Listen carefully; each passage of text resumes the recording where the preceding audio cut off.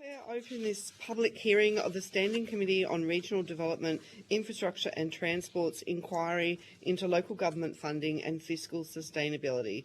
I'd like to acknowledge the traditional custodians of the lands on which we meet today, and I pay my respects to their ancestors and their elders past, present and future.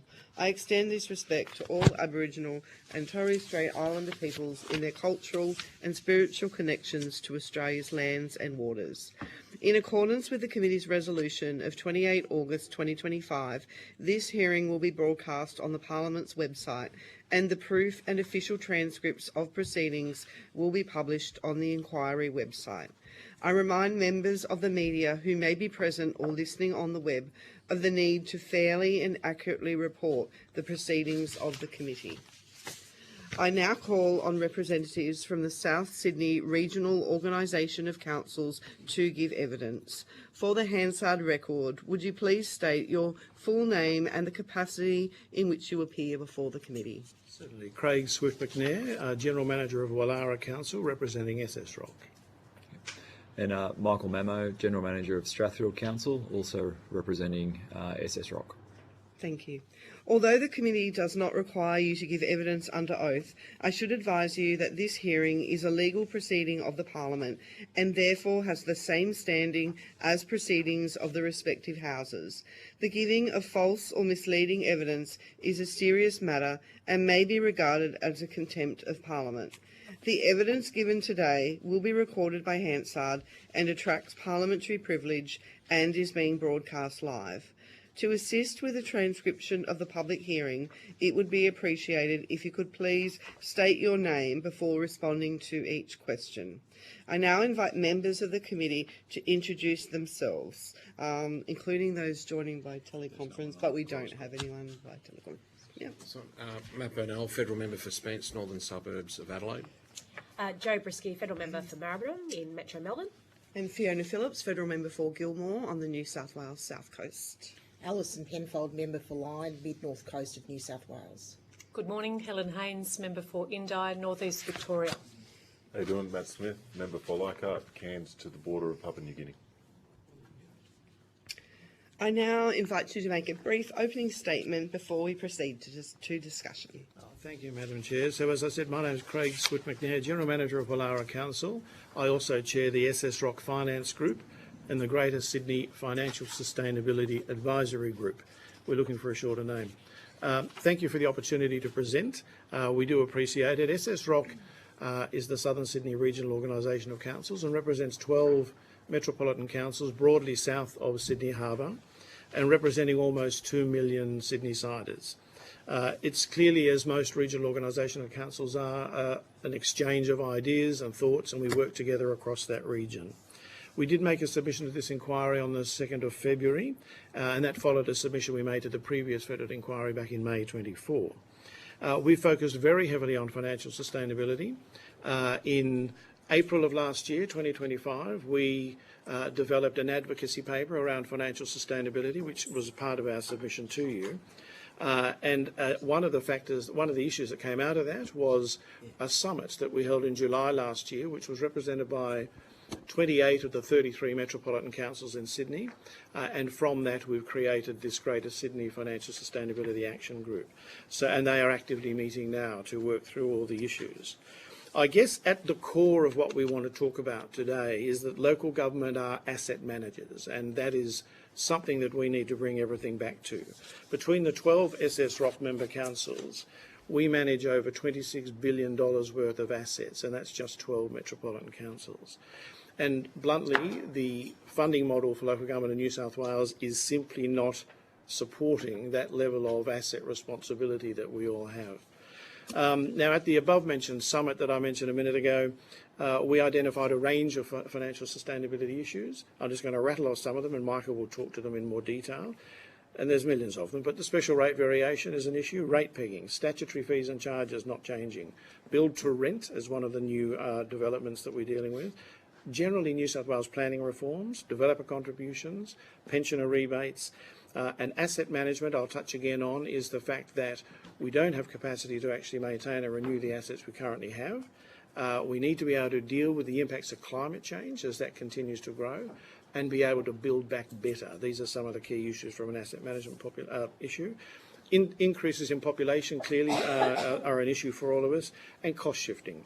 I will hand to Michael shortly, who will expand on some of those, but the funding model is clearly not fit for purpose for the role that local government now plays. We've always been asset managers, but we're greater asset managers than we probably were in the past. And whilst we do focus heavily on making sure our own house is in order at our individual councils, as effective and as efficient as we can be, we need help, and that's the call that we have today. I'm sure you've already read many submissions and heard from many people, but at its core, we need to find some fundamental solutions to this mounting financial pressure that is on councils. And what we do call for is an adult conversation around the table between the three levels of government as to what the core issues are and how we may be able to get a better funding model into the future.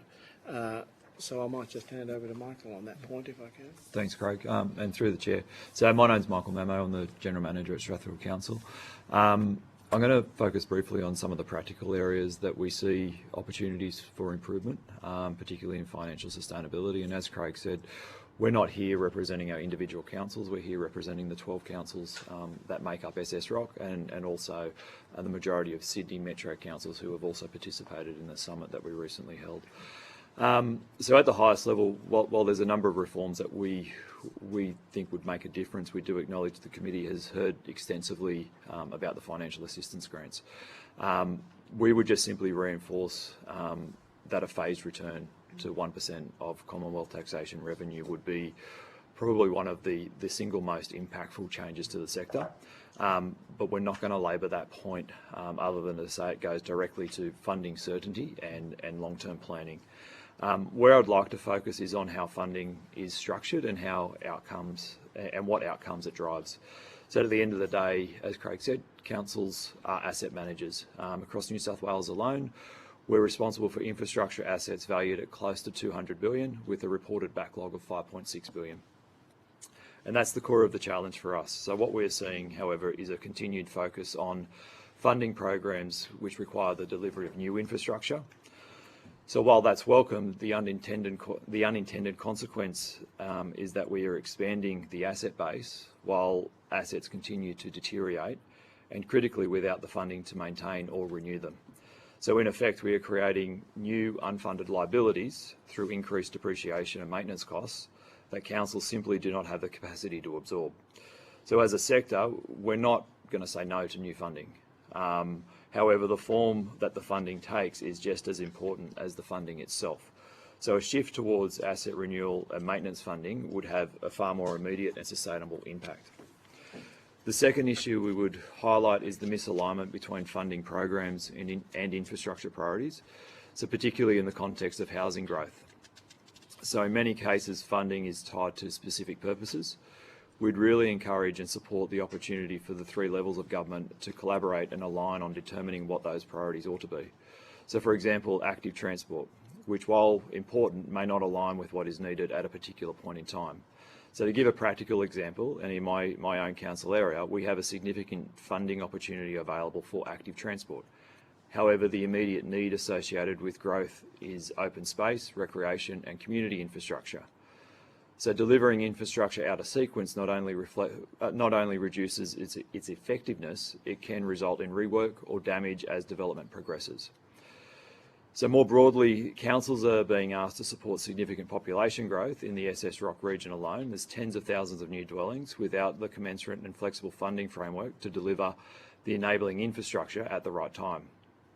So the third issue is the structure of grant programs themselves. Many require shovel-ready projects, co-funding and competitive processes.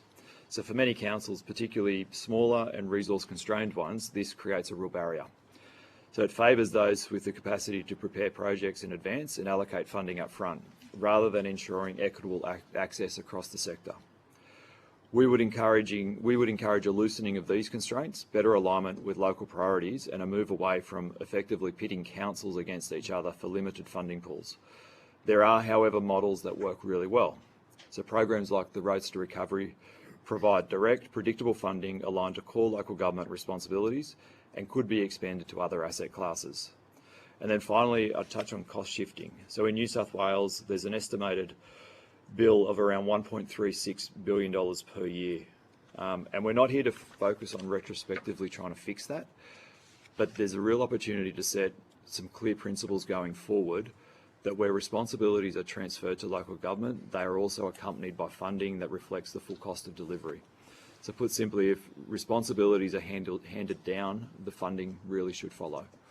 So in essence, from our perspective, the opportunity is not just about more funding, but better secured, better aligned and more sustainable funding that supports councils to do what they are fundamentally responsible for. So that's managing assets, delivering services for our communities now and into the future.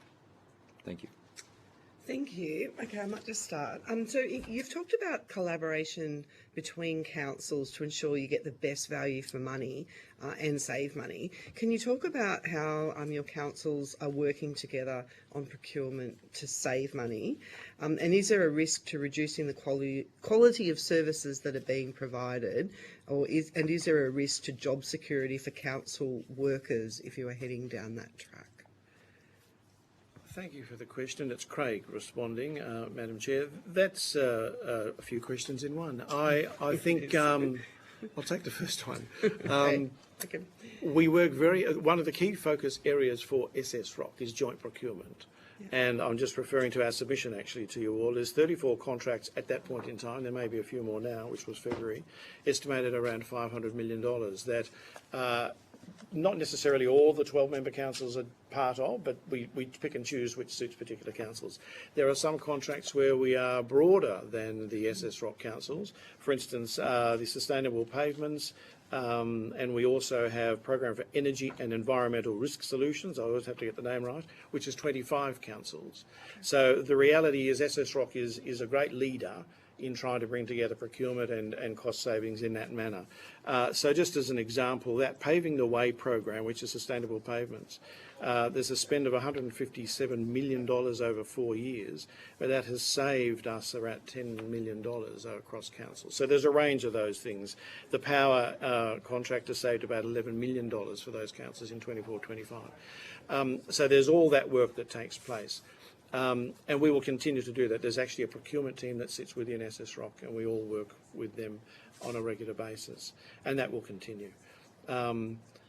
Your next part of the question was the risk to The quality of services. Yes. That have been provided. I would say, I have no evidence, I'm just making this up, but there is no different level of service by having that logic through the SSROC procurement team. I would suspect there's better service because we are able to channel our funding through to the SSROC team, who can do those contracts, manage those contracts, set them up, manage all the price variations and so on. So that in itself is a good service and saving to councils. I suspect it's a better service for our communities by doing that because of economies of scale, that we end up saving monies that we can then, as our individual councils, spend in other areas. Okay. And what about a risk for job security for council workers? I don't see any risk. I'm not sure if I'm getting the question, Madam Chair, but I'm not sure that there's any risk in the way that we are managing contracts from an SSROC perspective. It's not about outsourcing services that we do. It's broadly about the things we need to buy. It's materials and goods that we need to deliver every day for our communities broadly. So it's never had a focus on let's go and outsource this particular service, so we're outsourcing staff effectively. That is not the focus of SSROC. I'm not sure if you've got any further comment on that. Yeah, so it's Michael speaking. I'd probably just pick up in terms of the collaboration piece. I think the advantage of being a member council of an organisation like SSROC, particularly for a smaller council, is the ability to leverage the knowledge and the capability within other bigger councils as well. So not only can we go through the SSROC head office, where they provide that direct procurement support, but it does actually give us access to better contracts, but also knowledge and that knowledge sharing for the workforce. So I don't see it as an impact on the workforce or job security. Okay. And are you aware, like, is this sort of arrangement like happening with other councils, areas? Yes. Through you, Madam Chair, I suspect the people that just walked in will talk to that shortly, because there's other about it. large rocks across Sydney, Yeah. and then there are clearly joint organisations across the regions that may also be undertaking joint procurement. Great. Thank you. Excellent. Deputy Chair. Thank you, Chair. Good morning. Thank you for appearing today. As a tier of government, would it be fair to say your preference is to have untied funding as the primary means by which you can determine what you spend, rather than sort of, as much as I noted your comments about roads to recovery, that does constrain you in terms of what you can spend that funding on? So it is a leading question, I know, but... So Michael, responding through the chair. I think probably a balance of untied and tied funding. I think we referenced the roads to recovery model because it does actually place some certainty around where the funding is going to go towards. I think what it does also is the mechanism for the roads to recovery funding, it actually requires the council to maintain its current level of capital spend on the roads. So you don't see a deterioration in the general fund component that councils spend on roads, which they just top it up with the roads to recovery funding. So it actually sees growth happening in both areas. So it is actually indexed. And I think that helps probably from our perspective to manage the priority setting for the council as well, in terms of directing the funding where it needs to go, particularly in terms of asset renewal and asset maintenance.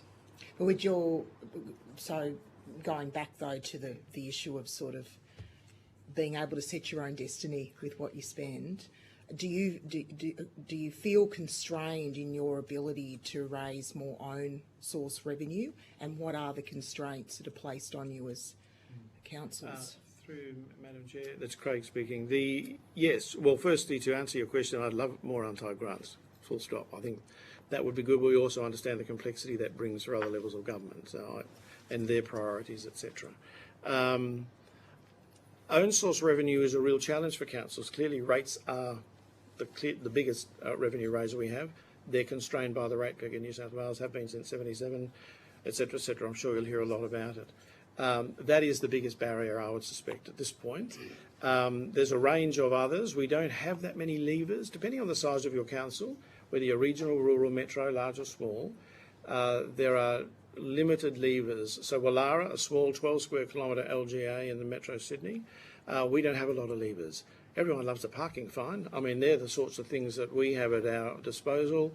We have developer contributions, obviously, that comes through. There's not a lot of other opportunities necessarily. We do have a commercial development. Depending which council you're in, they actually bring great return to council. Statutory fees and charges are not moving with the times either. So, I mean, there's all those sorts of fees and charges that we're all dealing with at councils across the country, and particularly New South Wales, that haven't moved for a very long time, and we have no ability to actually have a cost recovery process in play for those statutory charges. So that is the constraint that's across us. We really do play the game with one arm tied behind our back because of the various constraints that we have on us, and whilst we have some control over our own destiny, we don't really have all control over our destiny. And then we do fall into, as everyone around this table well knows, the political cycle of what takes place each time there's an election. But do you feel though, last question, I mean, in comparison to a small regional rural council that doesn't have commercial developments that they can earn a return on, do you feel like if those constraints were removed, being able to raise more own source revenue gives you more certainty about determining the future, the expenditure for your councils, dealing with that asset, then the political cycle and grant funding? Through you, Madam Chair, yes, that's Craig speaking. Yes, absolutely. It would, with all of that, it would release the ability for councils, or free us up, to be able to be a bit more creative in a positive way, to actually earn more revenue for our services to the community. Thank you. Thank you, Chair. Thank you. Ms. Christie, sure. Thanks, Chair. Thank you very much for your contribution. I was referring to you make a point in your submission around the indexation freeze, and I just wanted to You mentioned that the indexation freeze is still being felt by councils today. Can you explain what you mean by that in terms of the cumulative impact of that freeze? Sure. Do you want to? Yeah, go for it. It's Craig again responding when I find my page. So on page 2 of our submission, we talk in the very bottom there, by way of example, the cumulative negative impact of the 3-year indexation freeze on just half of the SS Rock Council, so only 6 of them, is $17.8 million. That was in 25-26.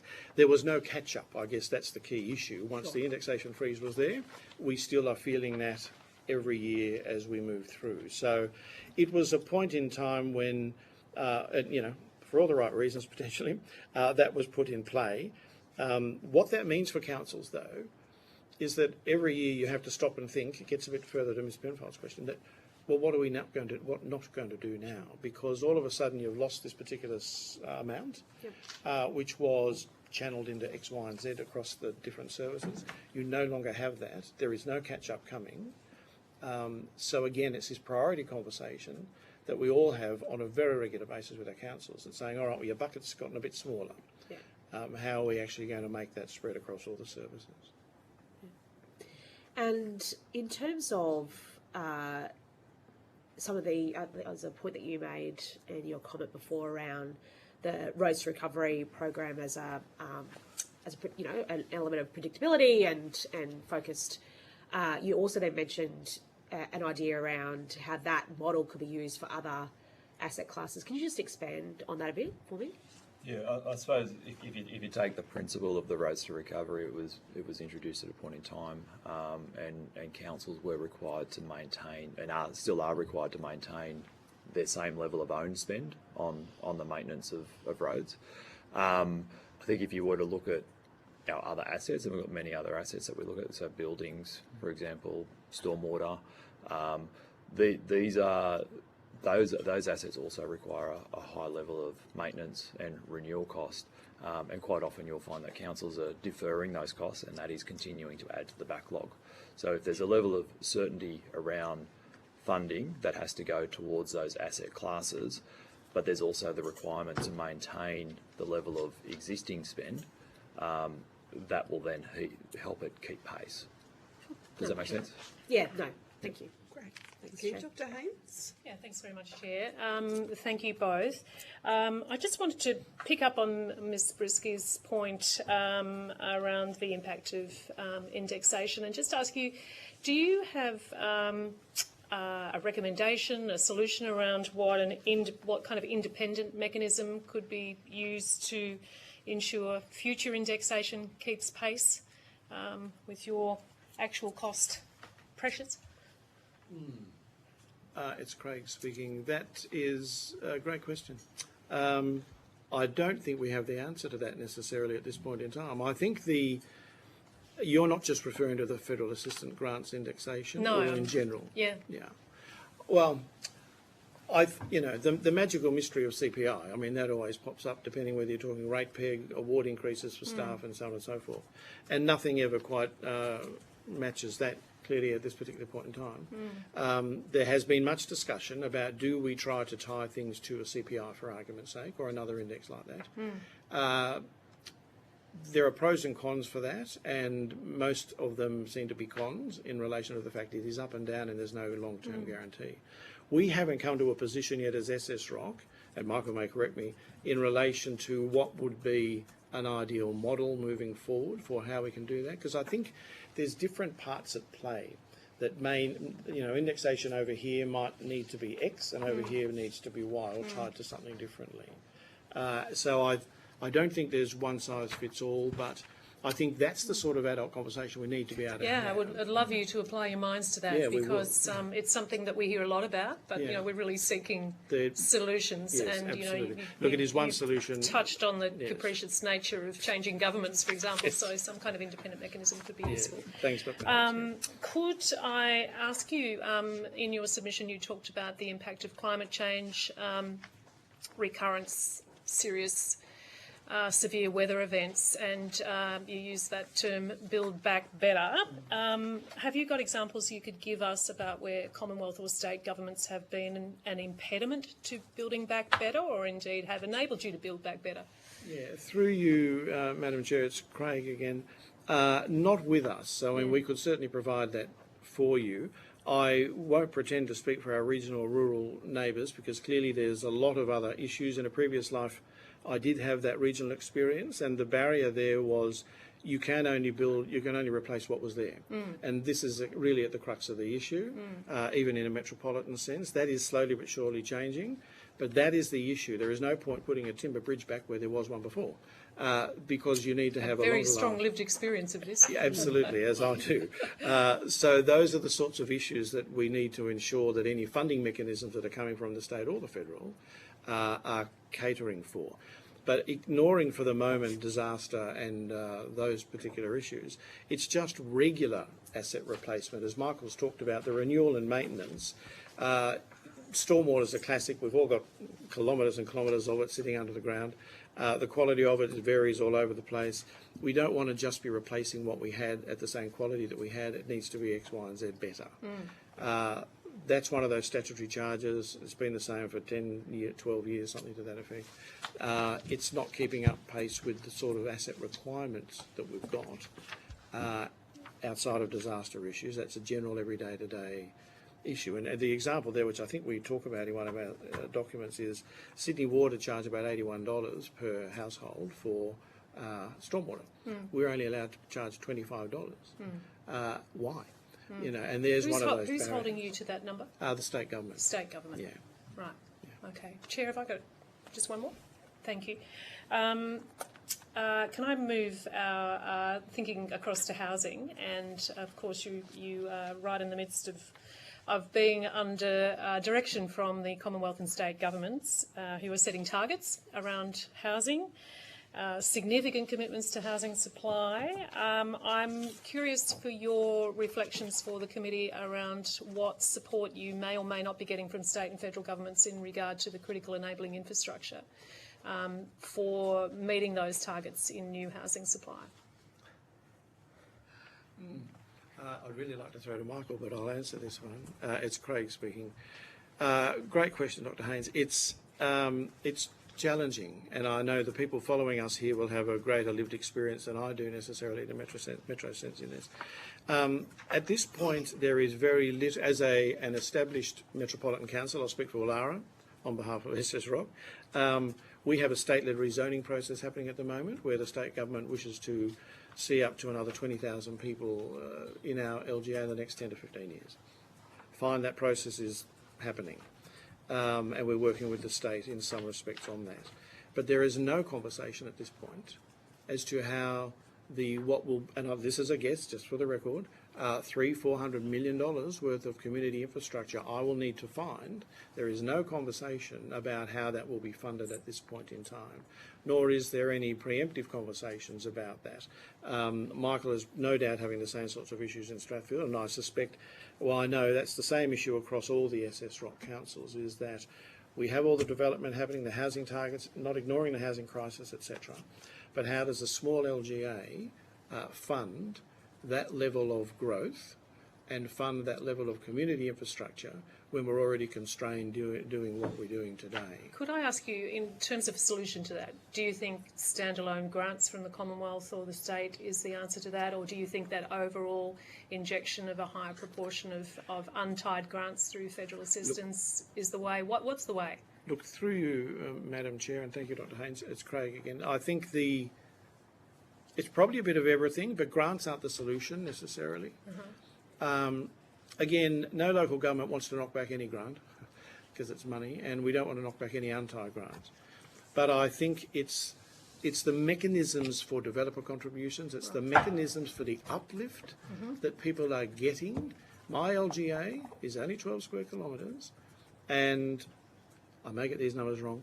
The latest Valuer General's value for the land in our LGA is $81.6 billion for 12 square kilometres. It's gone up $22 billion in 4 years. madness. So the reality for a small council like us, who then, let's assume there's some magical mystery fund that I can build a community facilities with, I can't afford the land in which to do that. So there needs to be this better mechanism up front. Grants are great, but I don't think we need a fundamental mechanism at the core of this growth, which we all accept has to happen, to actually fund the infrastructure required. Michael, no doubt, has some commentary on that. Yeah, so Michael speaking. I suppose a couple of things I just add to what Craig's already said is I think the timing of the cash flow is a real problem for us, because typically we don't get it until after the development's already occurred, so we're not in a position to go and deliver the infrastructure either before or at the same time that the development's occurring. The capping on the contributions is a real problem for us as well. The developer contribution? Yep, and it doesn't keep pace with the cost of materials and contracts and services that need to be delivered as well. So that's a real issue for us. The grants are, I do see as a mechanism that can help, but one of the barriers for us is quite often there's a co-funding contribution that's required. So for many councils, they will be limited in their ability to match that co-funding requirement. And there's quite often, it's a competitive process. So I'll go back to the point that I made at my opening address is you're putting, a small council up against a bigger council who is better resourced, better able to have shovel-ready designs on the shelf, probably have a grants officer sitting in head office who can write really good grant applications. Smaller councils don't have that flexibility, that ability to go and just pick it off the shelf, that one matches. And then the other bit around improvement to the grant process is getting that alignment in terms of the types of grants. So there is a grant available to my council at the moment, not necessarily through a competitive process, but there's been no conversation with us around, well, what would be the type of grant funding that would be most beneficial to the council and the enabling infrastructure that's required now. The guidelines have been issued. We haven't had any input prior to that. If we had some input, we could say, well, so now we're sort of trying to say that doesn't quite make sense because we go and put in cycleways, developers are going to go dig them up. Thank you. Thanks, Robert. Thanks, Chair. Thank you, Mr. Burnell. Thank you, Chair, and thank you both for presenting today. I'm interested to get a bit better understanding around the issues that you talk about on page 1 of your submission relating to cost shifting from state to local government. Can you just explain a little bit more about the trend that is occurring and how it's affected the financial sustainability of your local councils? Yeah, look, thank you. It's Craig again. Thank you for the question. Through you, Madam Chair. It's an eternal issue for local government and broadly from the state government. There is a little bit of Fed cost shifting sometimes, but it's mostly the state we're dealing with. Our submission incorporated our advocacy paper and our summit report, which talk quite in some detail about cost shifting. The impact is quite dramatic. I think, as Michael said in his introductory notes, let's assume that there's a world where it makes sense, I've never said that before, to shift costs to local government. There needs to be a mechanism as to why is that happening from a policy perspective, and what is the mechanism to assist the councils to fund whatever that is that's being cost shifted to us. I'll just use Wallara Council again as an example. Our budget's only $150 million. Cost shifting in the year 24-25 was nearly $15 million. In a perfect world, even if that was half of that number, that is an extraordinary amount of money for a budget of that size to be able to do other things with for the community. Michael's got the numbers that we talked about. Our local government, New South Wales, runs a report annually. Is it $1 billion? $1.36 billion across New South Wales. So the issue there, really, in response to your question, very long-winded, is it impacts the services we deliver. And it's a complex equation because the cost shifting is about services that we're delivering. It's libraries, it's other bits and pieces to a large degree. So there are things that we need to deliver, the community want us to deliver, but we are burdened by not being able to recoup funds or not being paid to actually do the work that is required, or at least on a cost recovery basis. So every council is impacted by this across New South Wales, I'm assuming Australia, to a very large degree. It gets back to the same conversation earlier. It's about priorities. We then sit down every year as councils. Most of us that you'll see from New South Wales today are in current exhibition period for our budgets for the new year coming. And it's the same conversation I had for hours on Tuesday night, and we'll have again every week for the next 4 weeks. What can we do? What can't we do? Why are we doing that? Why can't we do that? And that's the impact. The community expectations are growing. You would know, you all know that, federal, state, and local. But our ability to do that is shrinking. So there is a mismatch, and cost shifting is one of the great contributors to why that is impacting councils. I don't know if you've got any. So Michael, I might just add that just in terms of an example. So if you think about the emergency services levy, so that's a cost that's passed on to council. We don't have any control or influence over what that indexation might look like. Yet we get capped on our rate peg. Mm-hmm. So our main revenue source only goes up in line with the rate peg, whereas the cost that we're collecting revenue for the state is effectively, it's a variable that could go up a lot higher than what we're allowed to put our revenues up by to then recover those costs. Just as a very simple example. And actually just further to that, Madam Chair, if I could, that's a really good example, because the special rate variation is something most councils have some experience with. And I think the stat from an SS Rock, with the 12 councils, 10 of us have had an SRV or a special rate variation in the last decade, for argument's sake. The challenge there, my council applied for and was successful in a special rate variation three coming up to 4 years ago. Fabulous. But within 6 months of that landing, we had a massive increase in the emergency services levy, which ate straight away into the additional income that we were actually meant to be earning from that special rate variation. And of course that has an ongoing impact down the track. I'm mindful that Mr Smith needs to ask some questions, but I just would like to get a quick last one in. As an organisation, we talk about streamlining efficiencies, etc., and I'm interested to know whether or not your organisation does any collaborative work with some of your smaller councils to assist in things like grant writing, etc., where there is an inability by some of the smaller potential regional councils to be able to afford it, to have specific grant writers, etc. Is there any collaboration that's going on as part of the organisational structure? Sure. Do you want to, I'm happy to. Yeah, you go. It's Craig again. Thank you for the question. Lots of collaboration. I mean, I'll talk SS Rock, but more broadly with people in this room. We collaborate all the time on any number of things. So I'll take the eastern suburbs. Waverley, Wallara, Randwick have shared an environmental officer for many years. We have many environmental initiatives because of the ability for us to do it in sync and across the three councils.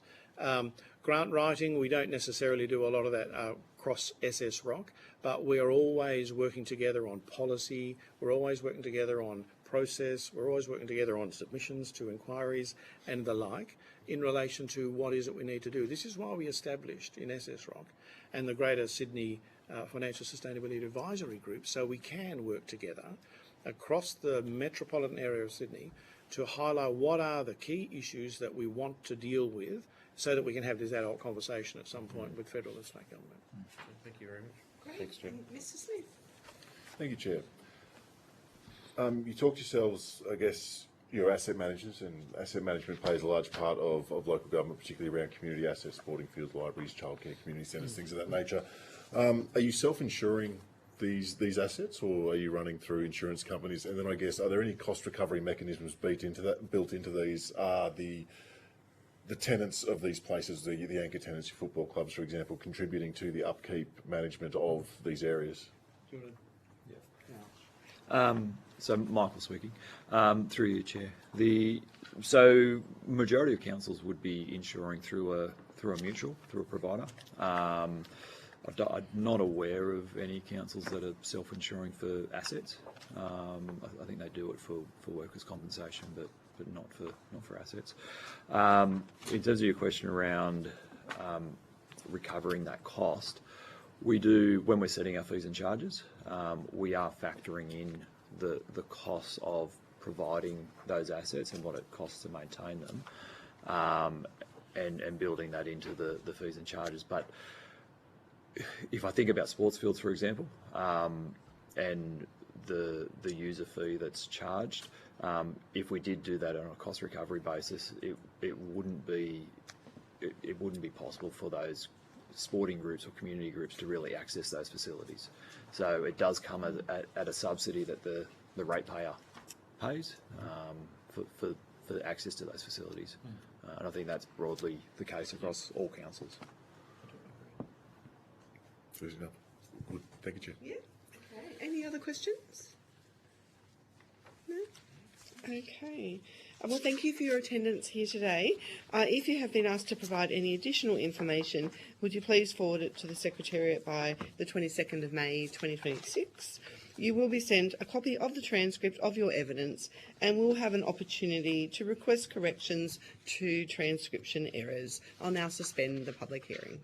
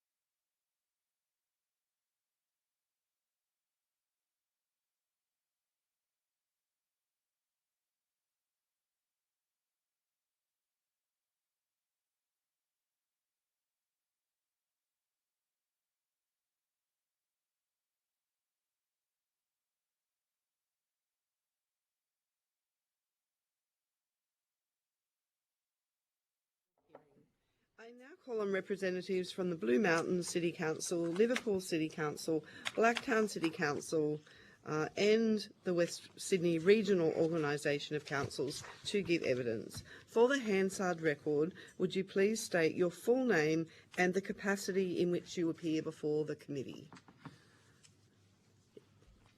Farouk Charles Portelli, Liverpool City Council, Director of Corporate Services. Thank you, Madam Chair. Jason Breton, Chief Executive Officer, Liverpool City Council. Lachlan Thomas, I'm the Strategic Revenue Lead for Blue Mountain City Council. Patrick Hallinan, Manager Business Improvement and Resourcing, Blue Mountain City Council. Kerry Robinson, OAM, CEO, Blacktown City Council. Wayne Rogers, Director Corporate Services, Blacktown City Council. Mayor Brad Bunting, President of Wes Rock. Thank you. Although the committee does not require you to give evidence under oath, I should advise you that this hearing is a legal proceeding of the Parliament and therefore has the same standing as proceedings of the respective houses. The giving of false or misleading evidence is a serious matter and may be regarded as a contempt of Parliament. The evidence given today will be recorded by Hansard and attracts parliamentary privilege and is being broadcast live. To assist with the transcription of the public hearing, it would be appreciated if you could please state your name before responding to each question. I now invite members of the committee to introduce themselves. Let's start with you, Matt. Matt Burnell, Federal Member for Spence Northern Suburbs of Adelaide. Joe Brisky, Federal Member for Maribyrnong in Metro Melbourne. And Fiona Phillips, Federal Member for Gilmore on the New South Wales South Coast. Good morning, Alison Penfold, Federal Member for Lyne, Mid-North Coast of New South Wales. Good morning, everyone. Helen Haynes, Federal Member for Indi, which is Regional North East Victoria.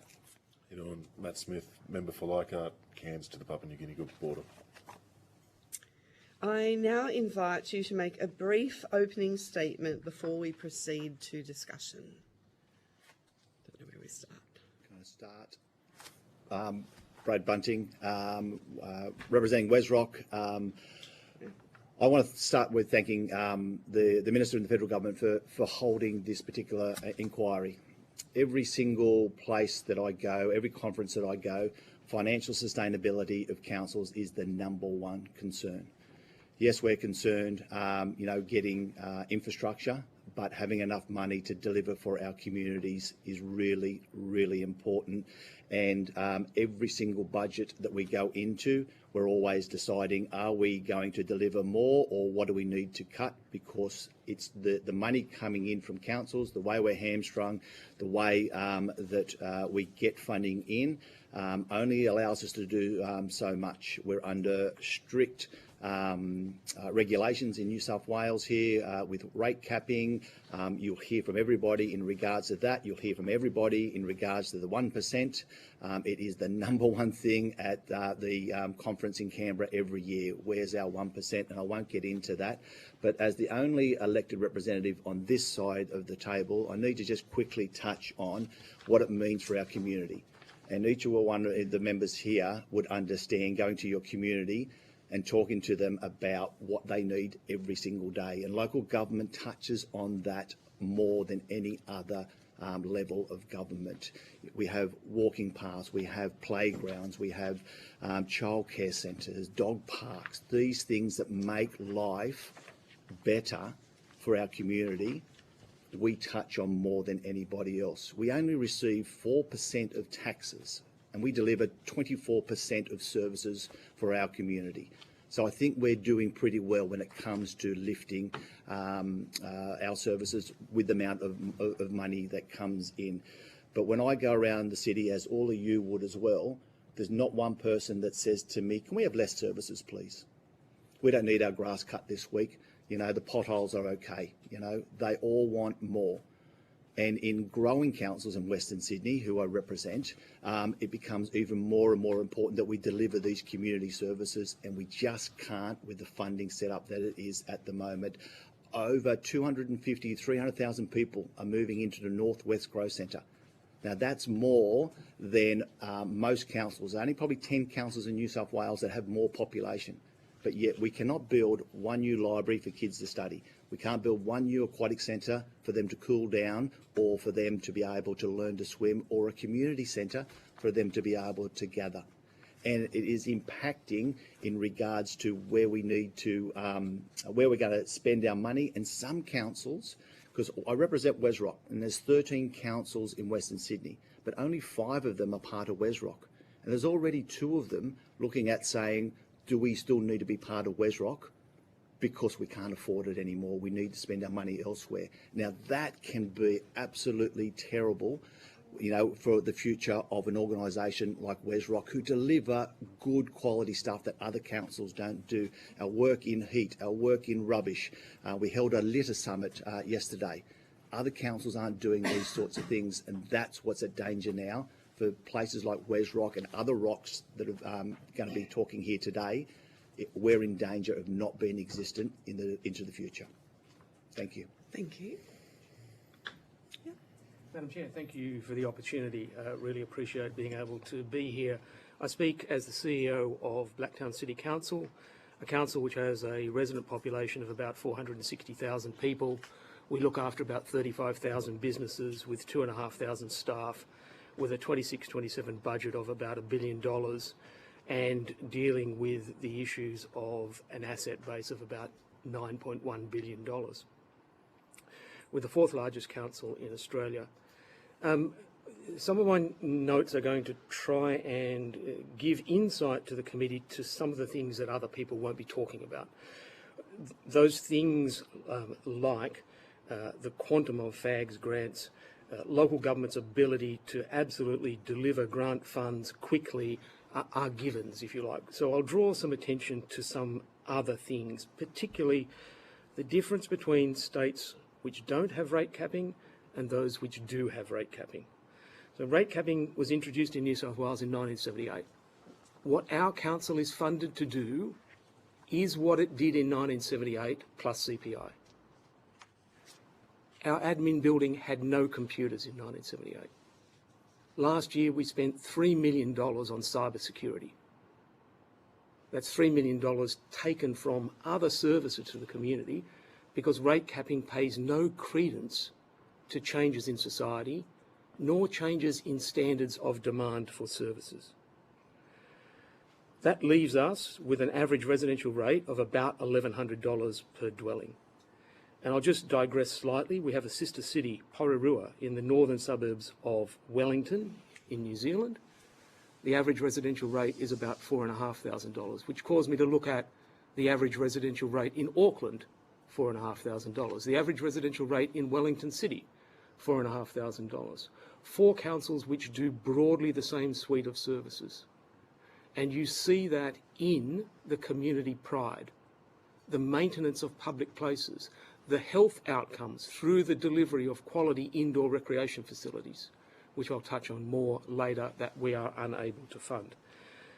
But I digress, and my point is that in states which don't have rate capping, councils have adult conversations with their community about the services that community wants and how they're going to be funded. In a rate-capped environment, every conversation with the community starts with anything councils are asking for is unreasonable because the independent regulator has said what the rate cap is.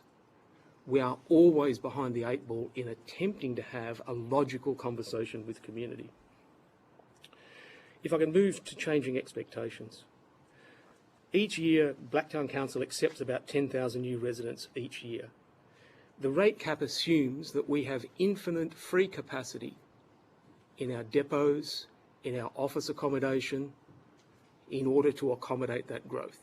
There is no accommodation in the core of the rate capping which deals with those enduring central functions of council. There is an allowance for growth, but all of that goes to the services and facilities we need to provide in the growth areas. Those changing expectations. So we've got about 440 playgrounds within our city. Many of those are old. They might have a swing set, they might have a slippery dip. That's 30 years old. In our asset register, on average, those older ones for maybe $65,000. The community's expectation is not that we're going to replace an old slippery dip with a new version of an old slippery dip. The community demands that we deliver a very much more sophisticated, on average about $175,000 worth of playground. So we are stuck with a capped core income stream and a growing expectation of council to deliver facilities and services for which we have no funding, which means the only way we can do that is by cutting other services. And to go to my mayor's point, cutting the frequency of mowing grass, cutting other services like libraries that we would otherwise be able to provide. In relation to financial assistance grants, I know you will have heard a lot about this, but perhaps less about the shift in financial assistance grants from metropolitan areas to regional areas. A logical policy response to the taxing ability of the scale of the economy in those places. Regional areas have more assets and less economic activity to tax. But in a rate cap environment in New South Wales, the fact that millions of dollars are taken away from our budget over time to rural areas isn't factored into the rate cap. So that's another way that our core budget is going backwards because of the nature of changes in financial assistance grants. I'll move on to growth, my favourite topic, and developer contribution regimes. And I note some questions about that to Craig and to Michael, who preceded us. I'd urge you to think about the system in relation to the way growth is funded. Developer contributions are effectively a tax on those who receive the gift of the community upzoning their land. And developer contributions claw back some of that lift in land value which comes from that gift. In New South Wales, over the last 15 years, we have suffered a change in policy at the state where from 1979 until that policy change, we could levy developers for community facilities buildings, libraries, aquatics, meeting places. In our growth areas, we have an incoming population of about 250,000 people. 250,000 people is bigger than the whole population of every council in New South Wales, bar 6.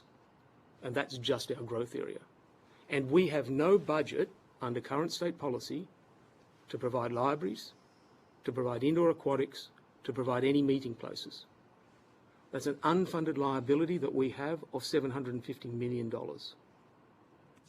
The developer contribution regime in the state has a bunch of inefficiencies, which means that although we plan for all of the facilities we need to provide across the life of the growth area, we will end up not being able to capture all of that funding requirement out of the way the contribution scheme works. That is another shortfall for Blacktown Council of about $750 million at the end of life of those growth areas. So we're talking about our books, not that we're able to show it in our accounts, having an unfunded liability of about $1.5 billion, which will come to account at the end of the growth areas in 20 to 30 years. These are very, very significant funding dysfunctions which result from, if I go back to what that policy is about, not taxing the gift from society to a few landowners out of rezoning. So, Madam Chair, I'll stop speaking very, very shortly. Of course, we would like more grant funding. We would like it because the system doesn't allow us to have a rates regime and a developer funding regime which is appropriate, which is fit for purpose, which is sensible. If the Commonwealth gives us money, particularly in relation to delivering roads, we will deliver that faster than any other institution can do it. These things are important, but I hope that you see that some of my comments have touched on some other areas of local government funding that perhaps you were unaware of, and I thank you for the opportunity. Thank you, Madam Chair. Patrick Hallinan, Manager, Business Improvement at Blue Mountain City Council. Look, I don't intend to provide a lot of remarks at this point in time.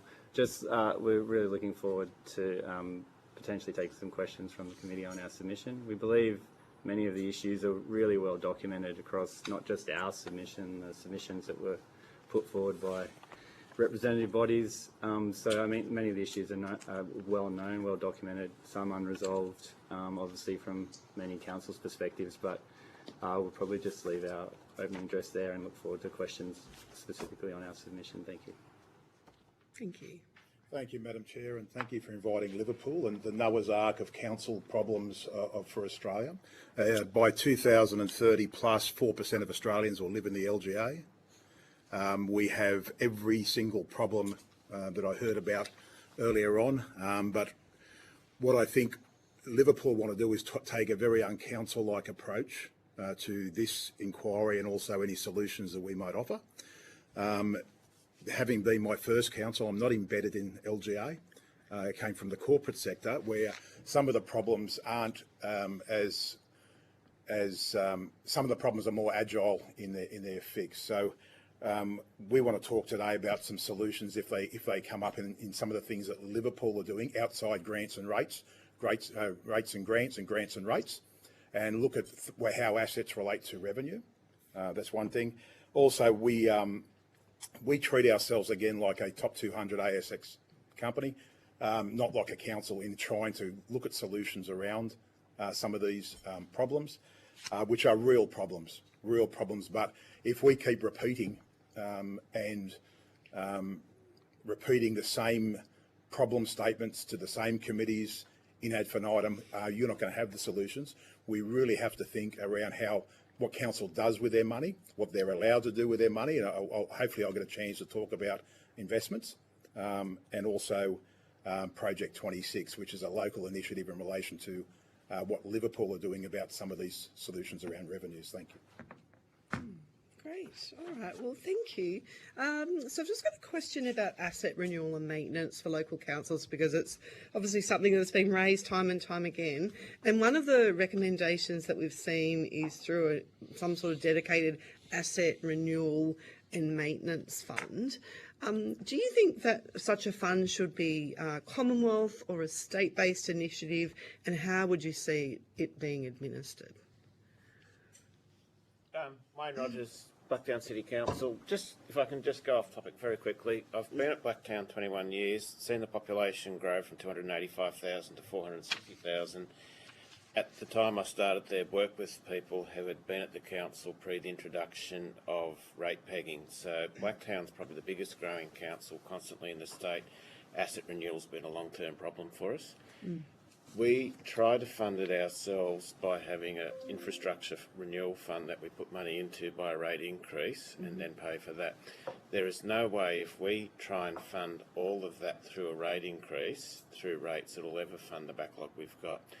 Consistently, we've had to provide new infrastructure. In the 70s and the 80s, council funded that through debt.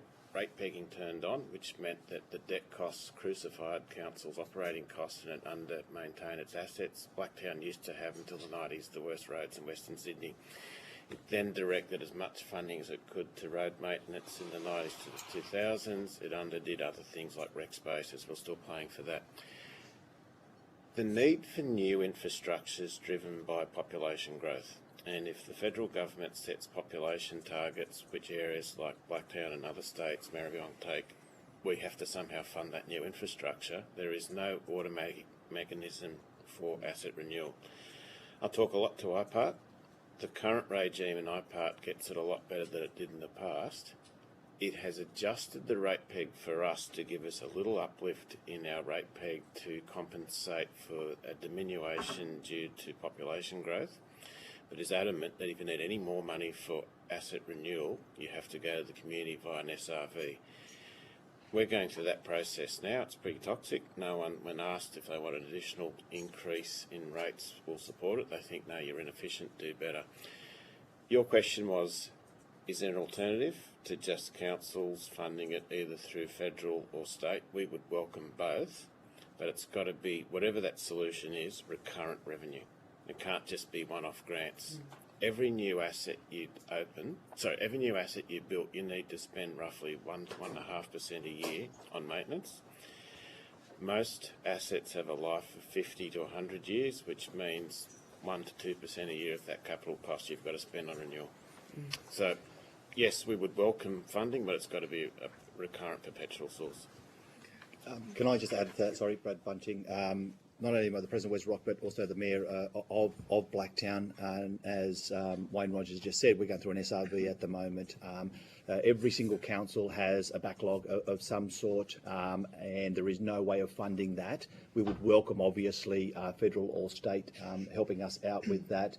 As Wayne said, the only way of doing it is an SRV. And have you ever been involved in your local councils about a special rate variation? But you have to use political capital to be able to get anything done. We are being hammered with the community, or because we want to deliver a little bit more for them. And as I said earlier, you know, with a small amount of tax income, it would be welcome to get a bit more of that tax income into local government. If I could build on my Mayor's comments, Kerry Robinson, another attribute of grant funding is operating cost. So we are the lucky beneficiaries of $273 million coming from the state out of the Western Sydney Infrastructure Grant Program to allow us to build 7 community buildings. Absolutely fantastic initiative. But the operating costs, including maintenance, renewal, depreciation of those 7 community buildings, is $28.1 million a year. In talking to the community about that rate rise, they go, well, surely, Council, you should just be able to do that. Grants are a burden when we don't have enough to renew, maintain, depreciate those grant-funded assets, and our rate base is capped. Thank you. Yep. Assets. Jason Breton, Liverpool City Council. So very shortly, within 3 months, Liverpool will offer every asset we have to the world in a global EOI. And the reason for doing that is to solve some of the problems that Kerry just spoke about in relation to maintaining our asset portfolio. If you take Crown land, operational land and council assets, around about $800 million. I'm sitting on 213 debt. And P26 looks at optimising 25% of that portfolio to pay down the debt. What we're doing is we're not selling this to Australia because Australia is too constrained in how they deal with councils. We're selling this to American hedge funds, Canadian superannuation funds, the Middle East, whoever wants to play in that market. And what we say about our asset portfolio is we're going off a cliff. My asset ratios are poor. But what are council assets and how do we best use them for the community? I've got 2 tennis courts at Big Park, BIGGE Park in the middle of Liverpool. But I've got a zoning there that can put those tennis courts 18 stories in the air. I can get 2 better tennis courts and sell 17 stories of airspace. Now, how we deal with assets typically in councils is we maintain them or we sell them. I'm not talking about that. I'm talking about PPPs, alliances, JVs. Let the market determine what the asset value is worth and then have them play in the ongoing maintenance arrangement by commercial terms. Why councils can't do that? There's no reason. We just don't. We don't look at our asset portfolio. We're happy to always say that we're going to get the best value for money or the best return for ratepayers, but the model of getting there is not thought wider of what councils have typically done. And the tennis court example is fantastic because we're not constrained by flight pass or TOD or anything there. And is there a problem with having the tennis courts 18 stories? Not in Dubai, there's not. So why in Liverpool? And again, these are the kind of concepts in P26 or Project 26 where there are 10 options in relation to what we do with assets. And the very last one is to sell them. And if we talk about SRVs as the panacea for this, it's farcical because a political appetite aside, well, we have an SRV for 12 to 13 years and we're not looking like having one anytime soon. And whilst we are making it meet by very small margins with surplus budgets at the moment, we are going off a cliff that is inevitable unless we change our model in relation to assets. Thank you. Any other comments? Yep. Madam Chair, Lachlan Thomas, Strategic Revenue of Blue Mountains. That was one of the recommendations that we put forward, and we did some research of every council across New South Wales and noted a lot of the issues that were continuous across all of them. And looking at roads in particular and transport assets, the complexity with the state and local relationship is that it's quite confused with what defines a local road, what defines a state road, and the interaction therein. And so having it be a purely state-based fund would be complicated with how that could be delivered. So rising a fund or something like that above the level of the state government and being able to utilise it as is needed across the different areas is really important. And it's because, as was said earlier, that the useful life of a lot of assets is 50 to 100 years. And if you look at the Bureau of Transport and Regional Economics paper they did in 1985 about local government funding, the historical high point of funding as a proportion of transport asset expenditure and property expenditure was in 1969, 1970, where over 70% of council funds was in the delivery of those assets. Now, across New South Wales at least, in the audited financial statements, the average is about 18% on roads. So you've got a much lower rate of expenditure across these assets across the state. And if you throw back to how far away 1969, 1970 is, that's 50 years ago. So we've got a lot of assets that are all coming up at once to be renewed, which is, we're already talking about some struggles with the capacity to do the work we're doing, and we've got a big asset cliff, as was just said. So it would help anywhere, but the federal government being above the complexities of the individual relationships and management relationships is quite important.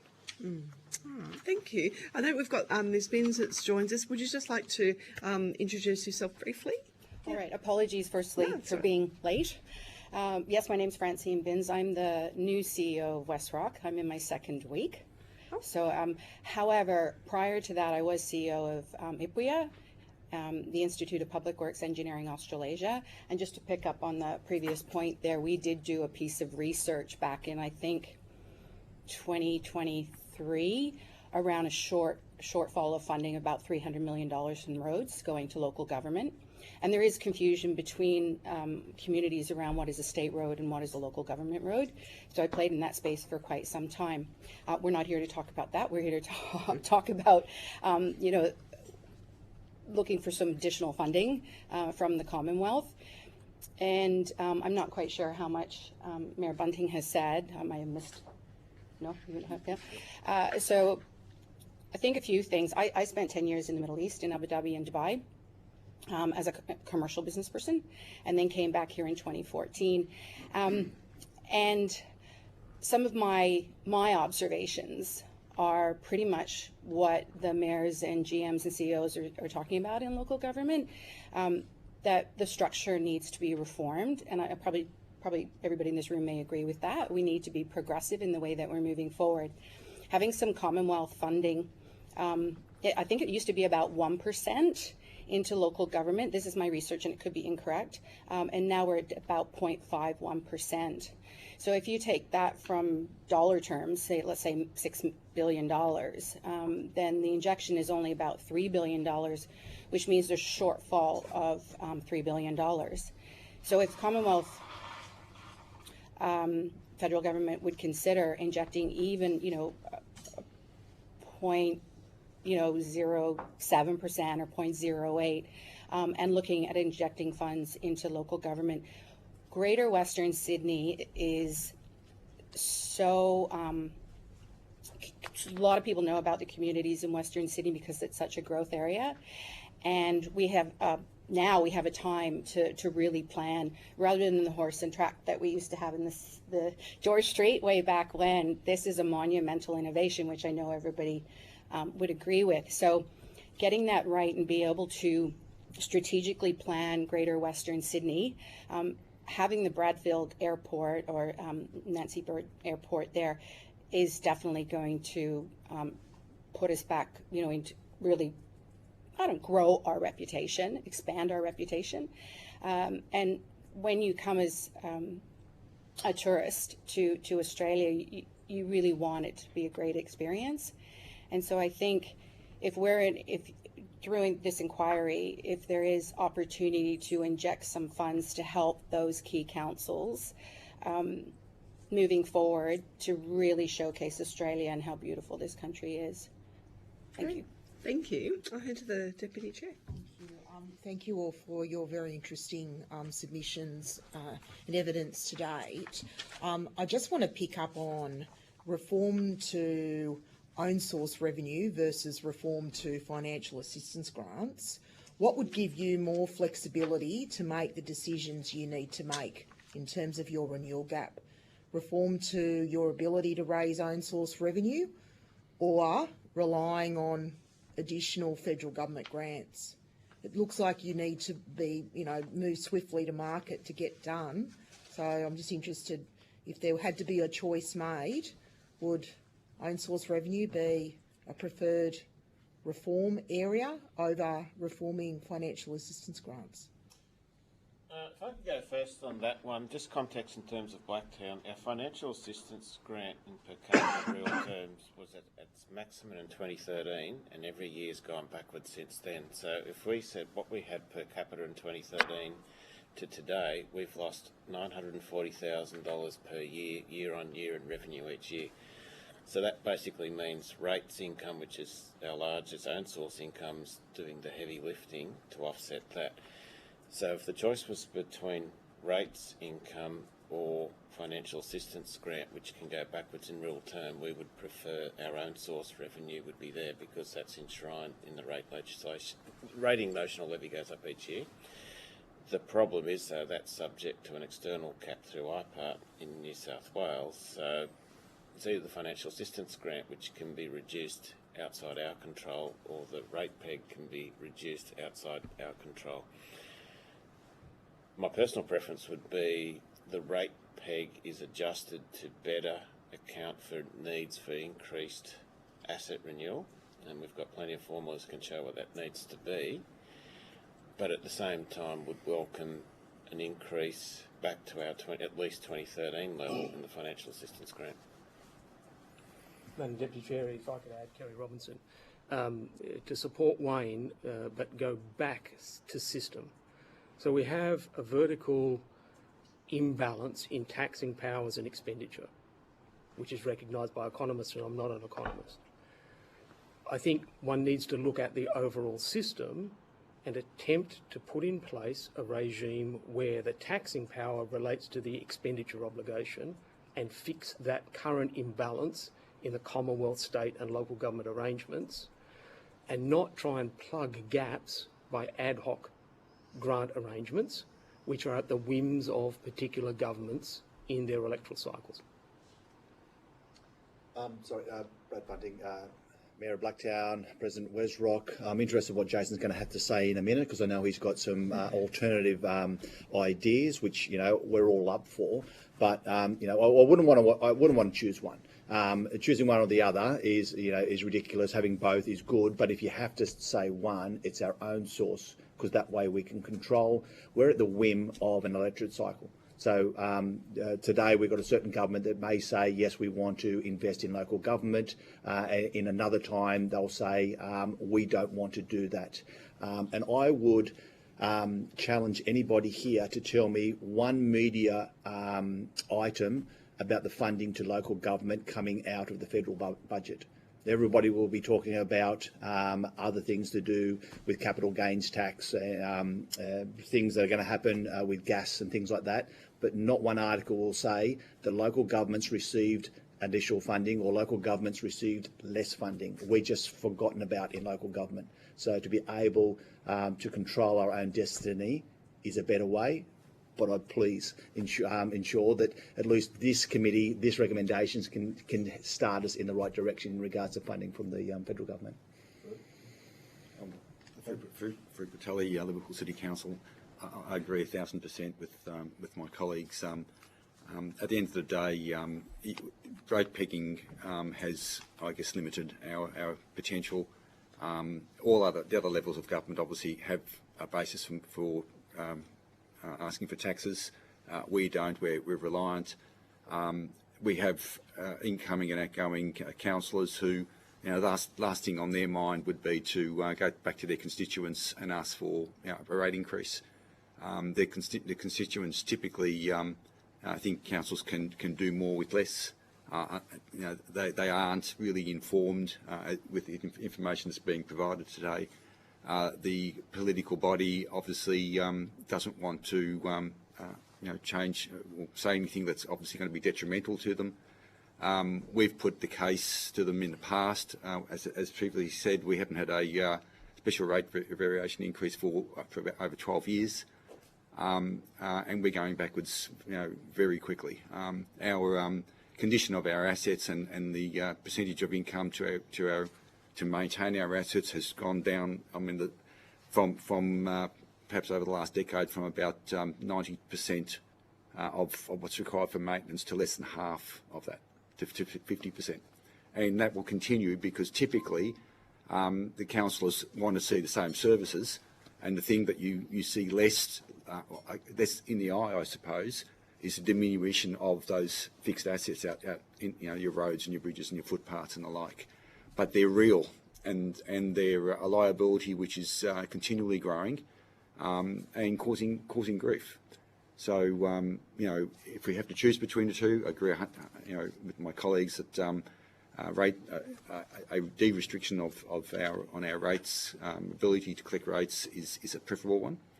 Often with grants, and you've heard it before, that even when we get them, we start the new program, and then the granting party often pull out, and then it's with local government to decide whether they stop that service. It's always too difficult a decision to make. So typically that we end up continuing the service, and we incorporate the 100% of that cost. And that's been going on for many a year. So council is desperate for reform in that respect. There have been a number of other inquiries that have recommended. The recent one only a year or so ago talked about removing the rate cap, but the minister decided not to pursue that option. So it's something that needs addressing. I guess I'll stop there. Thank you. I might go to Ms. Brisky. Sorry. I was just going to say something about the money. Sorry. Yeah. So Jason Breton. Yeah, money coming in, we've had that discussion. Money we have, I think we need to understand the money that we have. I think I'm sitting on 400 million of 711 funding, for example, is the ministerial investment orders that we have to abide by. These are the orders by the minister and what we can and what we can't do. So we started to have an investment committee meeting every month, and we were just trying to play around with double A's, triple B's, and we made $2 million this year in advance of last year, just by having the very, very constrained investment policy led by the MIO. Now, the MIO was written just after the GFC.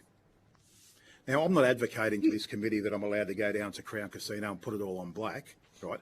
What I need to do as a general manager is have why does the market have a flexibility to invest, right, that we don't have?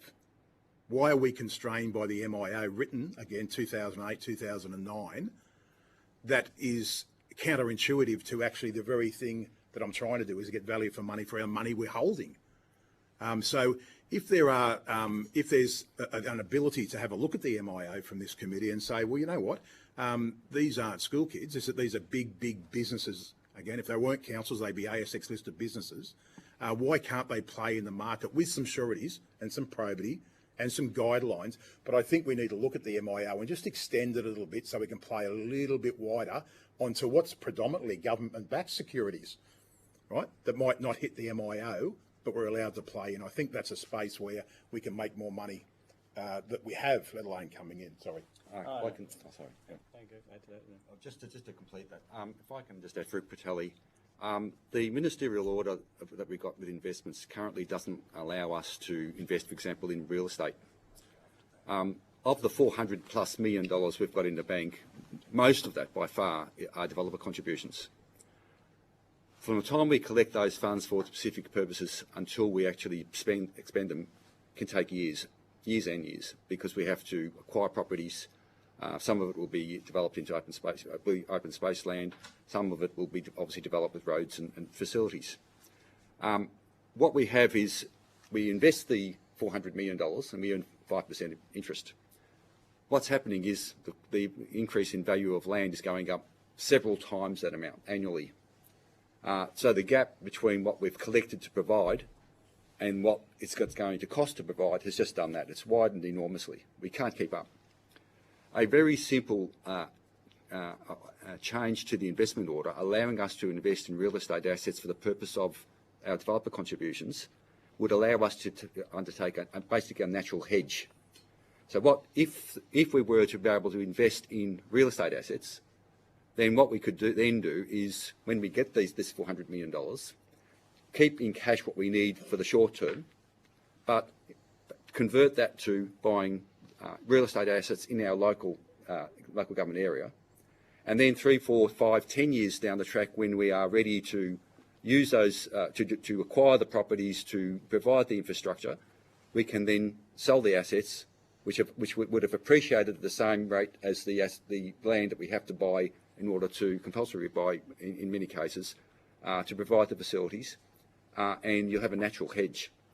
I used to work for the Australian Wheat Board in Victoria many years ago. We used to get funds from, we get the wheat from the farmers, and we used to pay them 95% of the guaranteed minimum price as soon as they deliver it. Now, it might take a year or years before we could sell 20 million tonnes of grain for that particular year. Now, just by an example, if the price of wheat was $200 a tonne when we got it, and we paid 95% of that up front, we would be exposed if the price of wheat went up or down. Obviously, if it went up, it's great, it's favourable. If it went down, we were in big trouble. So we would take out a hedge, an offsetting hedge, into the futures market to offset that price. So if it did drop to 180 and we lose $20 a tonne, we've gained that on the future side. So we're net equal still at 200, and the reverse. Basically, what I'm saying is, if council can invest in property with the developer contribution funds ahead of buying the property we need to buy to develop, we could then have a natural hedge in terms of the cost of those property increases. Whereas right now we can't do that. And our $400 million sitting in our banks probably has a liability now of $1 billion plus when it comes to delivery. So we will not be able to deliver what we collected the funds to deliver for, and that's a fact right today. So, Patrick Allen and the Man City Council. Just back to the original question, I guess we would probably say both, but as a council we have established 2 revenue task force. So the council, the elected body, has been, I guess, working through the organisation to grow revenue outside of traditional sources, so outside of rates and obviously grants. And it is, I guess, it's extremely difficult. It comes back to, I guess, things like incentives, support, and our local government organisations are not traditionally set up to kind of take a commercial approach. So refreshing ideas, then putting them through bureaucratic structures which are risk averse makes it quite difficult. But that aside, we're pushing forward with this and taking the challenge head on and trying to grow our revenue. So as an organisation or a council, we're fully committed to doing that and trying to improve our long-term financial sustainability outside of the restrictions that we're all facing. So I think anything that can incentivise that, we're looking at the financial assistance grant, and they're talking about changing the methodology at the moment in New South Wales to how that's allocated, and it concerns me that they might look at potentially punishing councils that are growing revenue. I think councils should be rewarded for growing revenue outside traditional sources. So I think while we all need more money to do things like fund critical renewal, we do, I think, anything that kind of could be tied into grant funding that puts councils on a pathway to more independent revenue generating opportunities would be beneficial. We haven't overtly articulate that in our submission, but I think it is a worthy point to consider for the inquiry. Right. Yep. Francine, yes. I think if you think innovatively, if you have as an individual, you have your financial income, your income coming in, and you diversify. So you'll have your mortgage, you might have shares, you might have investment properties and things like that. So you might do lots of different things with your income. With local government, they're businesses and they're big businesses, and a lot of them are struggling financially. So I don't think one size fits all. I think local government has injections of funds from federal and state. And I think those grant fundings need to be more strategic in the way that they're handed out and longer, so you can have real good task forces, so then you can track the actionables and the targets and the successes. But revenue raising for local government also is something that you could look at. So what I'm suggesting is that you've got your rates, you've got funding, you've got revenue raising, which I think would be really interesting if you start asking schools to pay to use the parks. That might be a really interesting yeah, I don't know how that would go down. But looking at that diversification and giving local government some autonomy to really just run the business. In my 10 years of dealing with local government and state government, there's some really, really clever people in local government who definitely can be quite frugal and very clever with where the funds go. And so having a diverse model and giving some autonomy and responsibility to local governments and freedom to invest, $1,400 million sitting there in the bank, that's not how you run a business. So I think that would be lovely or beneficial if you consider looking at some kind of model like that. Now, I appreciate it. That's a little innovative, but even if we could look at the autonomy of raising some revenue and obviously some tax breaks around that revenue, and then probably the longer term grant funding rather than short, fast funding would make a difference, because that would create less work and time. Thank you. Ms. Brisky. I might just say one more thing, Thomas, Blue Mountains City Council. With grants in particular, with them being tied to a specific purpose from a state or federal department, the alignment with organisational priorities and goals is often not always there. So, as has been said, and it really is important that we make this point, that if we don't rely on our own sources, the fact is that an example for us is the Greening the City Fund. So the Blue Mountain City Council has a fair few trees around, and one of the big programs that is around is trying to combat urban heat, which is a significant problem for other councils in Western Sydney, but not for us.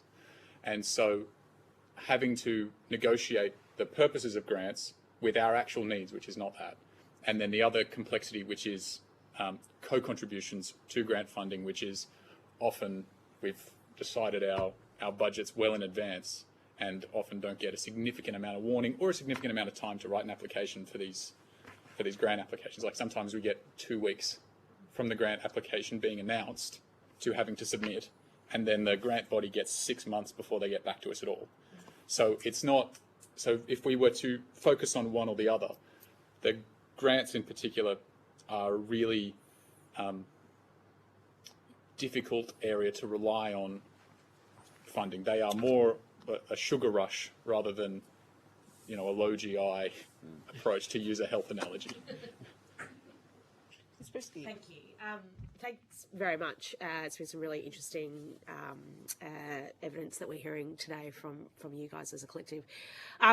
Sort of going off the back of the question from Ms. Penfold around grants, and from federal point of view, obviously there's the FAA grants, but there's also been the introduction of the Roads to Recovery as a additional, sort of off the back of your contribution just then, Mr. Thomas. Obviously that's a dedicated fund for a particular responsibility of local government. I'd be keen to get your insights on how that has worked in your respective councils, and the extent to which, in terms of it being a long-term, it's a stable fund there that we've now embedded in the federal budget, how that then contributes to the idea around sustainable funding for councils in that particular service delivery. So for us and every other council, Oh, sorry, Wayne Rogers, Blacktown Council. Roads to Recovery has what's called a reference amount. So whatever you spent on road renewal at that time, you must maintain that, and that's something, it's a calculation. So that's the best part of our works improvement or capital works program. We must maintain a certain level of own source funding on roads in order to keep getting that road recovery funding. We've found in experience that if it's a 5-year program, if we can forward fund things as quickly as possible, we get maximum utility from doing that. So we'll actually borrow from future allocations just to do that. So if there's 2 takeaways on roads and the federal government funding I could make today, any increasement in road to recovery funding means that councils are required to maintain a higher amount of its own source funding going forward. Just quickly going back to the financial assistance grant, I forgot to mention this. In New South Wales, there's 2 components, general purpose and roads is just basically a formula based on the length of roads. If you needed an easy way to justify an increase of federal funding that would go back to roads, you could actually, at least in New South Wales councils, do that too, using that formula, and industry can give you plenty of metrics around what the shortfall is in road spending. Brad Bunting. The Roads to Recovery is great, and it helps us, with what is very, very important. Every single council has it throughout Wesrock. 4,500 kilometres of streets need to be maintained. But what we hear a lot of from the federal government is we don't need to lift the FAGS grants because we've given you Roads to Recovery. Yep. So they've just tied us to one particular thing and used that as an excuse to drop another one. So it's tying us to one thing rather than where we need to spend them, as the Blue Mountains have said. It's good, but the way it's done could be better. Sure. Any other comments? Sorry, just to follow up on that. Previous comments have been, or evidence we've received has talked about using a similar model for other asset. Would that be something, like, what would your reflections be on that? But, just off the back of your point that you've just made, though. Yeah. So obviously, if I heard from previous inquiry here from, I think it was South Rock, that was talking about drainage and stormwater. And if we got more funding to be able to do that, because we've all got that throughout it, but we don't want the excuse of we're going to reduce this other grant because we've given you money towards this thing as well. Those financial assistance grants from governments is really important because every council is different and where they can spend it. But we'll be welcome to be able to bring other forms in as well. Yep. Thank you, Chair. Great. All right. Well, I think we might conclude there. Thank you very much for your attendance here today. If you have been asked to provide any additional information, would you please forward it to the Secretariat by the 22nd of May 2026. You will be sent a copy of the transcript of your evidence and will have an opportunity to request corrections to transcription errors. I now suspend the hearing.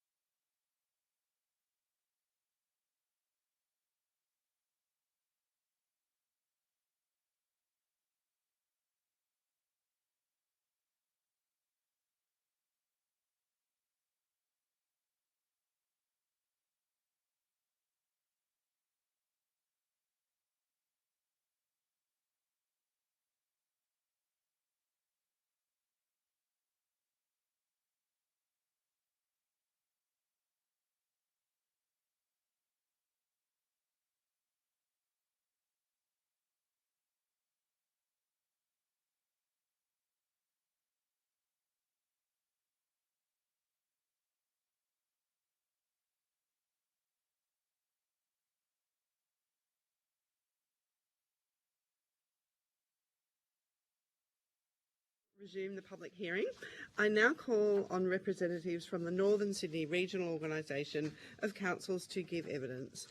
For the Hansard record, would you please state your full name and the capacity in which you appear before the committee? Good morning. My name is Tanya Taylor. I'm the Mayor of Willoughby and also the President of the Northern Sydney Regional Organisation of Councils. And I'm Alexander Hugh Femister. I'm the General Manager of Willoughby City Council in Sydney, but also the Treasurer of the NSW organisation. Thank you. Although the committee does not require you to give evidence under oath, I should advise you that this hearing is a legal proceeding of the Parliament and therefore has the same standing as proceedings of the respective houses. The giving of false or misleading evidence is a serious matter and may be regarded as a contempt of Parliament. The evidence given today will be recorded by Hansard and attracts parliamentary privilege and is being broadcast live. To assist with the transcription of the public hearing, it would be appreciated if you could please state your name before responding to each question. I now invite members of the committee to introduce themselves. Matt Burnell, Federal Member for Spence, Northern Suburbs of Adelaide. Jo Brisky, Federal Member for Maribyrnong in Metro Melbourne. Fiona Phillips, Federal Member for Gilmore on the New South Wales South Coast.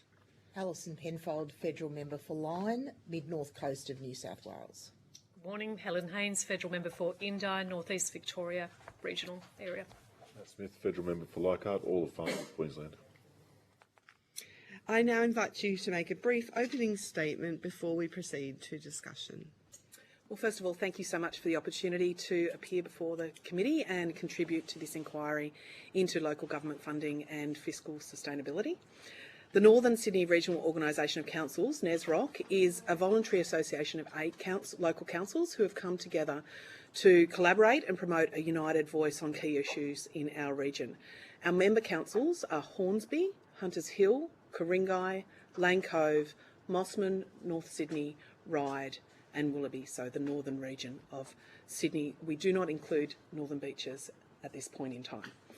Collectively, NSROC member councils service an area of 639 square kilometres with a population of over 660,000 people.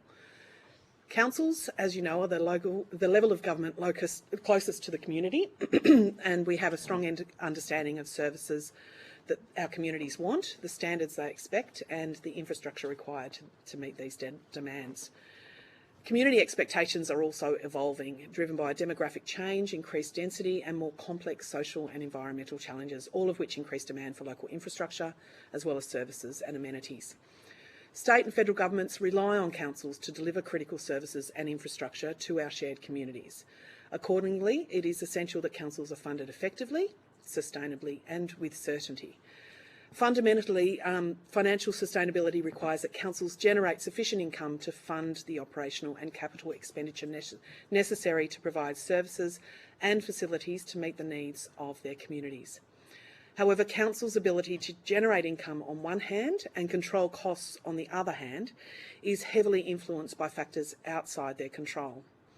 On the income side, the rate peg and significant amounts of land exempt from rating mean that levied rates do not reflect the true cost of delivering services. On the cost side, councils are increasingly required to respond to unanticipated and urgent pressures such as extreme weather events, cybersecurity risks, emergency management, climate resilience and cost shifting from other levels of government. And these pressures destabilise council finances and limit the ability to plan for the long term. In addition, population growth and higher density development are placing increasing strain on ageing infrastructure. And we're for development, we're for increasing housing across our region, but councils are expected to provide and maintain also the parks, the roads, the footpaths, the drainage, libraries, recreation facilities and community spaces required to support growing infrastructure and growing communities. While developer contributions do assist, they are often constrained, they're often delayed, or they're often insufficient to meet the full cost and timing of infrastructure delivery. So I'm just going to talk about a few points that we consider really important as part of this. First of all is the removal of the rate peg. NSROC acknowledges the work undertaken by IPART and the New South Wales Government to implement a fairer, forward-looking rate peg methodology. However, this doesn't compensate for years of underfunding, which has resulted in underinvestment across infrastructure and services. Councils already undertake comprehensive planning and extensive community consultation through the Integrated Planning and Reporting IPNR framework. This legislative process enables councils to set appropriate rates, fees and charges aligned to community priorities, projects and service deliveries. And so given the rigour, transparency and accountability embedded in the IPNR framework, the continued imposition of the rate peg is unnecessary and constrains councils' ability to respond to local needs. NSROC therefore supports the removal of the rate peg to enable councils to sustainably fund the infrastructure and services their communities require. Now, the second point is the special rate variation process. And while this process, the SRV or special rate variation mechanism, provides a pathway for councils to increase general income, the current process is prohibitively resource intensive, complex and time consuming. There is a clear need for a more streamlined and flexible assessment process that allows councils to respond more effectively and efficiently to financial pressures and maintain service levels. One potential approach would be to better align the SRV applications with council's IPNR framework, which I just mentioned before, recognising the extensive consultation as well and strategic planning already undertaken as part of that framework. Another point is build to rent. Build to rent developments are becoming more prevalent.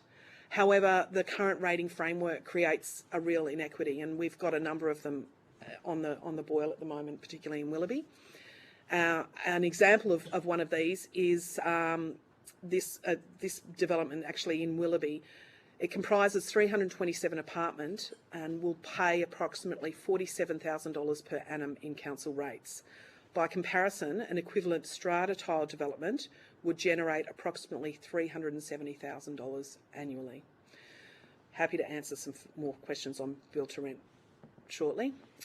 This disparity obviously results in existing ratepayers effectively subsidising build to rent developments despite the increased demand that they place on local infrastructure and services.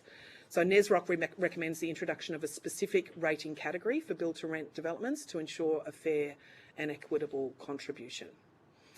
Next point is rate exemptions. Councils are required to provide rate exemptions and rebates to various government and non-government organisations. While these exemptions serve broader public purposes, they significantly reduce council revenue and limit the ability to fund essential services and infrastructure. For example, public and private schools are exempt from paying rates, yet increasingly rely on council-owned infrastructure such as parks and our sporting fields. So to ensure a fairer outcome, consideration should be given to models where organisations that benefit from council infrastructure contribute more directly to its maintenance and upkeep. Now, I know that last group were talking about the FAG funding, the Commonwealth Financial Assistance Grants, and these have declined significantly over time, reducing the funding available to councils and impacting long-term financial sustainability. FAGs currently represent just over 0.5% of Commonwealth tax revenue, down from approximately 1%. And NSROC strongly supports restoring the FAGs funding to at least 1% of Commonwealth tax revenue to provide councils with a more reliable and equitable funding base. So in conclusion, local government plays a critical role in delivering the infrastructure, services and community outcomes that underpin Australia's livability and economic productivity. However, we're increasingly being asked to do more for more people with constrained and inflexible revenue sources. Without meaningful reform, this model is not sustainable. NSROC councils would welcome the opportunity to work collaboratively with the state and federal governments to develop funding mechanisms that are fair and flexible and align with the growing responsibilities placed on local government. Ensuring councils are financially sustainable is essential to ensuring our communities continue to thrive. Thank you. Thank you. I might go to Dr. Haynes first. Thanks very much, Chair. Thank you both for your submission and your witnessing today. We've heard a lot around the constraints to local government to raise their own revenue. We've heard a lot around the tensions between the three levels of government and indeed frustrating as that must be. You know, we're both the beneficiaries and the pawns of federalism, not recognised in the federal constitution, is all very problematic. But I'm curious. There is a common request about raising the financial assistance grants to 1% of taxation revenue. Given the constraints that are placed upon you by the state government with rate pegging and other handbrakes on your capacity to raise revenue, do you think that there should be some kind of fiscal leverage associated with any call to raise the financial assistance grant? Should the Commonwealth be placing some expectations on the state governments if they were to take that path? Oh, I think that's a really good question. Hugh, I might allow you to answer that if you want. So, Hugh Femister, it's really interesting. So, Council's role is to manage the now, but also to prepare for the future. And we're seeing population growth that's historically quite unprecedented. And I think some of the structural ways that councils are funded worked well in a low growth environment, but in a high growth environment, how we fund and build the cities of tomorrow is probably beyond the reach of an average council and its financial sustainability.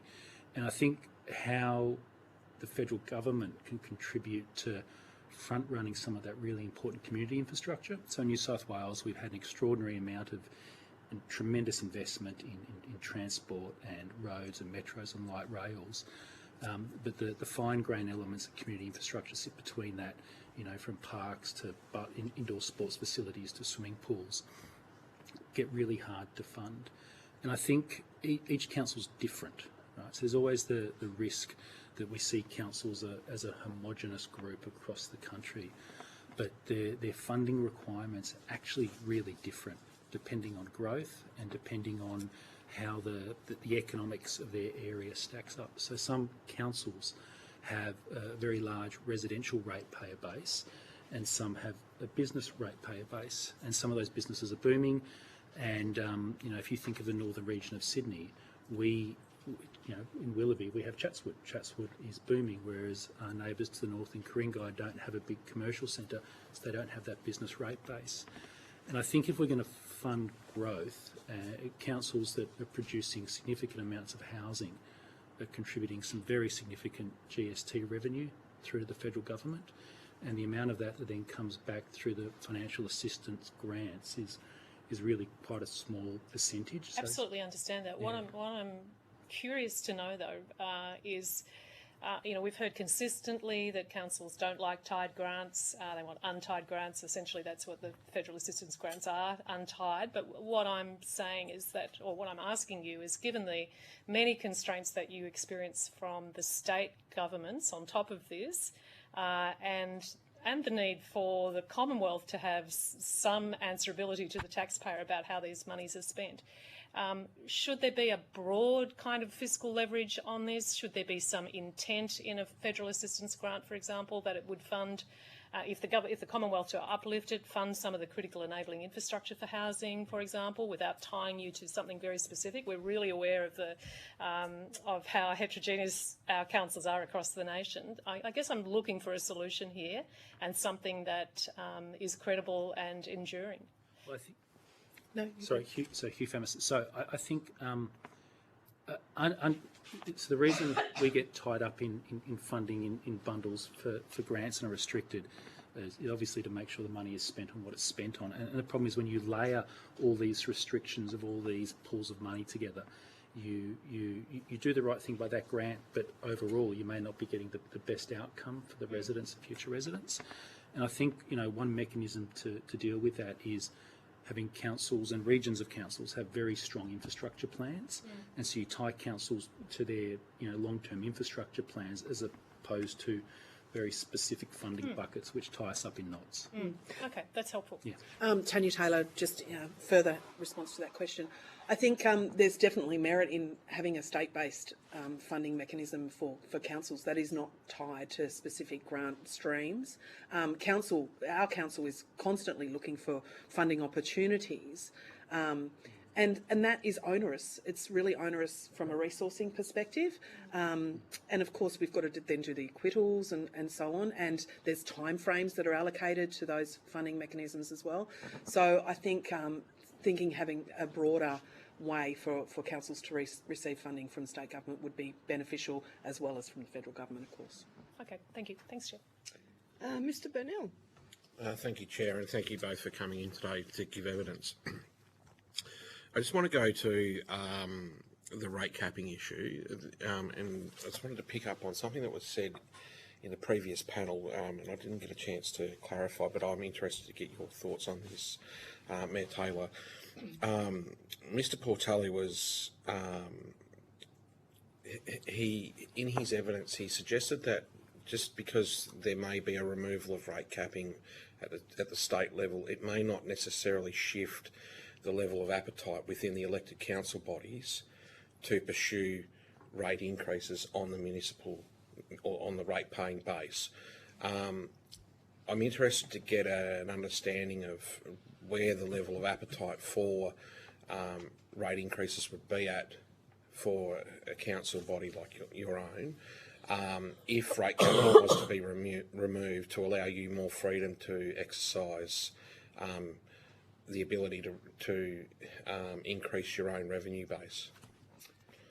Really interesting question from a political perspective, I guess, is where you're coming from. Well, because there's two parts to this equation, right? There is the practical business decision that gets made by the executive of council, but then there's the influence that's created by the elected council body, which ultimately have as much, if not more, sway inside the chamber around the financial decision-making processes that individual LGAs take. Yeah. I'm interested to understand that part of the equation. Well, I think not having a rate peg and providing that flexibility would be a good thing from both perspectives, to be honest, because, I mean, depending on the political appetite of the elected body, they then have the flexibility to decide yes or no based on the advice from the bureaucratic side of the organisation.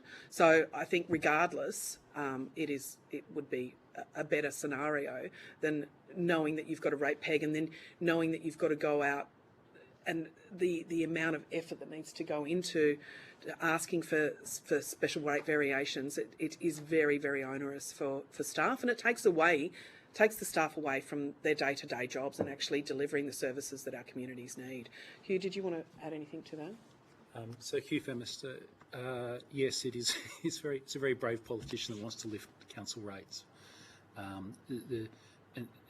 The challenge is if there's perverse incentives, right? So you can avoid having that difficult conversation for 1 year, 2 years, 3 years, 5 years, and councillors come and go, and then you find yourself in a hole that you've dug yourself in, and you need to increase rates more than you probably should have.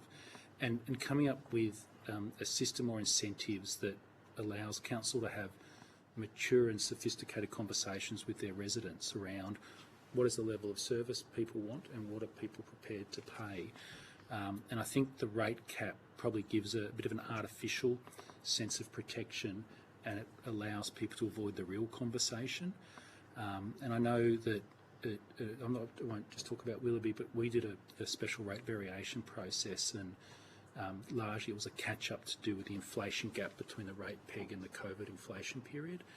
And our residents were very happy to adjust their rates by that amount. And I think having that mature conversation regularly, rather than every 10 or 15 years realising that you've dug yourself into a hole because you're protected by the rate cap, probably isn't the most sophisticated way to do it. Tanya Taylor, just adding to that, as Hugh mentioned, it does take a brave council, and it depends on the election cycle as well. So, with a 4-year election cycle, you get to the end of that cycle and you go, oh my goodness, we are really, in dire straits here. We're going to leave this place in not a very good place. From Willoughby's perspective, we were brave enough to do it at the end of the last election cycle, and we got it through, whereas some of our other councils in the Nesrock region have taken some time and waited until this election cycle, and the community has really struggled to accept what they're proposing because they've had to propose a higher rate as well. So that the flexibility would help in that respect as well. Interesting. Thank you, Chair. Great. Mr. Smith. Obviously, the rates pegging keeps coming up again and again, but also you moved into cost shifting from the state government down to local government as well. So I guess that finds you kind of doubly constrained. Could you explain some of the policies that are causing this cost shifting and what that impact is on the ability to deliver those essential services? Absolutely, Tanya Taylor. Some of the imposts from us are the waste scenario, and we're really struggling to now find places to actually send our waste, and the state government is putting that back on councils to find the solutions there. There's the emergency management, resilience, social cohesion now as well has come down to local government to deliver on that. Simple things for Willoughby, for example, is Beach Watch, which is checking the pollution in our local waterways. The state government said, no, we're not going to do that anymore. We want the councils to do that. For Willoughby, it was only going to cost $100,000 a year. But that's still a lot of money. For other councils, like the Northern Beaching councils, it was going to be hundreds of thousands of dollars. So it's those small things that all add up. Hugh, did you have anything to add to that? Yeah, look, there's some curious artefacts of history of what gets passed on to council, from the emergency services levy through to, one that jumps to mind is, we're paying for, or potentially going to pay for the upgrade of a local high school oval, which is clearly a state responsibility, but an agreement was put in place many years ago to allow access to sporting groups on the weekend. And so we're trying to renegotiate that, but you end up in these curious artefacts of history that put a burden on ratepayers for some of the things that are state costs. So and every council has different and unique things along those lines, but it's where we can't adjust our revenues because we're tied by the rate pegging. A lot of the revenues that flow into the state government aren't necessarily tied to those, whether it's stamp duty or land tax. They grow with the underlying revenues and assets underneath, but councils tend not to have revenues tied to those things. So every burden that comes through to us is significant. So that it can be on an ad hoc arrangement rather than a broader policy such as a school that you mentioned? Yeah, it can be systematic and certainly ad hoc local arrangements that have come up through time, yes. Okay, well, thank you. Ms Penfold. Thank you, Chair. Thank you for appearing today. Appreciate your evidence. Can I ask what percentage of your operating budget is the FAG component for your council? I know you're representing. So we'll. Yeah, no, sorry, so Hugh Famister. So I'll just speak for Willoughby Council because I know those numbers. So we'll generate about $200 million worth of revenue in next financial year, and the financial assistance grants for us are a bit under $2 million. Right. So it's about just under 1% of our revenue. Okay, so you've talked about increasing FAG grants, basically the 1% and doubling it. That's not going to get anywhere near your infrastructure renewal needs, is it? So can I pivot then to the constraints on own source revenue? Do you, beyond rate capping, what other constraints, I think largely what state governments have placed on you to restrict your ability to generate your own revenue?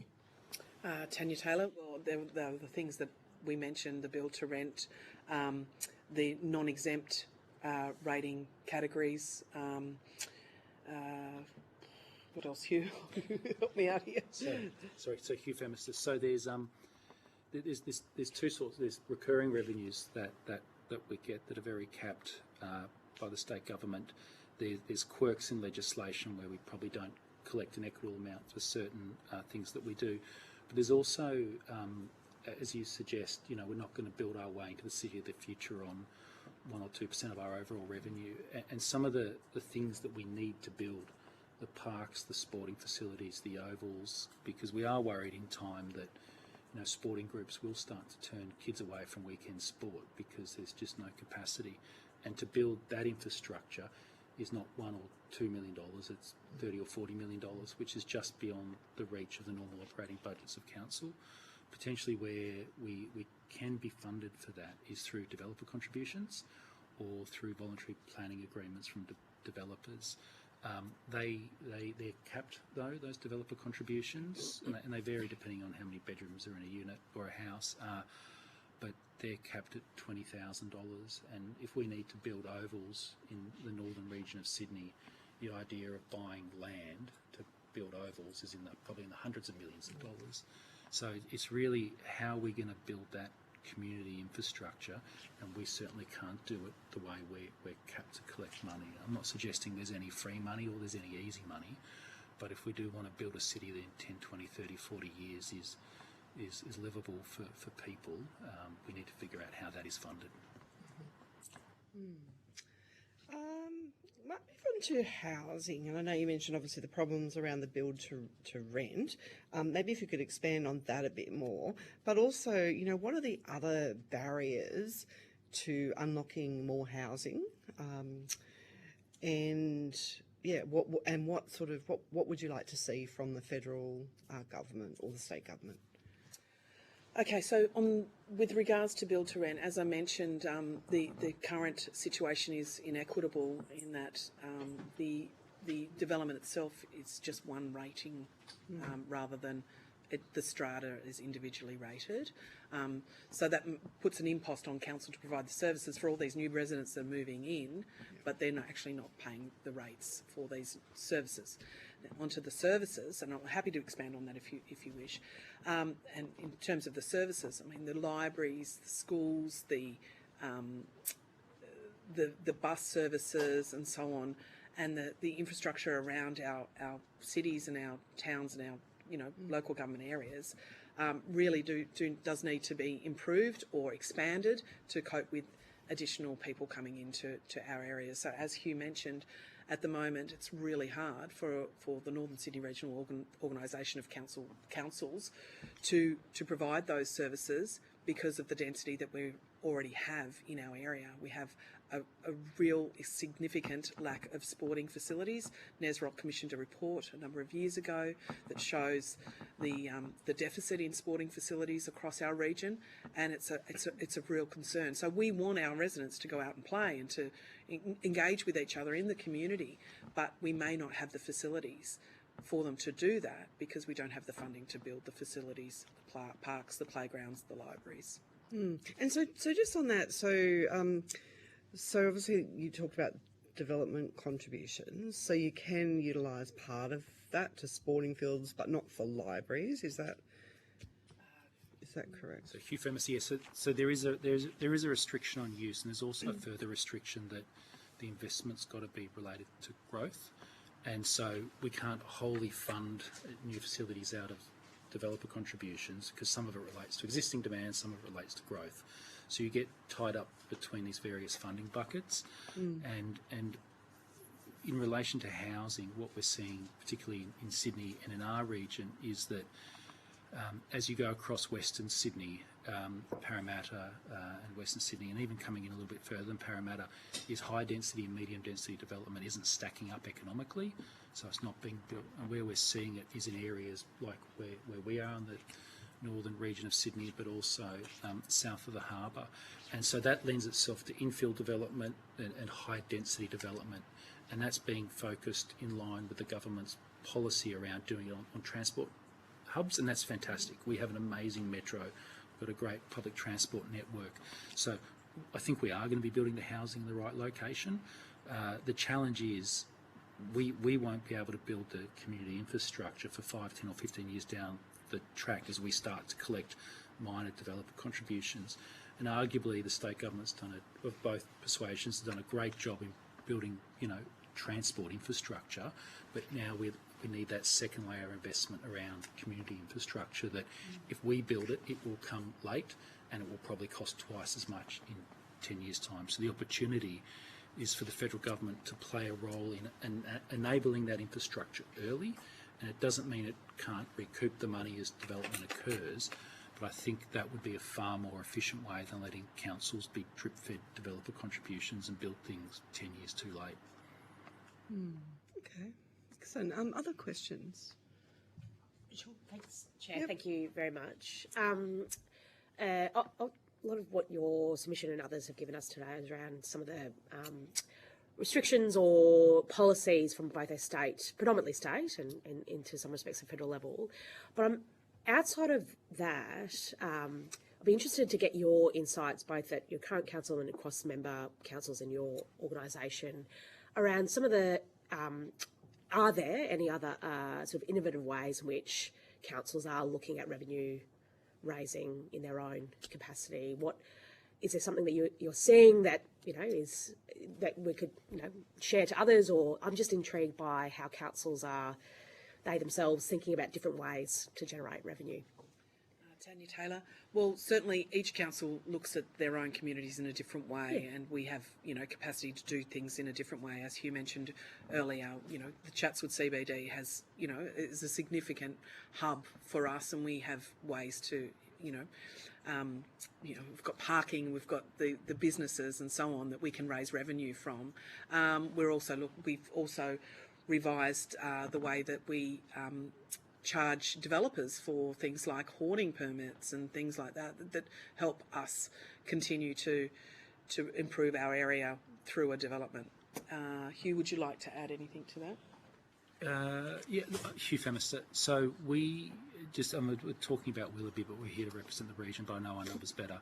So our revenues next year will be close to 200 million, and our rates revenue is probably only about 80 or 85 million of that. So we generate more than half of our revenue from non-ratepayer sources, and that's through a range of things and decisions of councils past where we've established, quite good commercial property holdings in our community assets that pay rent. It's through the bus shelter advertising more generally, the markets that we run in our malls. So there's a range of things that we can do, but that's not available necessarily to every council across the state, and nor to the same value. Perhaps our council's a little bit more fortunate that we're a small footprint council. We're only 23 square kilometres. We house 80,000 people, but each day in our council area, 200,000 people turn up. 80,000 people turn up to work, 50,000 people turn up to shop. So we swell each day, whereas other councils, they're residential suburbs where people leave. And so things like parking revenue and people park badly, the parking fine revenue helps us fund a more regional role. And so where we have, example is our library. We're the only library in the whole of New South Wales where we have more non-residents as members than residents. So people are coming in to our LGA. So that creates commercial opportunities, but the challenge is for other councils where people leave their area during the day, they don't have those commercial opportunities. So every centre and every council is different in that terms. Yeah, no, I appreciate that. No, it's just good to get a sense of the different ways in which different councils are thinking about things differently. I'll give you another example. We have the concourse at Chatswood as well, which is a performing arts facility. So, there's that actually has commercial properties tied to it. So we get revenue through the commercial properties as well as through the performances that happen and, people hiring the facility. Sure. Yeah, great. No, thank you. Thanks, Jen. Thank you. Are there any other questions? No? Okay. All right. Well, thank you very much for your attendance here today. If you have been asked to provide any additional information, would you please forward it to the Secretariat by the 22nd of May 2026. You will be sent a copy of the transcript of your evidence and will have an opportunity to request corrections to transcription errors. I now suspend the public hearing.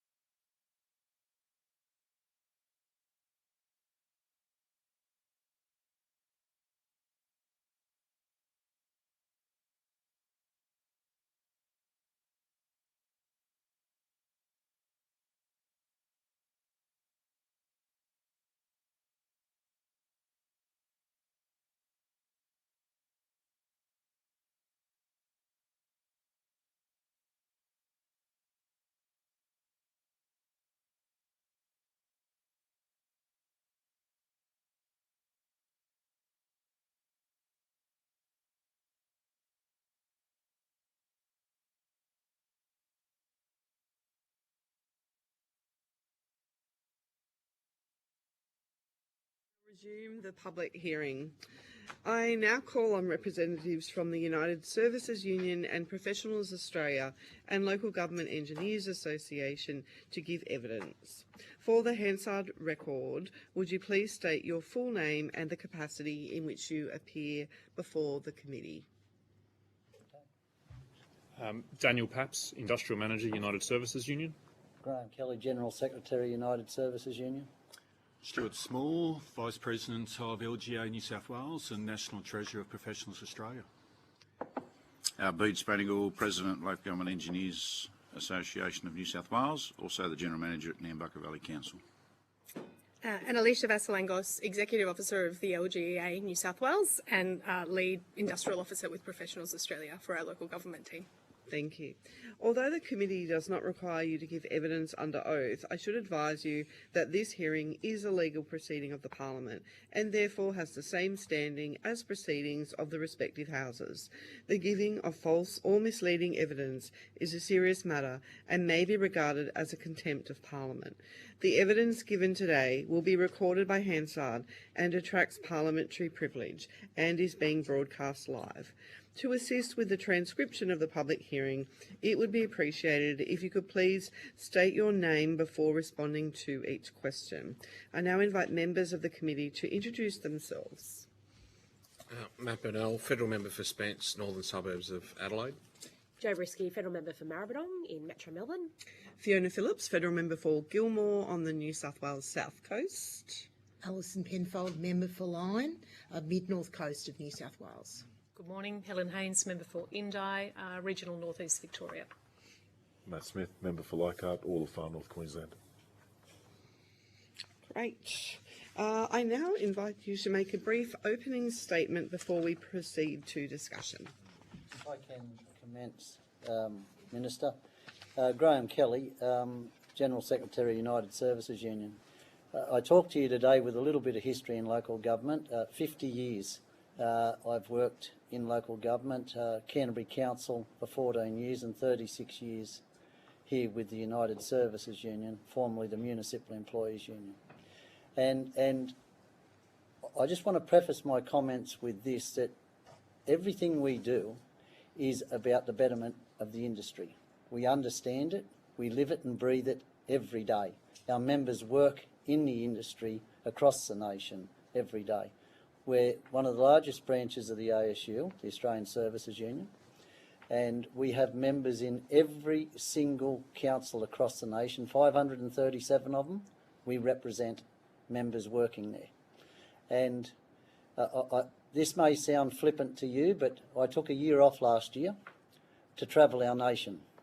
And I can tell you that once you leave the shiny cities, the infrastructure backlog, the dilapidated state of our nation becomes very evident. And it really did shine a light on the arguments that this union's been running since 2018 about the funding model for local government across our nation. And if it's anything that I leave you with an impression of today, it's about the affection that we have for the industry, why we want to make sure that it's appropriately skilled, why we want to see it appropriately funded so that the infrastructure of our families and communities can domicile in, to make sure that they have a quality of life similar to those in the big shiny cities. I want you to understand that we really do live and breathe the industry we work in. We have spent countless tens and tens of thousands of dollars on reports to argue why local government is underfunded and why the model at a federal level for funding for local government is out of date. And we're hopefully going to impress upon you with some discussions that Daniel raises that we believe there is a better way and we want to be a part of it. We don't want to be an obstacle. We want to be a partner with the federal government to make sure that the funding that you invest in local government delivers what we know is needed in every community in this country. I'll just make some very brief remarks. I think, at least from the perspective of the people on this side of the table today, it's unlikely that you'll hear anything other than there's a dire need for funding uplift in local government. And I suspect, although not being certain, that a lot of the evidence you would have heard echoes some of those sentiments. We recognise that there's a finite pool of money that the federal government has access to distribute. I suppose what I would love to impress upon the committee is in making those considerations about where the money goes, local government is, I think, a really good and fair and balanced investment for the Commonwealth Government from two perspectives. One, it is a really good distributed delivery system for federal priorities. We've got skilled, transparent, available workers in every community across Australia. If you're looking to reskill the next generation of Australian workers, you can do that through local government without forcing people to come to the cities, because we have that training network. If you're looking to address things like climate and disaster recovery, local government's available there to do that.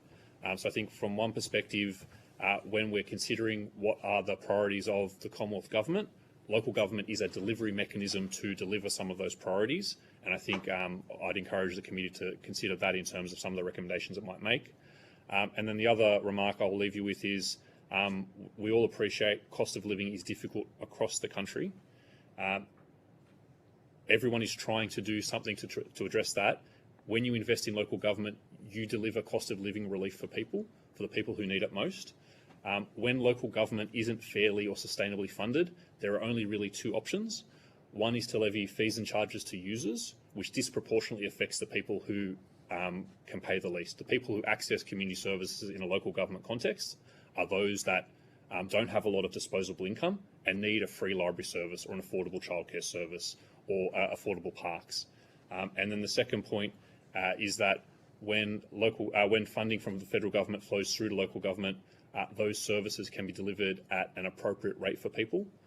That then doesn't mean that they have to dip into their pocket or defer things that they would otherwise spend. So I think from two perspectives, the one thing I'd really like to leave the committee with is the idea that when the federal government is considering investment opportunities, local government is a safe and very appropriate way to distribute funds. I might hand over to my comrade, Alicia. Thank you. Thank you, Alicia Vasilengos, on behalf of Professionals Australia and Local Government Engineers Association, which is our New South Wales state registered union. So Professionals Australia is our federal union and the LGEA is our New South Wales union, and we represent engineers and technical professionals in local government across the country. I echo the points made by my USU colleagues, but also I'm sure many people who have spoken to the committee around the drastic need for additional funding for the industry. I'm sure you've heard a lot of arguments around that, and I rely on our written submissions in relation to those sort of specific funding questions. What I'd like to impress upon the committee today, from our perspective, if you'd like to address the funding and fiscal sustainability of local government, the key sort of egg or nut you've got to crack is the infrastructure challenge. Local government is the most asset-intensive level of government in the country, responsible for about a third of public infrastructure. And obviously infrastructure comes with a really big cost. I know the committee has heard evidence already around the abilities for councils to undertake infrastructure works and maintain existing assets. Councils' abilities to do that are really, really limited by underfunding of the industry, and also that increasing asset base that comes from cost shifting, which we've spoken about in our evidence, where councils inherit more sort of assets to maintain, which takes away from their ability to maintain their existing assets. It's a bit of a sort of cyclical thing, because then the existing assets don't get maintained properly. They are unable to be rehabilitated and often need replacing. It creates a bigger cost burden on a council, and the problem grows and grows and grows. Key to that is in-house engineering capability. And then there are reasons why that is a particular challenge for local government. Local government engineering salaries are approximately, on our research, about 15% less than what our members earn in the public sector and private sector. And coupled with that, we have an industry that is increasingly reliant on fragmented short-term funding for projects, which creates short-term contract positions. So that makes it, again, a less attractive industry for someone to work in, because they're going to take a pay cut, and they've got a short-term role, so they're losing that job security. That limits career pathways within a council. It leads to engagement of either lesser qualified people, which increases the burden on the existing workforce, or it leads to contracting out of services or particular specialties. Our research on that is a senior engineer, in-house engineer at a council might earn about $80 per hour. A contractor or a consultant is about $300, so it's significantly more expensive, and it again continues to take away those career paths for your in-house engineers. So there are a range of reasons why the asset problem is bigger than just funding a project. It's got to look at funding people as well, and funding that in-house engineering capability to really, really make a proper sort of inroads in terms of council's ongoing fiscal sustainability. That's all from me. Thank you. So I might just start with a question, first of all, to the USU. So in your submission, I think you make 7 recommendations. Can you just highlight for us what you consider to be the top 2 or 3 of those most important recommendations?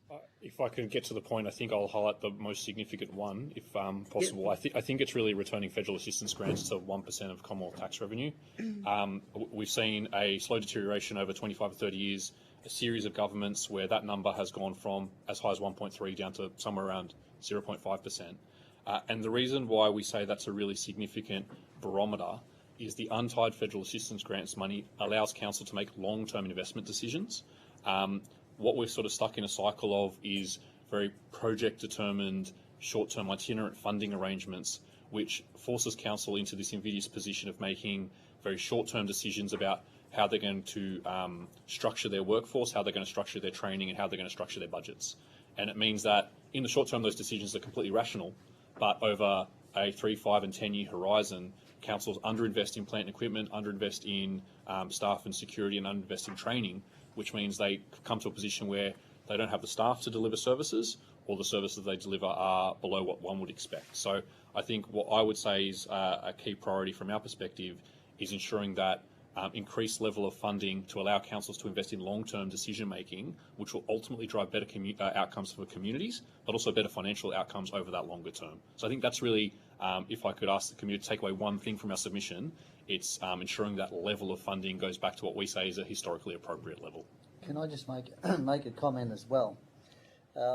One of the things that we're standing very proud on is our ability to get the state government here in New South Wales to fund an apprenticeship, traineeship, cadetship program in New South Wales. We had to do that because the funding model that federal government disperses across the nation doesn't give councils the ability to do what they used to do. Now, I did say I've been in the industry 50 years. When I started at Canterbury Council, we had 80 apprentices and trainees. Before we embarked on the campaign, before the state government was elected to get funding for apprentices and trainees, they had about 10. And they were a merged council now with Canterbury and Bankstown. So we got $252 million out of the state government, and 1,300 apprentices and trainees and cadets, early education childcare officers, have been employed. And it's transformed lives. Honestly, it really has. And when you see the minister travelling around the state and the regional TV and how this is being received, we're going again. We've challenged the state government, so we're looking for another $252 million, and we're hoping that he'll make an announcement to Premier later in the year before the election. But that's a prime example of when we have a proper federal funding model, how we can ensure that our industry is skilled, the services are delivered, and I'll acknowledge that not everybody stays in the, not as silly as me, stays in the industry. Some will go and start their own business. Some will go and work for another employer.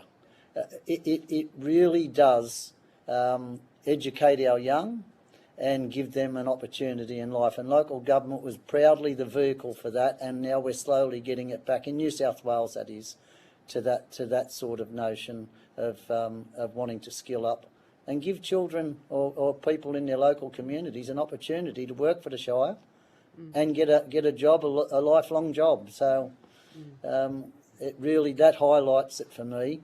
The lack of skills equals lack of funding, and we can fix it. Yeah, I mean, it's such an important point. I know from being in a disaster-stricken area, as I know many are here, and your point around, you know, finding engineers and workers, and it's so critical to grow that that next generation. Can I just ask a question on that program? So, how widespread is it across? Like, is it in the country? But is it statewide? Is it reaching out to the real So country? this might sound, this wouldn't be a surprise to you, but unions don't generally speak to the employer associations on a friendly basis. We sort of do with local government New South Wales. We work well with them, to be honest with you. But I had for the first time the president of the Country Mayors Association reach out, Rick Furman, reach out and say, what are we going to do? We need to join forces here. We need to come together to try and fix this problem. And we are talking, Daniel and I are meeting with the executive in a couple, I think next week, with the executive. And that just shows you how desperate the industry's become because of the funding model of the industry. And I'm not over exaggerating this. It is dire. And contract work now is the alternative because it pushes down wages and the situation lends to a cheaper contract. And I just want to leave you with this thought. I was travelling from Grafton. I never miss a branch meeting of the union. I travelled from Grafton to Orange. I stopped at public toilets. I don't normally stop at public toilets, but I did, in Tamworth Regional Electorate or Council. As I went to get out of the car, who remembers the Datsun 120Y? Yeah. Okay. Well, they live a long time because a couple who would have been close to 80 got out of a Datsun 120Y. They were both wearing Ugg boots, not safety boots, and got a mop and bucket out of the boot, some sanitising spray and some paper towels, and went and cleaned the toilet. And that is indicative of having to cut costs to deliver services in regional New South Wales. If it's happening at Tamworth, it's happening elsewhere. So I didn't make that up. I can vividly see it right now, and we can do better than that. We can do better than that. Madam Chair, may I add to the answer to your question about how widespread the program is? So, Nambucca Valley Council, I'm sure the Minister will know where we are, mid-north coast of New South Wales. Not a large council. I think we're classified as large rural, but population 20,000, so not big. We've got 6 apprentices and trainees under this program, ranging from electricians, fitters, GIS, and engineer trainees. So it's a broad program that allows each council to tailor their own needs and grow their own from within their community. So it's a brilliant model, and I would endorse it. Great. I was just going to also further clarify. So Stuart Small, I started working in local government 30 years ago. So that was through vocational employment at my local council, Tweed Council. And that's what got me in the industry. I'm still here 30 years later. I've worked through 5 other councils since. I'm now at Mid Coast Council, still employed full time. And the experience to see the changes in that 30 years is dramatic. It's like when I first started, the number of senior engineers in technical roles who were there to mentor and train and support the whole engineering workforce, they were there. I'm at Mid Coast Council, 1,000 employees, and there's very few of us. We have a group of consultant project managers and engineers in there because that can be funded, but they can't fund the day-to-day staff. The consultant contractors, they're doing 50, 60-hour weeks. We're doing our 35-hour weeks. We can't do overtime to deliver works. The top quality, the challenging jobs, the consultants get. The in-house staff don't get access to them. So how are we going to grow and entice our staff to hang around and gain the experience and knowledge necessary. And then how do we hold these consultants to account if we've got no one in-house who has that knowledge to make sure that we're getting delivered what we deserve? Okay. Thank you. Deputy Chair. Thank you, Chair. And Stuart, you and I need to have a longer conversation as me coasters in my my electorate. I've got two questions. I'd love to ask a lot more, but there's not time. You've talked about increasing the pie for financial assistance grants. We just had a council come in. That financial assistance grants equals 1% of their total revenue. So doubling financial assistance grants doesn't do much for them and address their renewal backlog. So can I ask, have you got any ideas on how to reform the national guidelines within the Financial Assistance Grant Act to try and address particularly horizontal equalisation? If I could take that at a very high level, I think we're talking about a 20-year problem here of underfunding. So immediately, if we could turn a dial and shift that funding up, it's not going to fix what is undoubtedly a structural problem in the way that we funded local government over a period of time. But what I would say is, I think taking a whole of government funding approach, putting federal assistance grants to one side, I think there's been a series of decisions taken about the way in which we fund local government. I'll take Roads to Recovery as an example, which is a program we're generally quite supportive of. But one of the things Roads to Recovery does is says councils can use the funding to fix their roads, but they can't use it to buy plant and equipment. Now, I think in designing that policy, what they were thinking was, we don't want a council to take this money to fund other priorities within their organisation, so we're going to restrict it to a particular project base. But the impact of that decision means councils can't invest in the plant equipment which will deliver the projects 5 and 10 years down the road. So whether we're talking growing the pie, which I think we've sort of quite forcefully put is a good idea, I think in any funding decision we look at, we need to think about what are the second and third order impacts of those funding and policy design questions that allows councils to sustainably invest in their service delivery and not just restrict it to this project by project based piece. Because, and I'm not sure what the particular circumstances of the council you mentioned were, but I would hazard a guess that they have a hollowed out organisational structure that's been driven by a series of short-term decisions which we're not going to fix overnight. But if we don't start now, I don't think when are we going to? So I don't have a specific recommendation about the guidelines themselves, but I think at a whole of government level, thinking about some of the policy incentives we put in and what kind of decisions does that rationally put to councils to make, I think is really important, whether we grow the pie or not. There was other evidence today around a preference to look at removing the impediments to growing own source revenue. Concerns about being tied to political decision making, which, your point around FAGs is. So do you have views around the capacity, what areas, particularly state governments, should look at in removing the impediments, say, to rate pegging and other areas that would allow councils as a tier of government to have more power over their own destiny and make those longer term decisions you've been arguing for? So can I get views on that, please? We oppose rate capping. We oppose it. Outright oppose it. And it won't surprise you to know that I put up recommendations to decision makers to remove it. And I have it again on a conference that's due very shortly. We don't give up.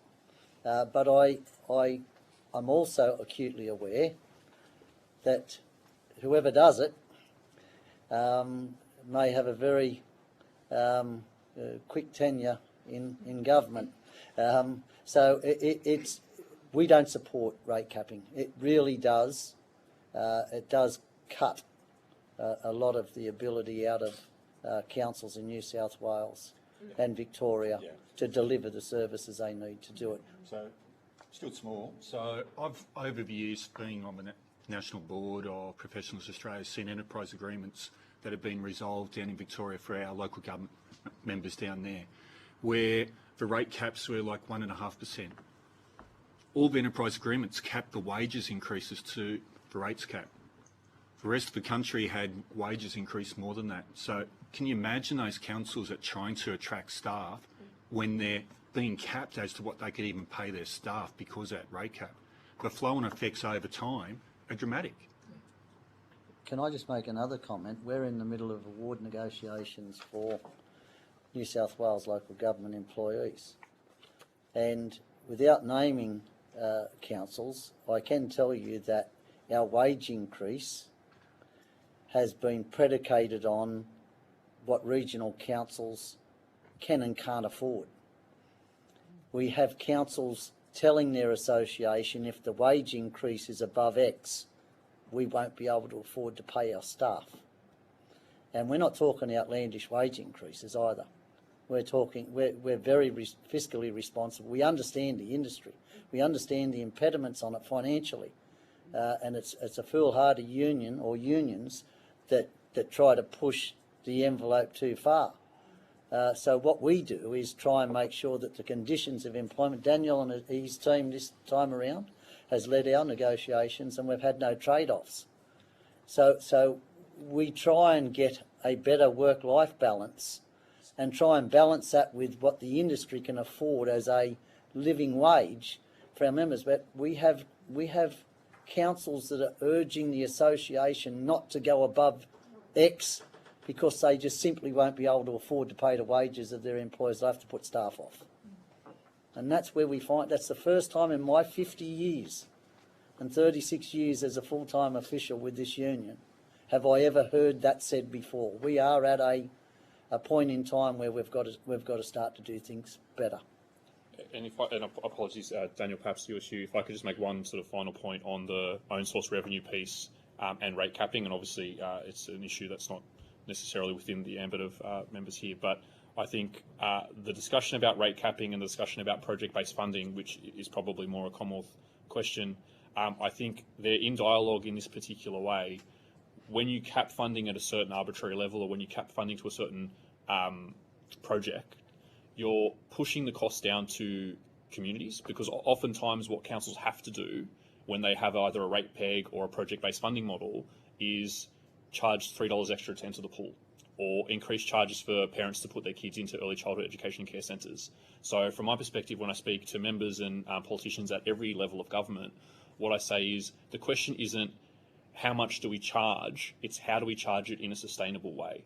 So if you can spread the cost across the community, which I think I would say the rate pegging model doesn't allow you to do, you essentially just push those costs by a user pay system, and that invariably means people who really need those services, who are generally speaking the people who are least able to afford them, end up paying more. And I think that goes both for the rate pegging issue, but also for broader project-based funding models, which I think are more common at the Commonwealth level. Thank you. Thank you, Chair. Yeah, you're right. Yep, great. Dr. Haynes. Thank you very much, Chair. Thank you, everyone, for your testimony today. Maybe Mr. Kelly and Ms. Vassilangas could respond to this. I want to take us back to workforce and workforce education and training, and I was really encouraged by what you had to say about the apprenticeship program. That's really exciting. I'm interested if you've had any experience with the regional university centres, and we have a couple in my electorate, and there's an opportunity through those regional university centres for both school leavers and mid-career changes to engage with universities across the nation. And we're seeing engineers, for example. We're seeing health professionals and various other subject areas being opportunities coming for people in country areas. Have you had any experience of those? And there is a program now also for suburban ones too. So I'm just wondering about that in, I guess, in conjunction with an apprenticeship program. So, yeah.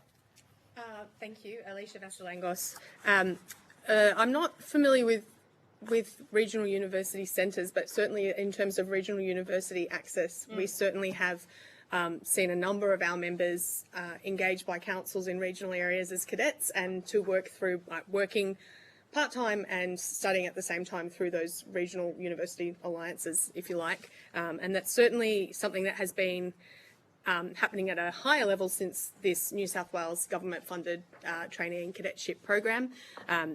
We surveyed our members last week around some of the relevant factors that we have speaking to today, and we asked about engagement of cadet and training engineers at councils, and we could see very clearly the impact of the New South Wales government scheme. So 84% of respondents in New South Wales said they had a cadet engineer or a training engineer engaged at their council.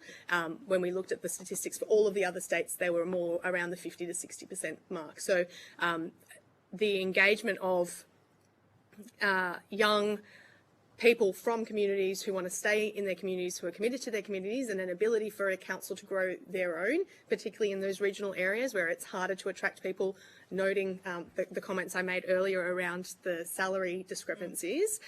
Certainly investment in regional training opportunities and encouragement of that grow your own model is something that we say is crucial, and one of our recommendations is around that, is rolling out a similar scheme to the New South Wales, but at a federal level, would address, I think, a lot of the issues that councils are facing, because we also have an ageing workforce in the technical professional area. 53%, I think, of respondents to our most recent survey, so members of ours, are age 45 and above, and 1 in 3 is either uncertain or intending to leave the industry in the next 3 years. Big gap. Graham Kelly, United Services Union, and just before I answer your question specifically, this program is one of the proudest, if not the proudest achievement in my 36 years here with this union. It's so meaningful, this apprenticeship, traineeship, cadetship program. But more direct to your question, 2 weeks ago I was out at Wetherill Park, TAFE, invited by the Minister to witness a federal government funded electric vehicle servicing program. Amazing. So 12 councils represented across the metropolitan area, where the senior mechanic has been funded to learn how to service electric vehicles. There are almost 0 electric vehicles in municipal or shire councils at this stage, because they don't have, 1, the ability to charge them, 2, to service them. And this investment by the federal government was a couple of $1 million to outfit the workshop, and the idea is that that will now spread further to the regions, to other TAFEs throughout the country, where mechanics will learn to service electric vehicles so that councils and shires can purchase into the electric vehicle fleets and have the ability to maintain them in their own municipalities.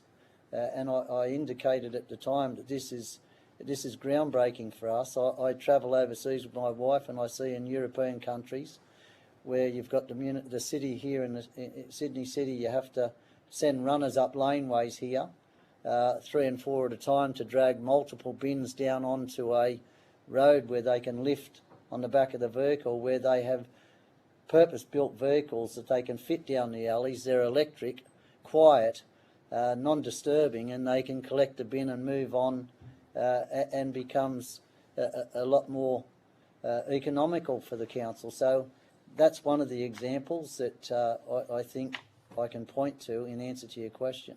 I think where I'm going with this is that, we talk about various revenue streams for local government and pointing directly to this skills shortage, and as a rural Australian, it is acute in rural and regional Australia.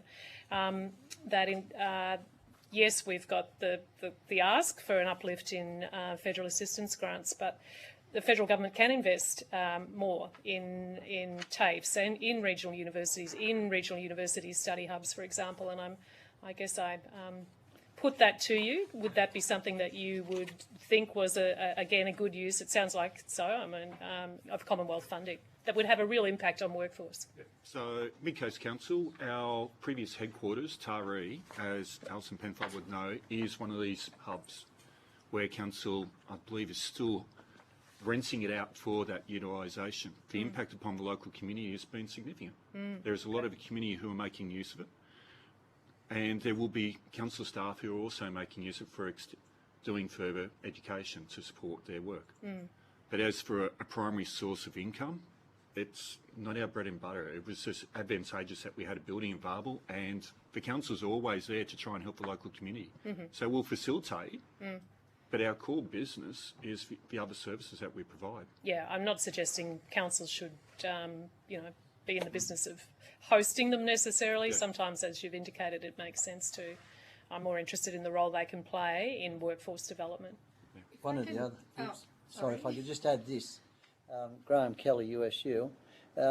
We still have employees in local government that come through the RED scheme in the 1970s and 80s. That's the Regional Employment Development Scheme. People who are on social security went to work for councils, and the council topped their wages up to the award rates of pay.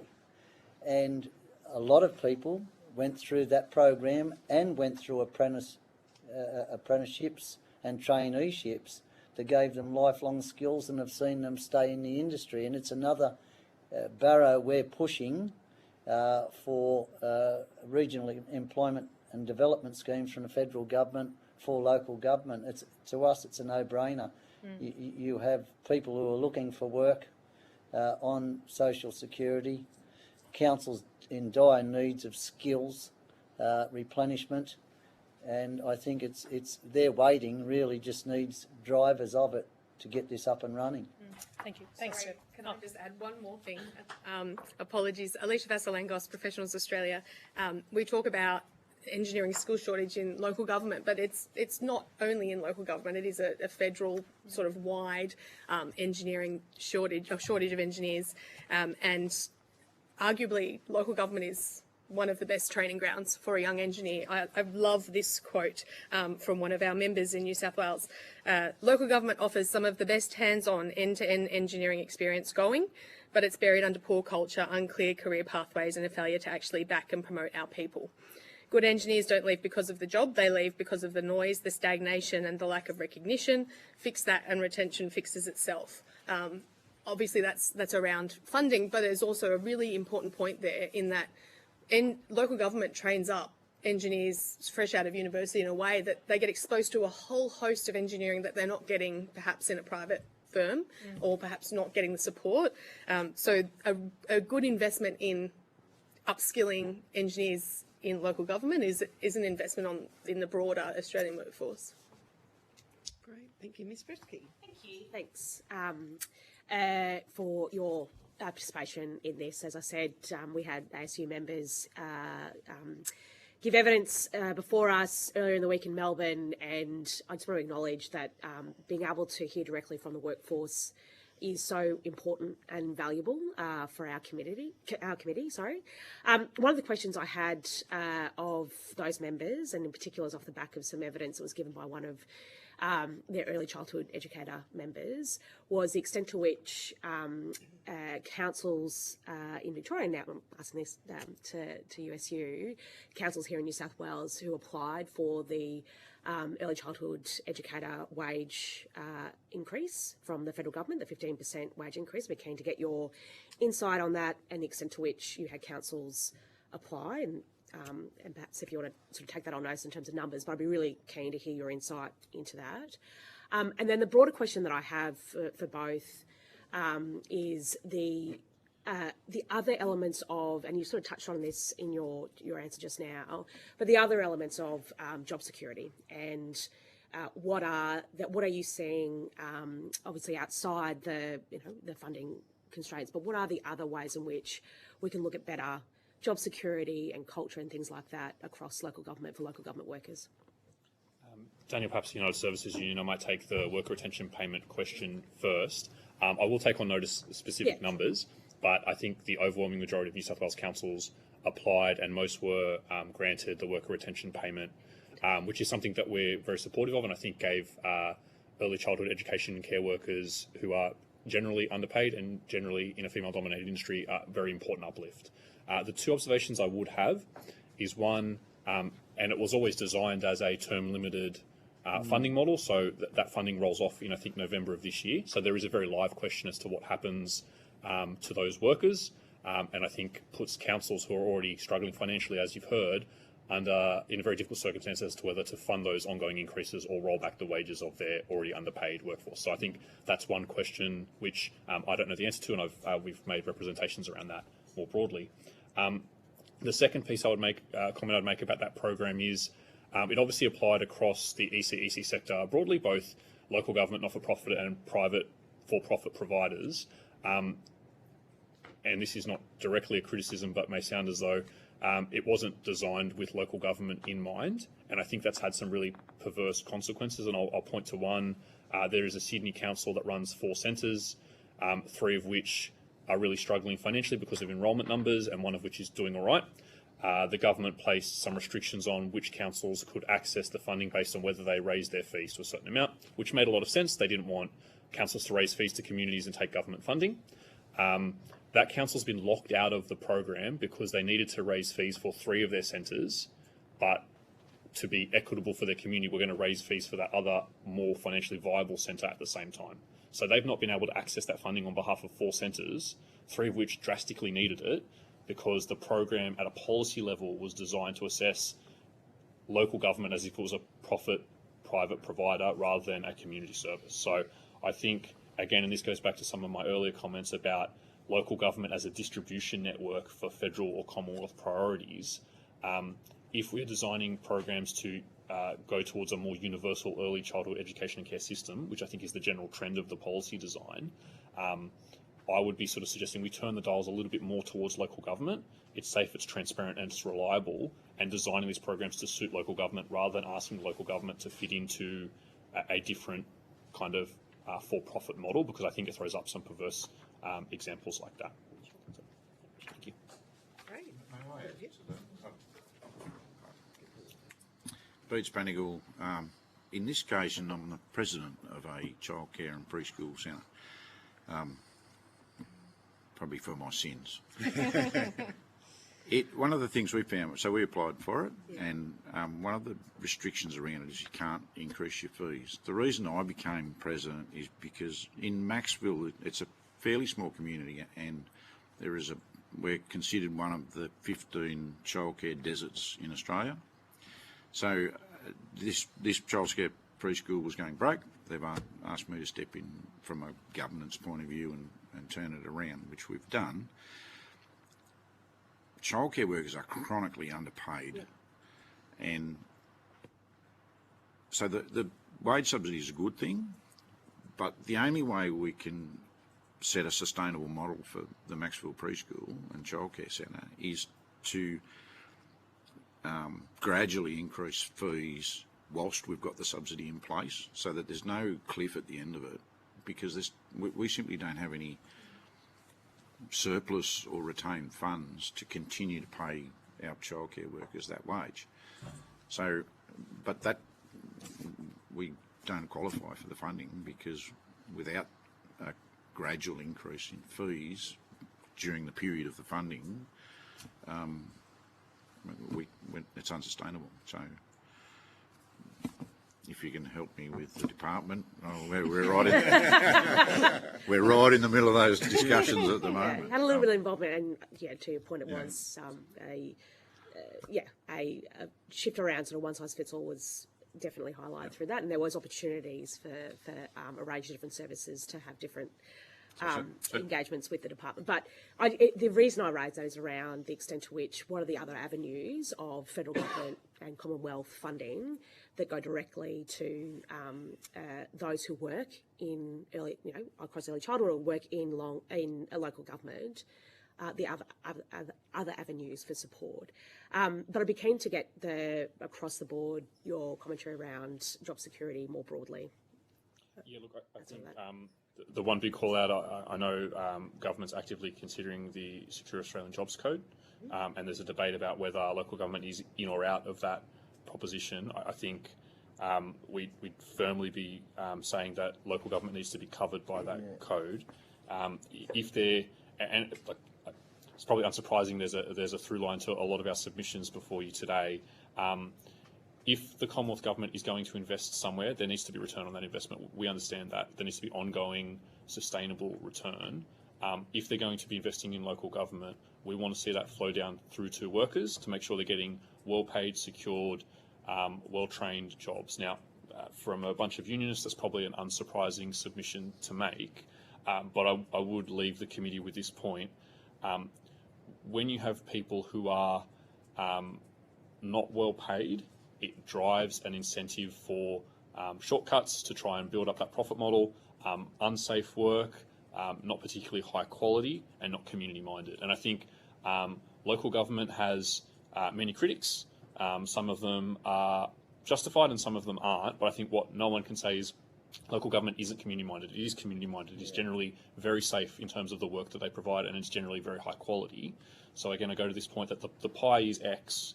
How do we distribute that pie? I think it is a much safer bet for the Commonwealth Government to direct that investment into local government, and I think part of that is ensuring that local government is covered by the Secure Australian Jobs Code to ensure that there are some limits on how providers of funding deliver both at a wage and safety level. Alicia Vasilangos, Professionals Australia. Just in relation to job security, I think I've already touched on the fact that many of our members end up engaged on term contracts tied to short-term funding for projects. If we can get a model that has long-term, predictable, reliable funding that allows for future planning of workforces, career pathways, that goes a long way to address the hollowing out of internal expertise that we're seeing in councils. In addition to that, and on the topic of career pathways, one thing that would be very beneficial from the engineering perspective is a rollout of a nationally consistent engineering registration scheme. So we have a registration scheme in Victoria, in New South Wales. We have a different one which only applies to people working on buildings. Queensland has a different one. A nationally consistent engineering registration scheme will uplift the skills and experience of in-house engineers, and will also do a lot of work in terms of building those career pathways in each council. Thank you. May I add, Madam Chair? Beats Branigal, this time I've got my General Manager's hat on from Nambucca Valley Council. When you talk about job security, rather than a lot of the answers around revenue, council's revenue, my example's around cost shifting. Last week, Fair Work Commission released some legislation around transport chain of command costs, I think it's called, which puts the additional fuel costs from that transport industry on the council.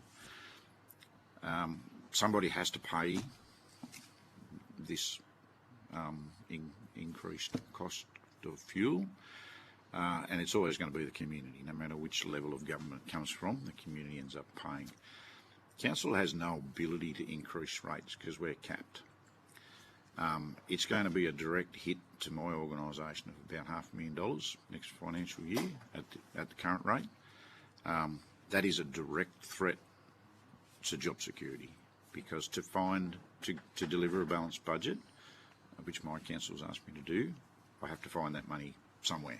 There's no more revenue coming in, so it will be level of services. As soon as you decrease the level of service, that has a direct result in number of resources that you need to do that. So whether that's consultants, contractors or internal staff, I'll be looking at all of those as options. Great. Mr. Smith, did you have a question? Thank you. Sure, you would all agree that the delivery of service through a local council is as good as the people that you can attract and keep, and local government is a particularly hands-on level. You're very forward-facing. What, I guess, initiatives are out there that you've seen work in the retention, attraction, keeping people, particularly in the regions that are working, and that can get high quality staff to be out in the country areas, which a lot of us on this side of the table are from, and keep them there? Because that continuity of service matters when you're the local librarian, or you're the community development person, or you're the sport and rec officer. People like seeing the same face as their kids grow up or their sporting club develops. I'm happy to. Or do you want to take that? GM? The first thing that popped, sorry, Beats Branigal. Which hat?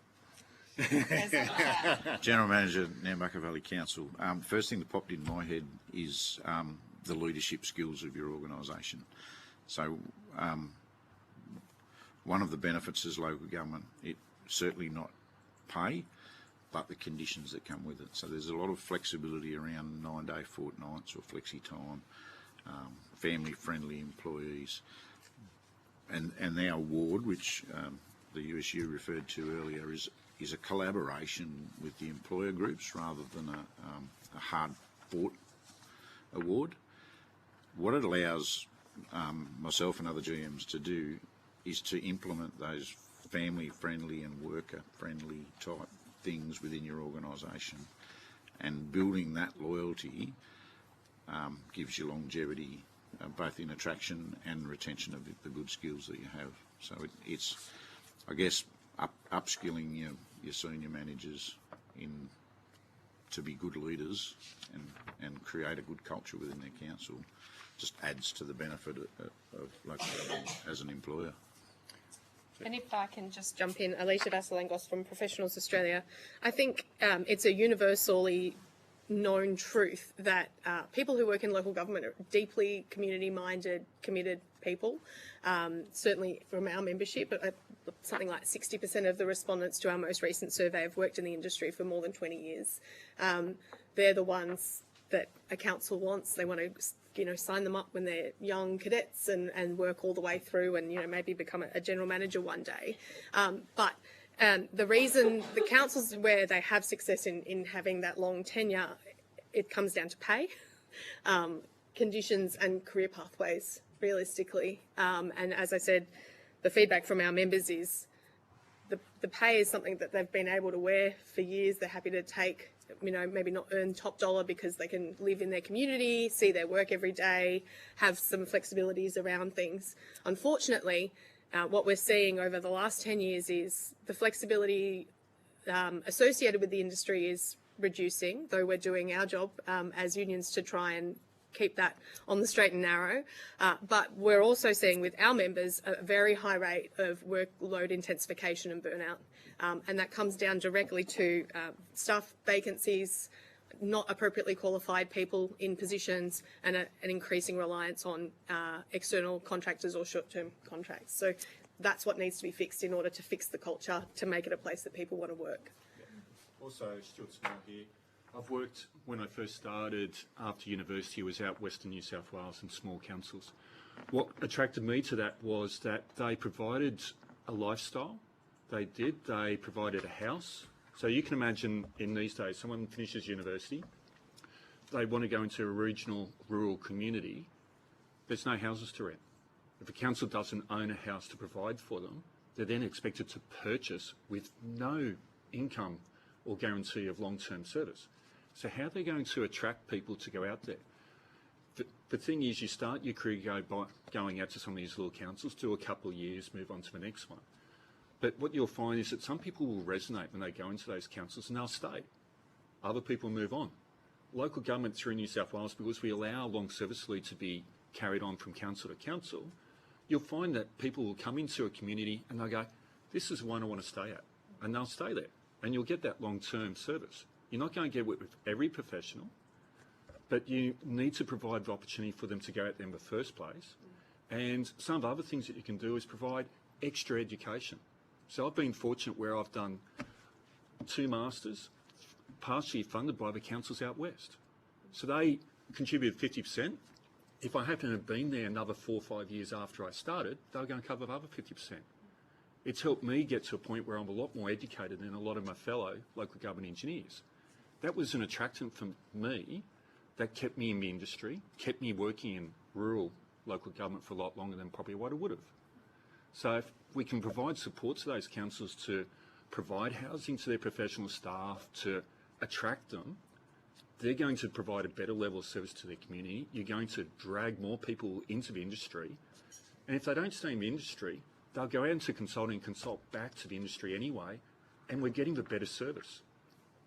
And we're training up people to provide better quality infrastructure for the whole community. Can I just, Graham Kelly, USU, I'll add to that.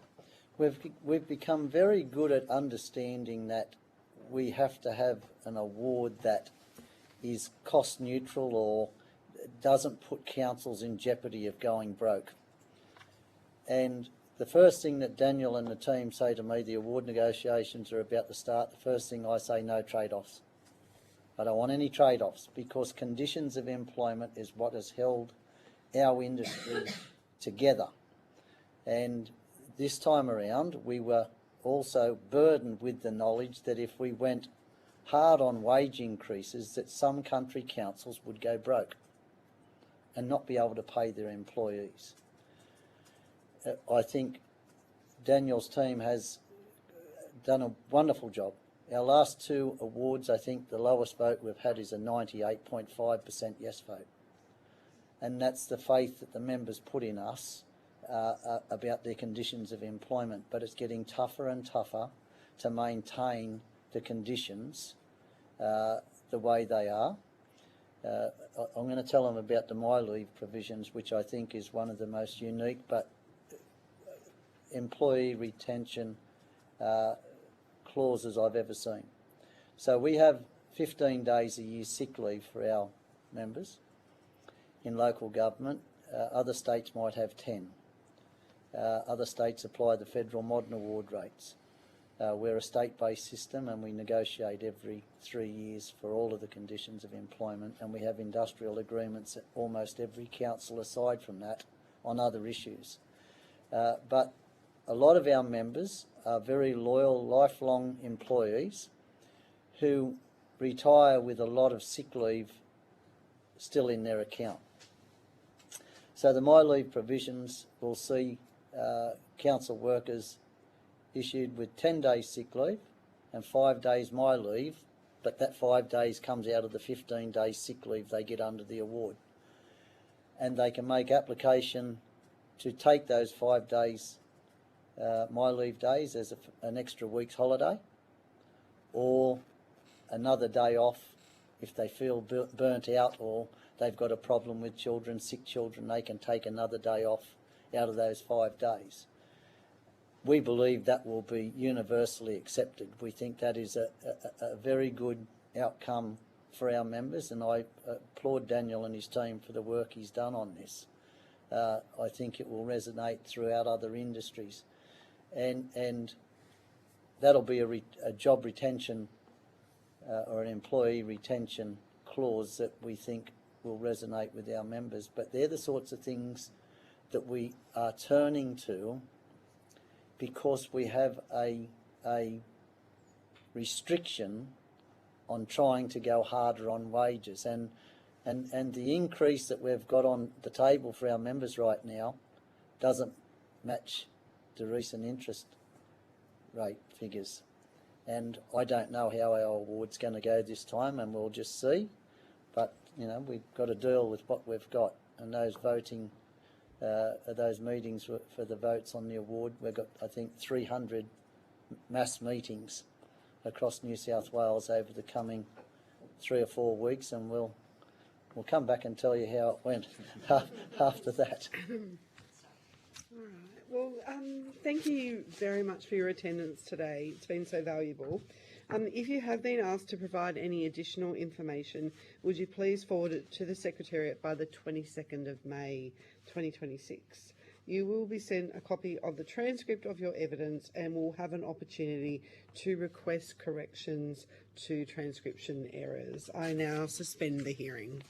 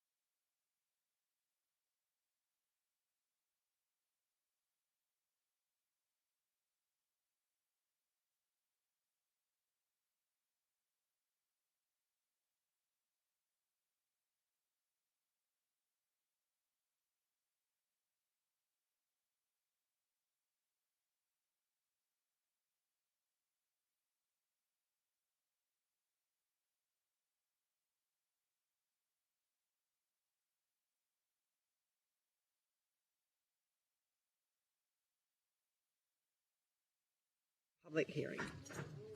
I now call on representatives from Local Government Professionals Australia, New South Wales, to give evidence. For the Hansard record, would you please state your full name and the capacity in which you appear before the committee? Richard Sheridan, as Director of Local Government Professionals.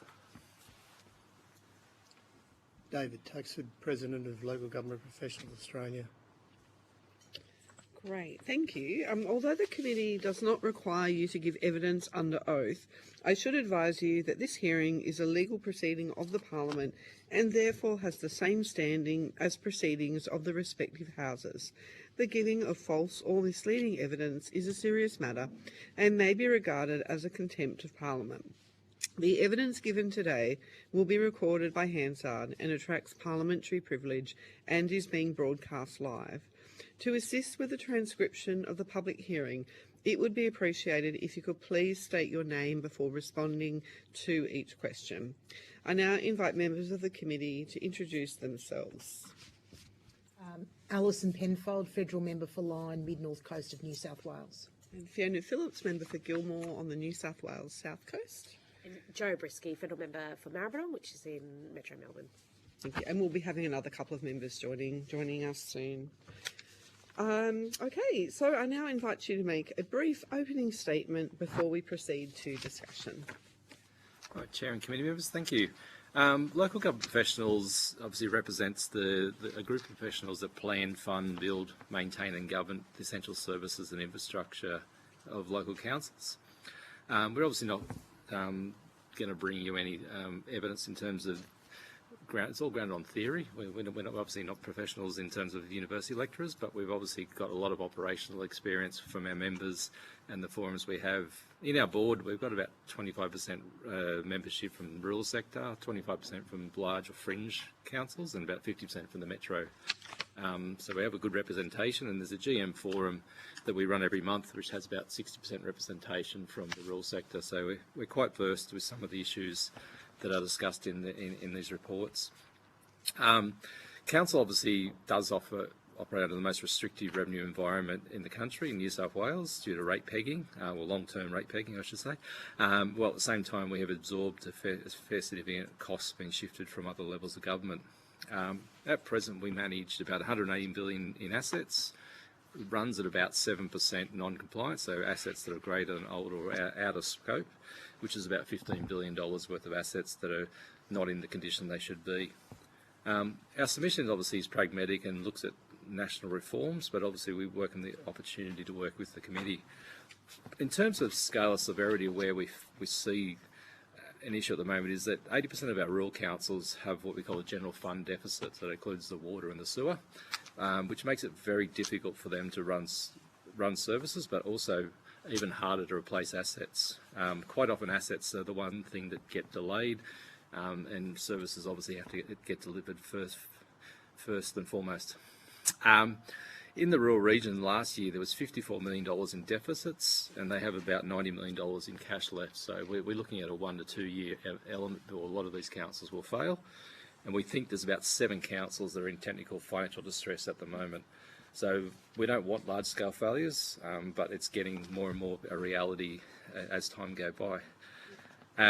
Councils in these situations get into a financial spiral because they rely on grants to replace assets. They don't have enough money in their actual budget to replace the roads as they come due. And then when the maintenance drops, the asset gets in worse condition, and then a flood happens, and then they lose the asset. So it's a real problem for us.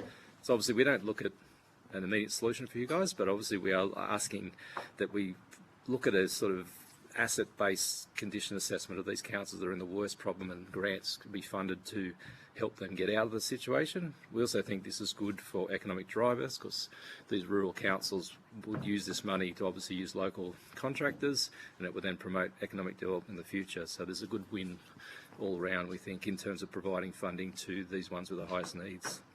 So that's the challenges as we see it, and I look forward to your questions. Thank you. I might start out, and we're obviously looking for solutions and what we can do, some positive recommendations and things. Your submission recommends a national local government workforce capability fund. Can you elaborate on that? and the role for state and territories in supporting such a fund and how it might align with Commonwealth initiatives such as fee-free TAFE.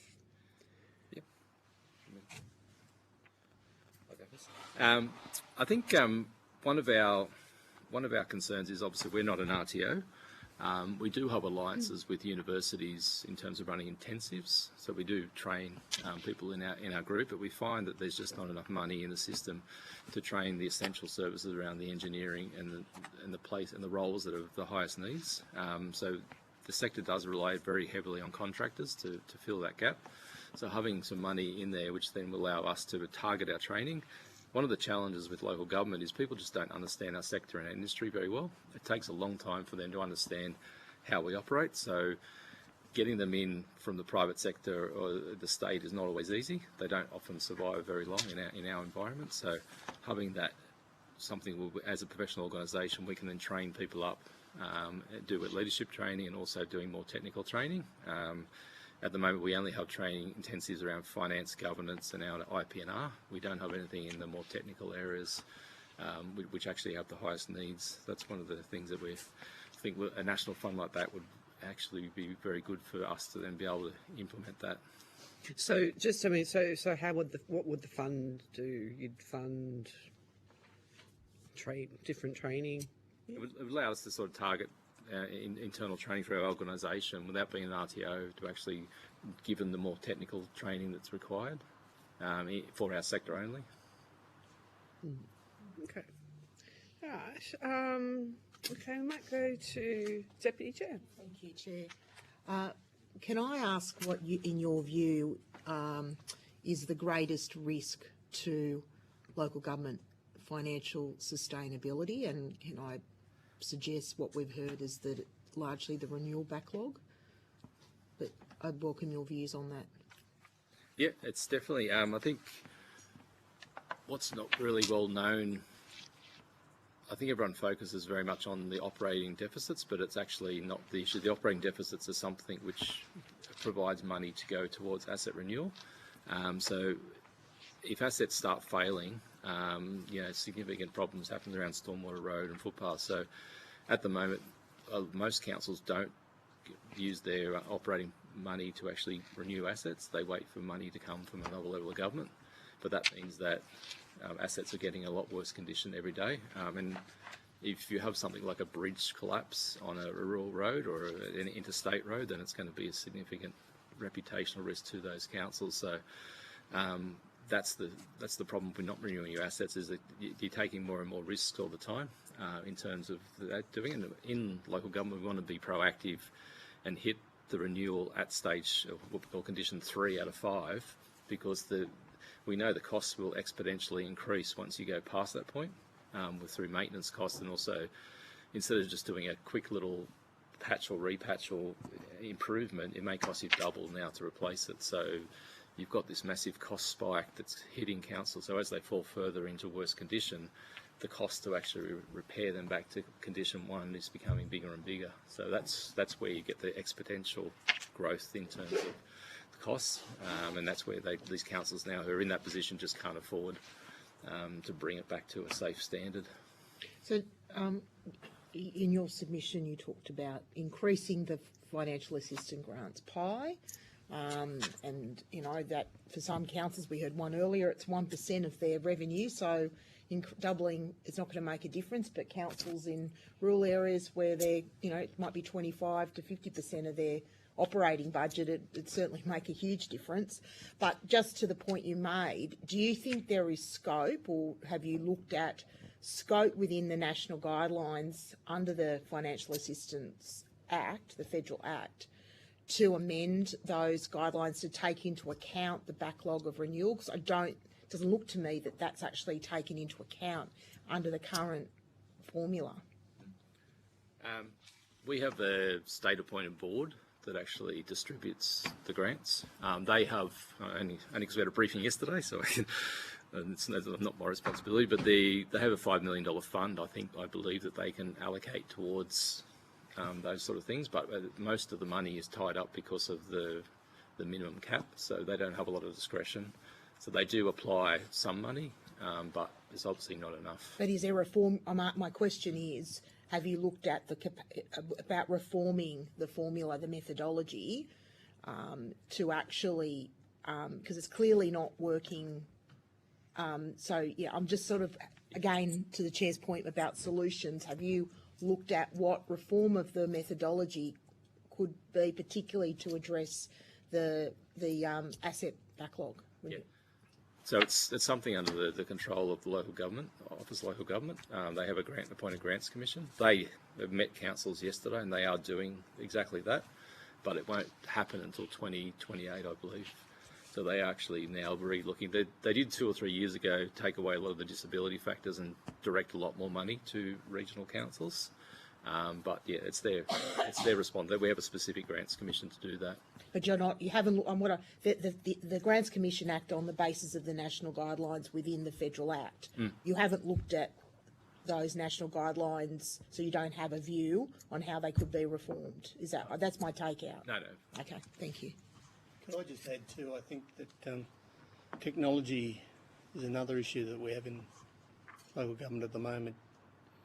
You know, there's some real opportunities to reduce costs through better use of technology, but across the sector we continue to duplicate systems, software and processes. We don't standardise stuff enough, so greater standardisation in core functions would reduce waste and inefficiencies. This is particularly important for smaller rural councils, and having been a GM at Kyogle, I know what emphasis is placed on the budget and how you skate very close to adopting deficit budgets because you just can't afford pouring money into stuff that people don't see as an important function of council, but certainly we have to do more in the technology area and make sure that that we are all working on similar systems, really, because it's just gone stupid at the moment in local government. Thank you, Chair. Great. Ms. Brisky. But that's okay. That's all right. Yeah, no, I'm happy to. Thank you. Thanks very much for your appearance here today. I am keen to sort of reflect on some evidence that we've already heard previously. Yesterday, Professor Graham and Dr. Ed Wenzing spoke to us about how simply increasing funding through either FAA grants or other means may not solve the issue, and a lot of it around sort of structural reform, policy issues in particular, reduced capacity to generate own revenue, housing, labour shortages. I'd be keen to get your intake on that, or your reflections on what are the other sort of structural reforms that we may would benefit us having a look at to better help meet some of the challenges we've got. Yeah. Our biggest advocacy piece is really around the councils use an IPNR to talk to the community in terms of what they, because each council will have, we're kind of like Aldi, where we're same but we're different. We all do the same things, but we all do it differently. So the IPNR document is there to kind of hear the community's voice on what they think is a priority. And we feel like, as a sector, we should have control over our revenue. And if you want a bridge that's 3 stories high, then you're willing to pay a little bit more, then you should be able to fund it. Whereas at the moment, under the current IPART and the rate cap scenario, we can't. We're sort of locked in with our revenue base from years ago, and we can only increase it progressively. But as our services grow, it makes it very hard to deal with all those different things, because we're copying obviously a lot of.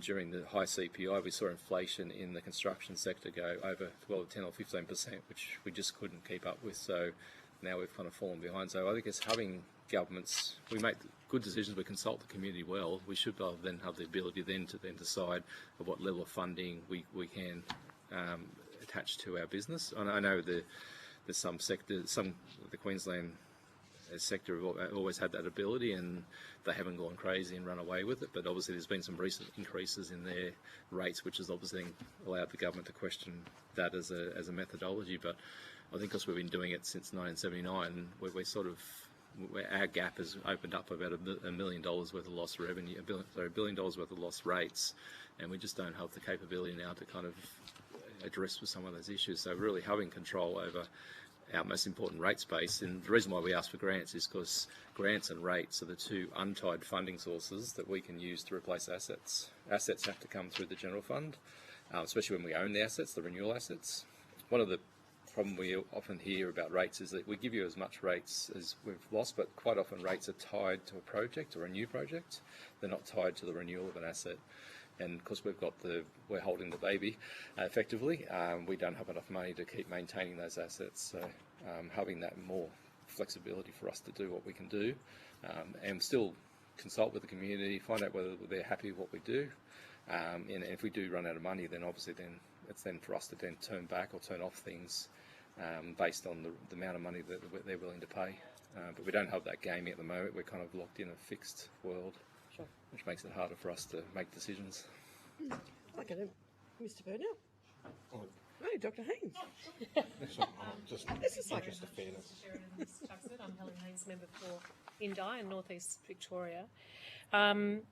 Just picking up on the solutions angle here, and in your recommendations from your submission, you have proposed that a new resilience funding component be built into the financial assistance grant scheme.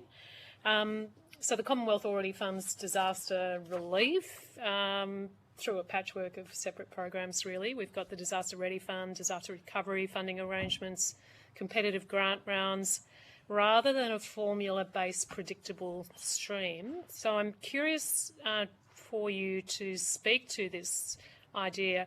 What would a resilience component within the FA grant scheme need to look like to actually work for councils in disaster-prone areas?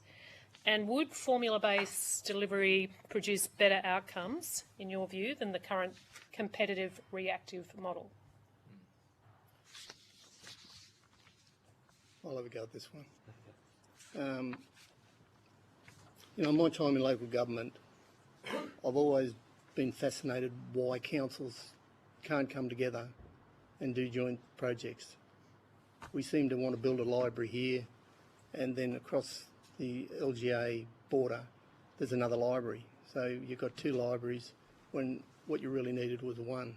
So I think, coming back to what I said earlier on, is that we need more collaboration. We need more opportunities to be able to work closer together and take away some of the red tape that's involved in it.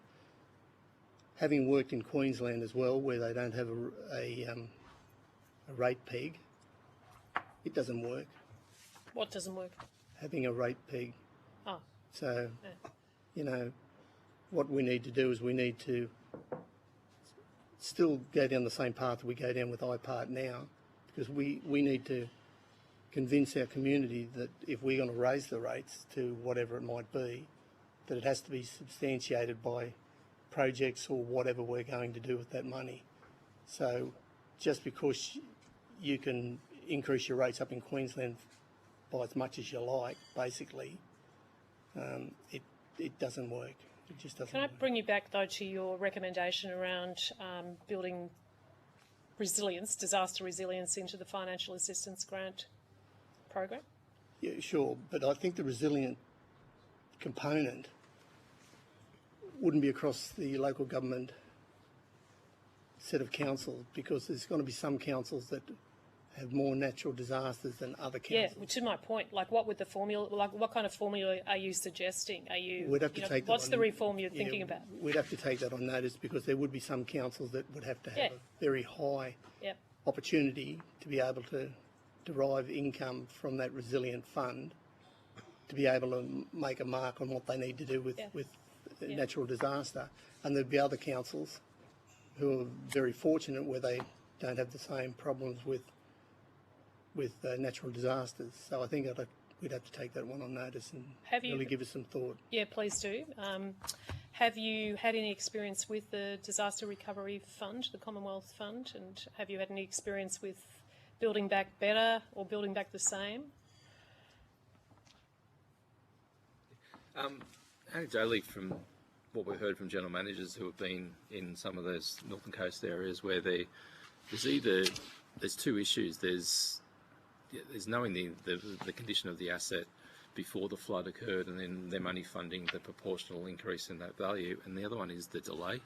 Sometimes it could take years for the money to come through, and especially because you've got insurance as well playing. So sometimes they end up with no money to actually replace something that needs to be replaced immediately. So that was always, and people saying that they never actually get enough money through the fund, so the councils end up funding a lot more. And I think Northern Beaches is another example where they've had a lot of issues where they've had to find, you know, $20–30 million extra, and now they're doing an SRV to just basically restore the bushland and that to where it was before. So it's really hard to find, I guess, through the layers of government to try and get enough money to actually restore the assets quickly, and that's the sort of thing. But I always think that a condition-based assessment, and obviously as David was talking about before, now technology is so fast that you can go out there with the Google, with the cameras and the thing, and then get the AI to read the condition data of your assessments, that you can be feeding back, you know, almost live data on the loss of condition of these assets. And so I always think if you're going to do something, which you always do it from a condition base, and we know that councils should really maintain at least 95% of their assets in good condition. That's another way of sort of saying if you're slipping below that threshold, then that's where money should really be targeted towards. So that's another consideration in terms of that. Because, yeah, you're right, some of the percentages and the formulas, it doesn't work, because you can have, and you know from the North Coast, you know, you can have Coss Harbour flooding in Belgium, and you can, like, the two towns up, you can, it just depends on the river systems and all that sort of stuff. It's so localised that it's really hard to gauge how that will work. Okay, thank you. Thanks, Chair. Mr. Burnett. Thank you, Chair.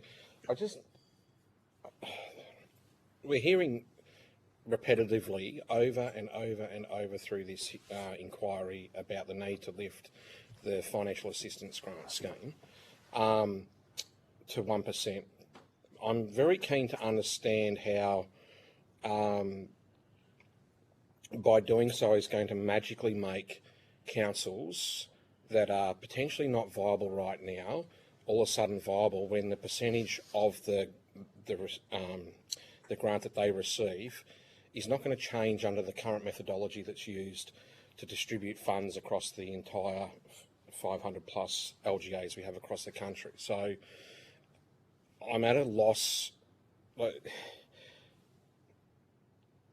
When I look at it from an analytical point of view, something beyond just further funding through a grant process has to change in the way of an operational thinking capacity. Like, there's things like cost shifting that keeps getting mentioned as well.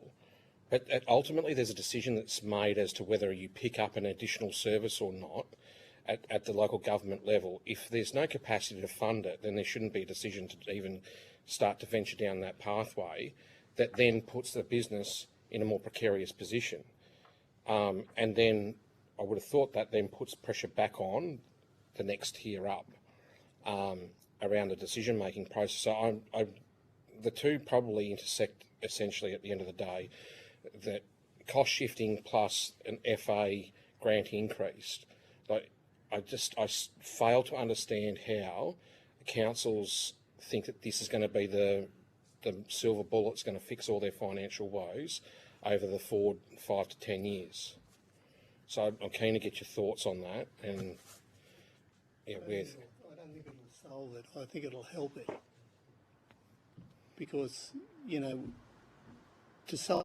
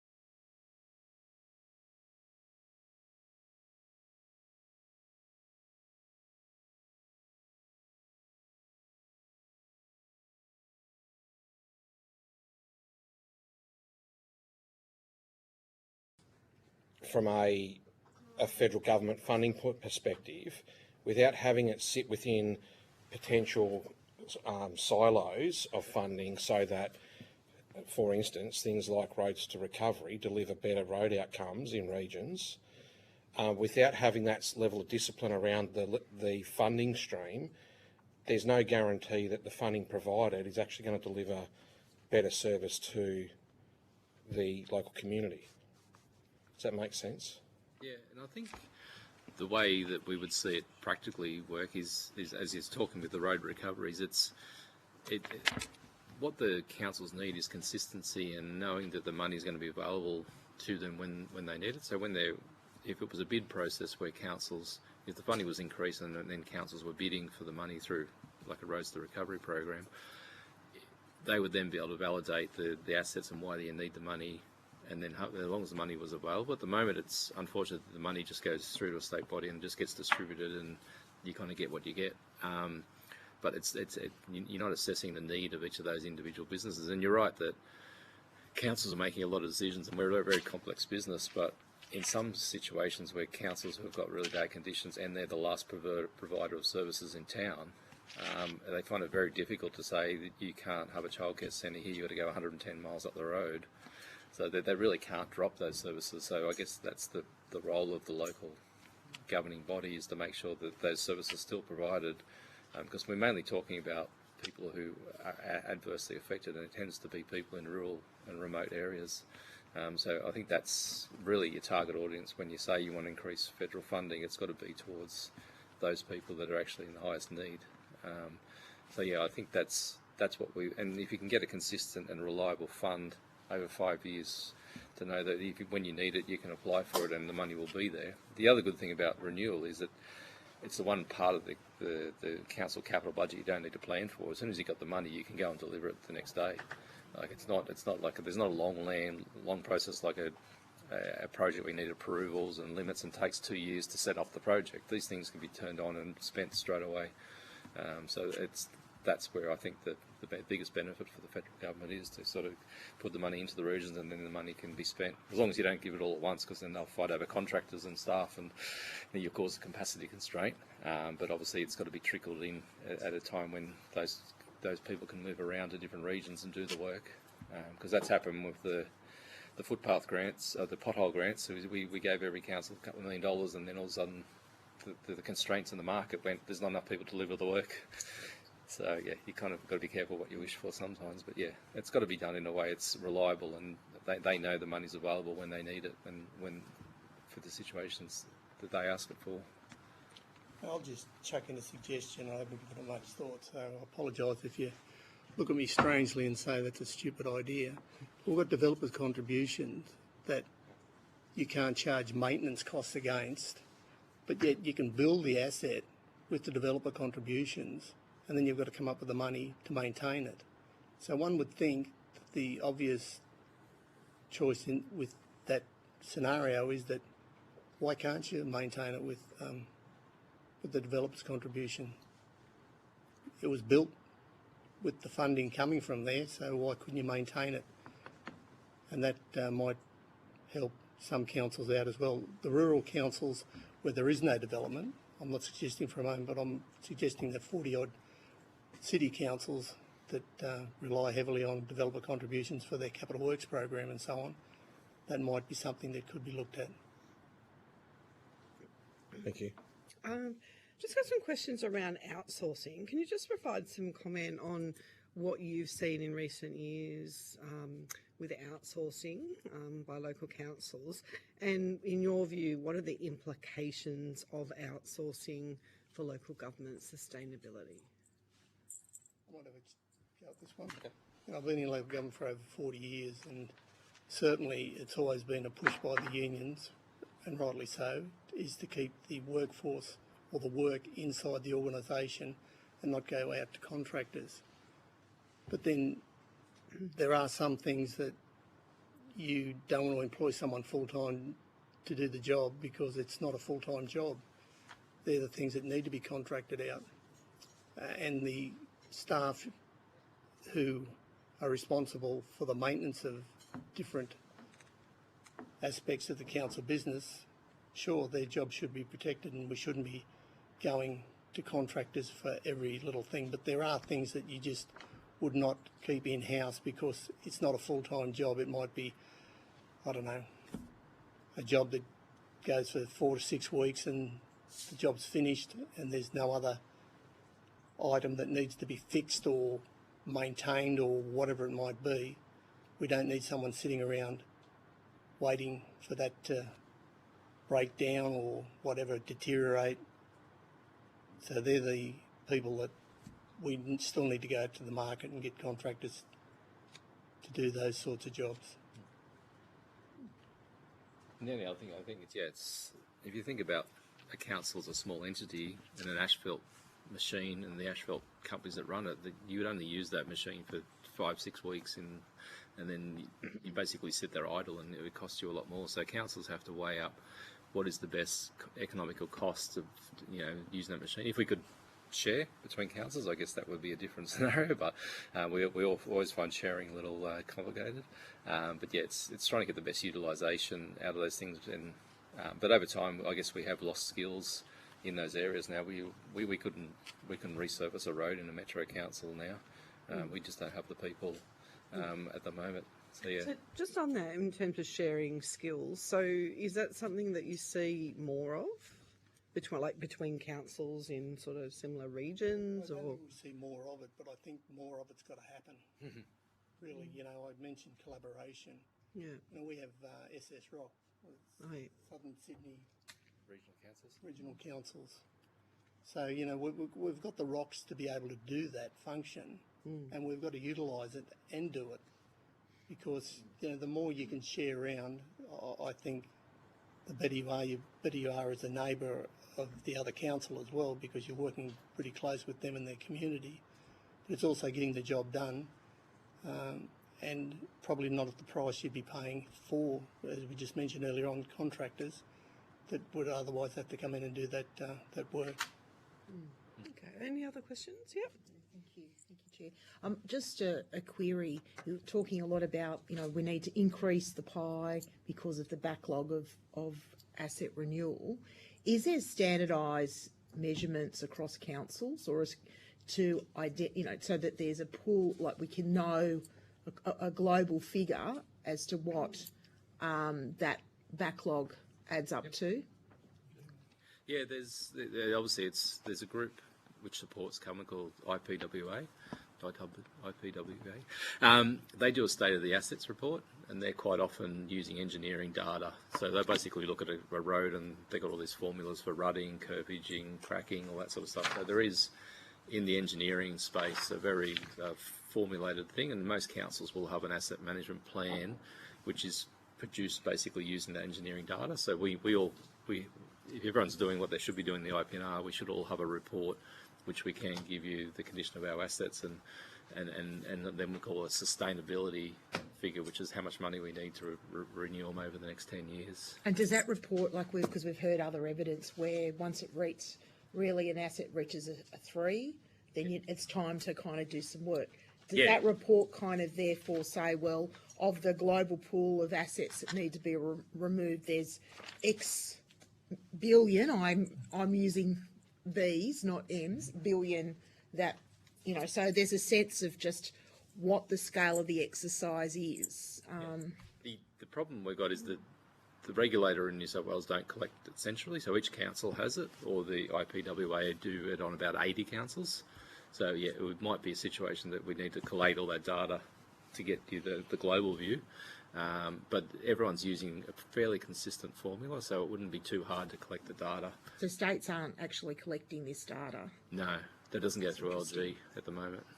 Yeah. It's all done by organisations like us and IPW, which is the same. They just represent all the engineers, so they're doing the same thing. And we're having closer alliances between the finance group and them at the moment, just to make sure we can marry up our depreciation versus what they call their sustainable renewal index, to try and get them closer together, because we know how important that number is. Because I think it's quite reasonable for the Commonwealth to say you're asking for the Commonwealth for a lot of money.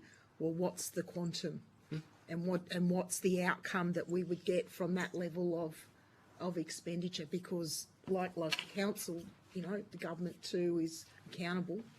Yep. So, Yeah, one of my advocacy pieces is to get the average renewal of the council and in 5 years' time remeasure it and to see whether it's gone backwards or forwards.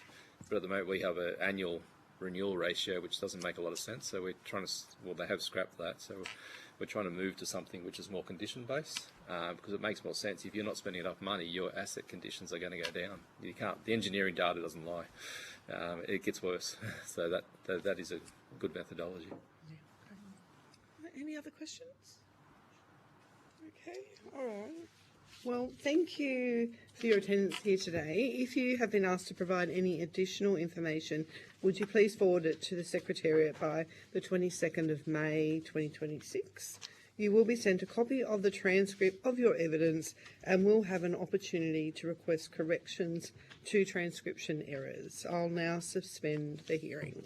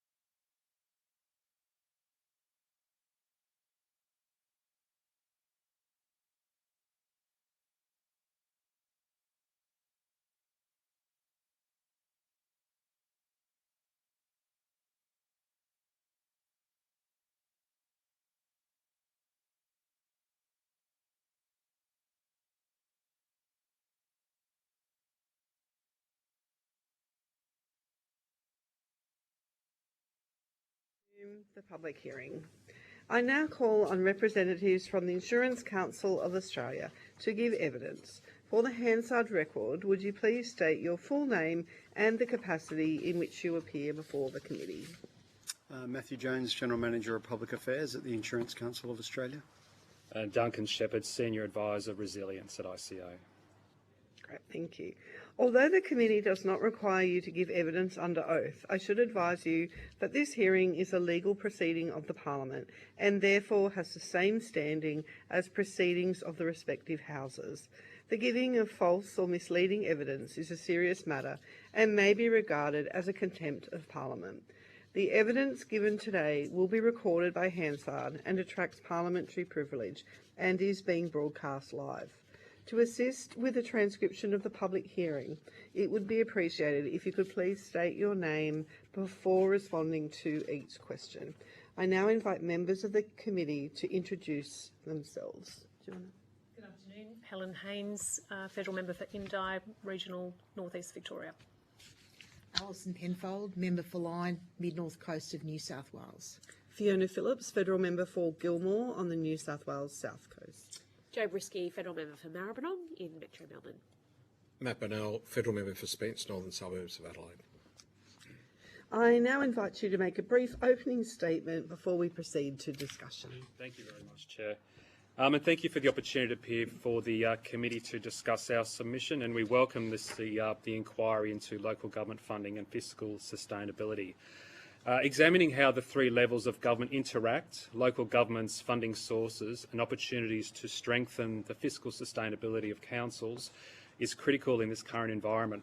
ICA's strong interest in this issue is driven largely by the rising cost of natural perils in recent years and the impact this is having on the insurance affordability and availability.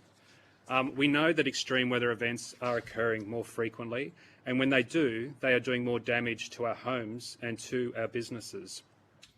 Across all severe and catastrophic extreme weather events since 2022, total insured losses have exceeded $15 billion, while total economic losses are estimated to be around at $28 billion. Almost 400,000 homes have been repaired or rebuilt at a cost of around $10 billion. And we also know that these extreme weather events will continue to impact our fast-growing East Coast regions. This would lead to more damage, more claims and greater economic costs. The federal government's National Climate Risk Assessment estimates that the cost of natural disaster recovery is expected to increase dramatically to more than $40 billion by the year 2050. So against this backdrop, governments at all levels, including local government, must address two critical questions. How do we improve the resilience of our existing homes and buildings? And how to improve the resilience of future homes and buildings? And obviously at the forefront of these economic and social challenges is the local government sector. Councils, particularly those disaster-affected councils, are key stakeholders in the broader policy debate around improving community resilience. Their decisions, particularly planning decisions, directly affect how insurance prices risk. Regrettably, too many councils are dealing with the consequences of poor planning in the past. Too many developments have been approved in high-risk areas, including floodplains, bushfire zones, and in coastal areas. This has led to high disaster costs and rising insurance premiums. And now, as the level of government closest to the people, councils also have a critical role to play in working with their communities to identify, fund and deliver projects that strengthen community resilience. And councils are obviously at the forefront and the front line when it comes to responding to community events in the immediate aftermath of extreme weather events. So the Insurance Council was in St George earlier this week to speak with the Queensland Reconstruction Authority and local councillors on their flood vulnerability and defences. We've held similar events in recent months in Roma, Charleville, Toowoomba in Queensland, Taree in New South Wales, and Castlemaine and Halls Gap in Victoria.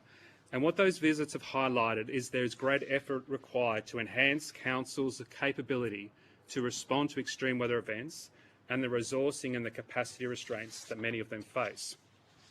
A consistent theme at these events is also how industry and government can better work together to minimise the risk faced by vulnerable communities. Action across these areas is critical to addressing the insurance protection gap and to help insurance affordability. Many properties in extreme and high-risk zones are home to those who are least able to afford adequate insurance, which compounds the impact of extreme weather events. So our submission to this inquiry provides an overview of some proposed measures to address this challenge and focuses on four key issues. Firstly, increasing funding in our flood defences. Secondly, extending the Disaster Ready Fund and focusing on infrastructure projects that drive down risk. Third, more consistent and streamlined responses to the clean-up and disposal of debris after disasters. And finally, a national approach to cutting red tape and fast-tracking investment in flood infrastructure capital works. These measures complement those that we've already previously communicated to government, including improved flood mapping, improved capability and data, and avoiding building in high-risk zones. Now, there's no silver bullet to these challenges, but the threat and impact of extreme weather events must be at the front of mind when it comes to where we build and how we build, and this includes local government. We recognise and acknowledge that we've made significant progress recently, and the insurance industry looks forward to this continuing and improving community resilience and insurance availability over the longer term. Thank you. Thank you for that opening statement. I just want to touch on something you mentioned there. And I know that the Insurance Council is playing a really key role working with all levels of government. But can you explain in more detail how the industry has supported local councils in advocating for financial support for infrastructure investment, and how the states and territory governments are supporting councils to build better infrastructure? A good example would be the Disaster Ready Fund. So that's a fund that we strongly support. It's $200 million a year, and we found that fund over a number of years has made an improvement to councils' ability to invest in disaster mitigation. But what we've outlined in our submission is there's an opportunity to both increase funding to the DRF, but to also lengthen the period of time.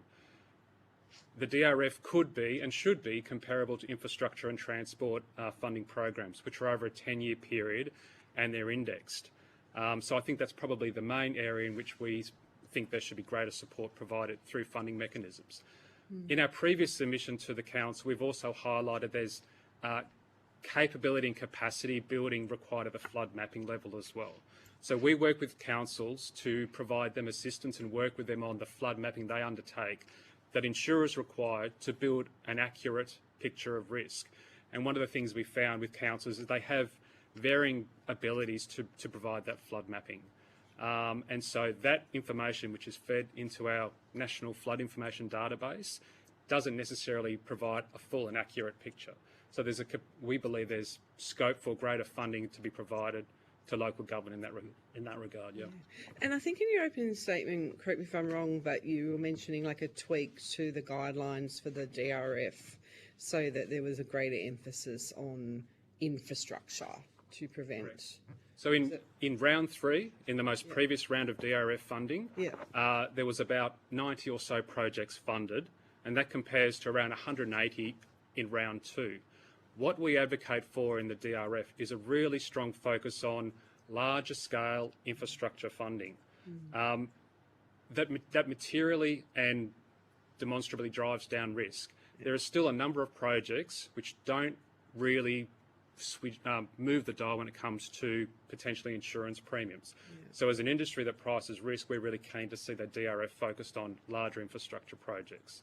And that's why we've advocated for the Flood Defence Fund, a $30 billion fund that's focused in infrastructure funding for floodways, levies, but also for retrofitting, for house raising, but also buybacks as well. So there's scope for the DRF to be expanded and extended, and also the creation of a standalone fund, because flooding is our most costly peril. I mean, across Australia, 15 million or so properties, about 1.3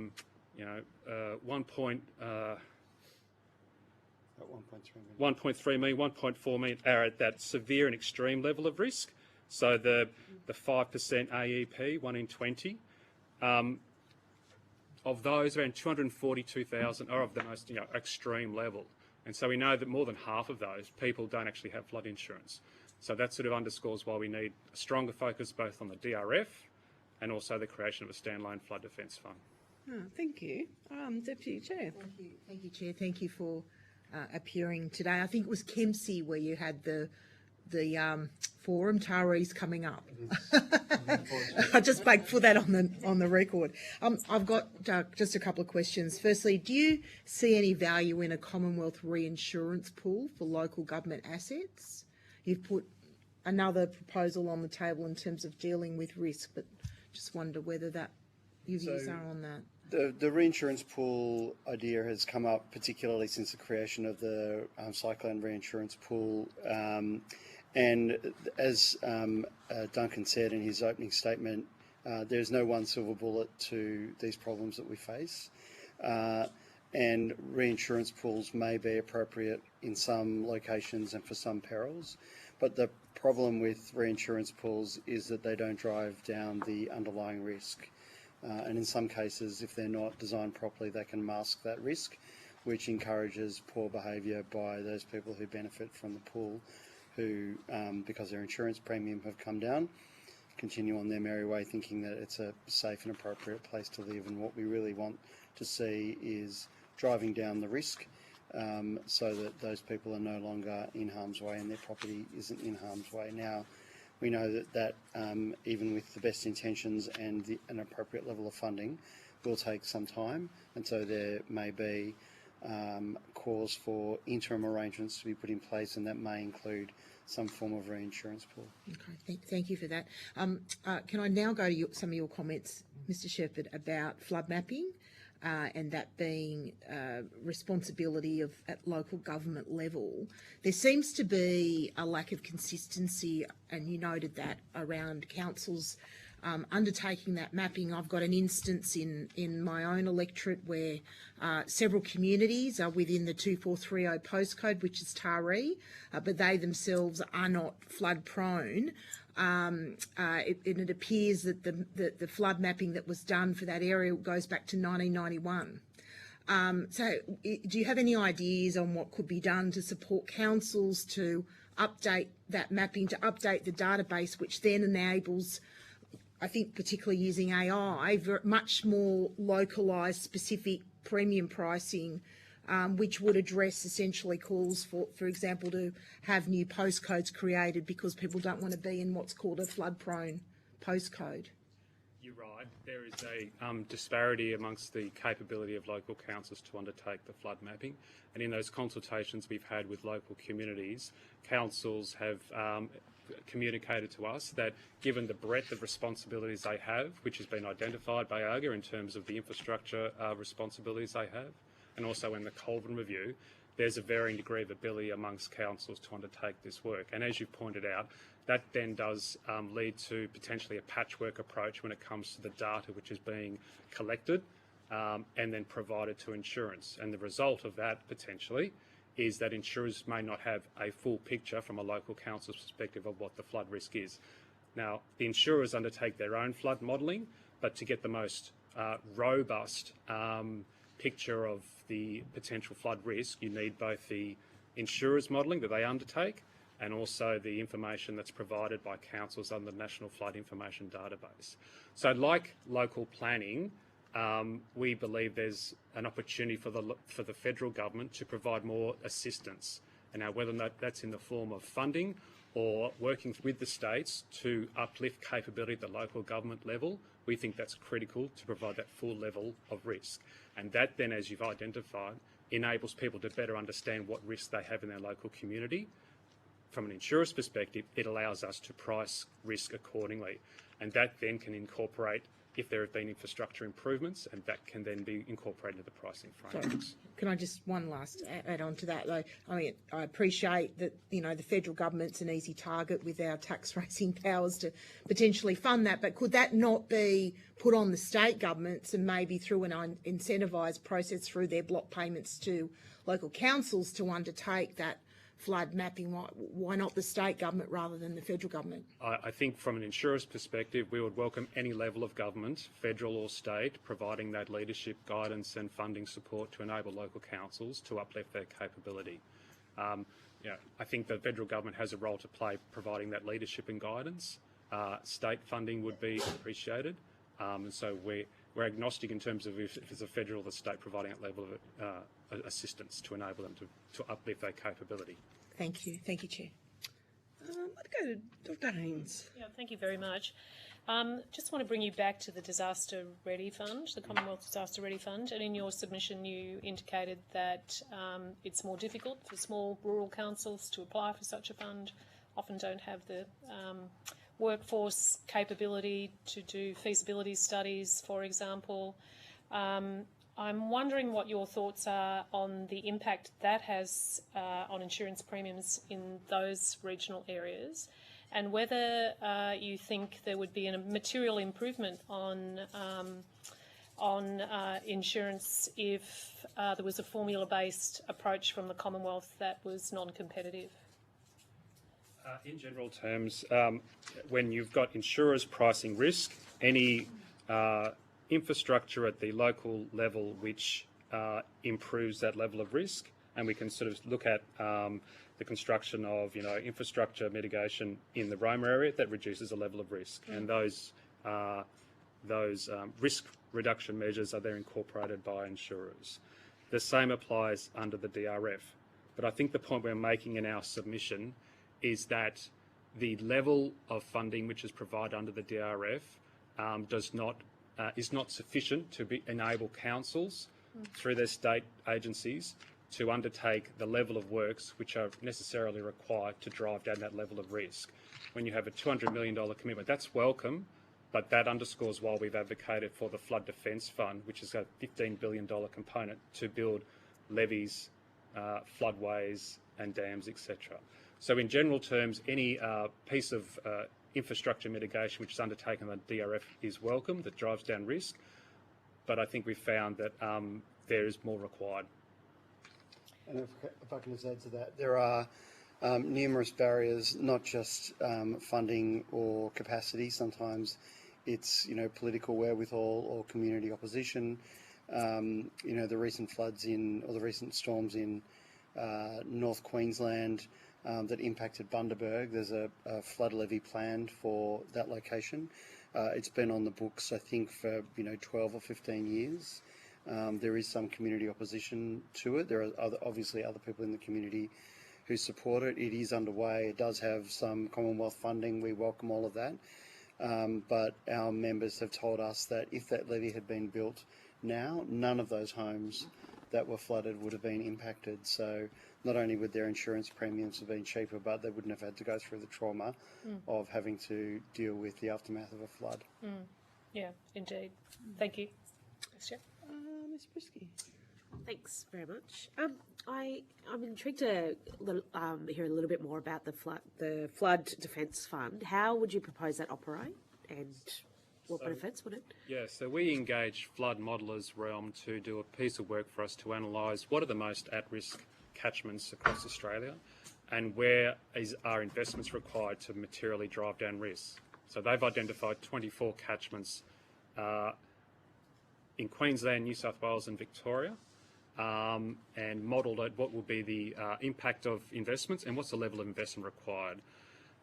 Across those catchments, we've looked at how much money will be required for mitigation, and as I mentioned earlier, we've estimated at around $15 billion for levees, floodways and dams. In addition to that, a $10 billion component for buybacks, assisted relocation, for where mitigation at the large infrastructure stage or home mitigation would not work, and then $5 billion for a home raising retrofitting component. Sitting beneath that is an allocation towards engineering and improved sort of maintenance of what currently exists. So this $30 billion fund that we've proposed would be funded by the federal government in conjunction with the 3 state governments. It would not be a responsibility of local government, but we also recognise that those infrastructure investments undertaken under such a fund would then free up or provide greater capacity for local government for them to invest in their own measures as there be responsibility more of the federal government and the states. Their own adaptation measures. Yep, that's right.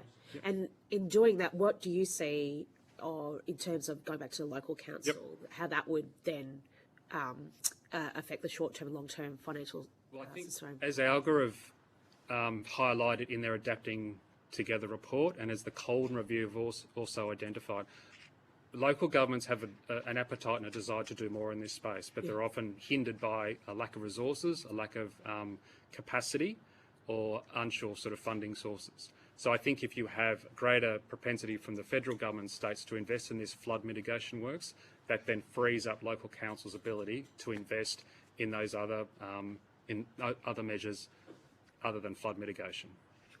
And $30 billion does sound like a lot of money, but it's over a long period of time, and our proposal would be that that cost would be shared between the Commonwealth and the relevant state governments. And as Duncan indicated, most of the flood risk in Australia is on the east coast, on the eastern side of the Dividing Range. It affects my electorate. Yeah, it is. Thank you, Mr. Bennell. Thank you, Chair, and thank you both for presenting today. I wanted to just go to something you just said before about essentially social licence. And hindsight's a wonderful thing, that if the levy had been lifted, then potentially there wouldn't have been an issue with wide-scale flooding. But how much harder is it getting to get the social licence in these disaster prone areas from local communities to be able to do things like raise levy banks, etc. And if you can't secure things like social licence, then is that going to change, regardless of if you've got big funds of cash? It's a big philosophical question, and I guess it's one that we encourage that we have as a community, because ultimately the community bears the cost when these events happen and the flood risk is unmitigated.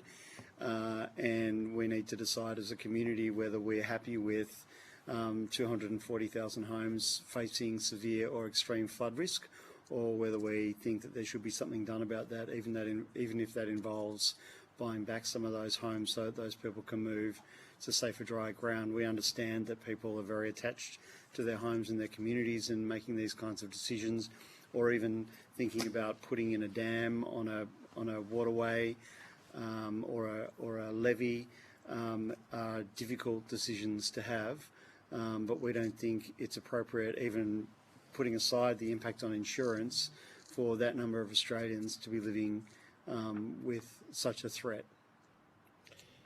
So my next question is, so if there's a $30 billion flood defence fund, have you done modelling that looks at what that would save us on a forward projection out to 20, 30 years if we were to invest in something like that now? What is the cost saving to the taxpayer over the longer term?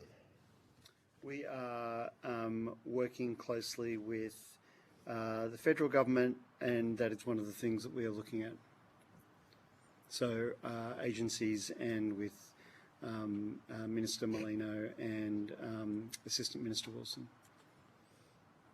Because the thing that I struggle with is that we can speculate about council's ability to adapt with a drop in the ocean, increase in funding through things like the FAG, etc.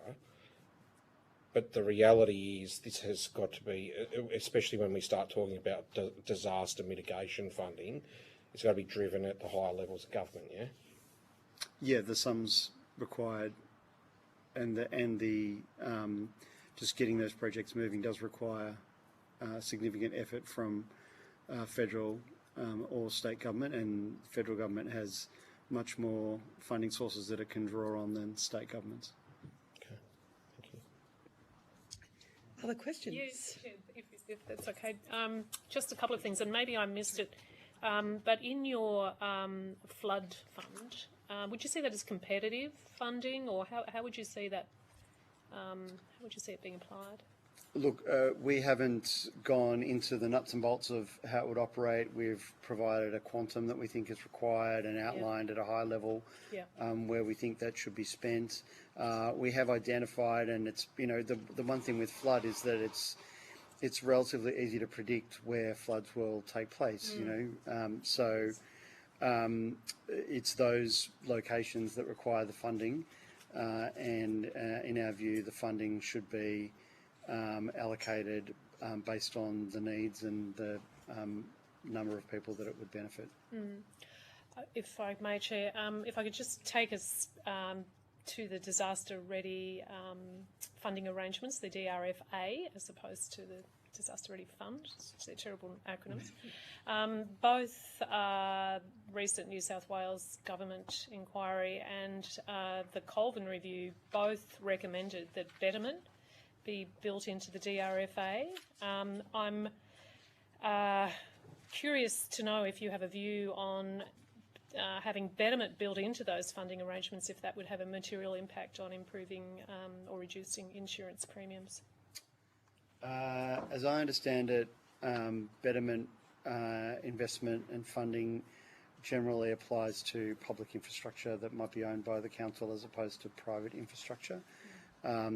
If that infrastructure had a benefit on reducing risk, then yes, like any other project, it would or it may have an impact on putting downward pressure on insurance premiums. But if it was, making a road that allowed quicker egress from a flood zone, but didn't necessarily do anything to the impact of the flood, then that would not have an impact on premiums because it wouldn't have any impact on the risk. But we do support betterment funding for local councils. It's a very important form of improvements that can be made after these events.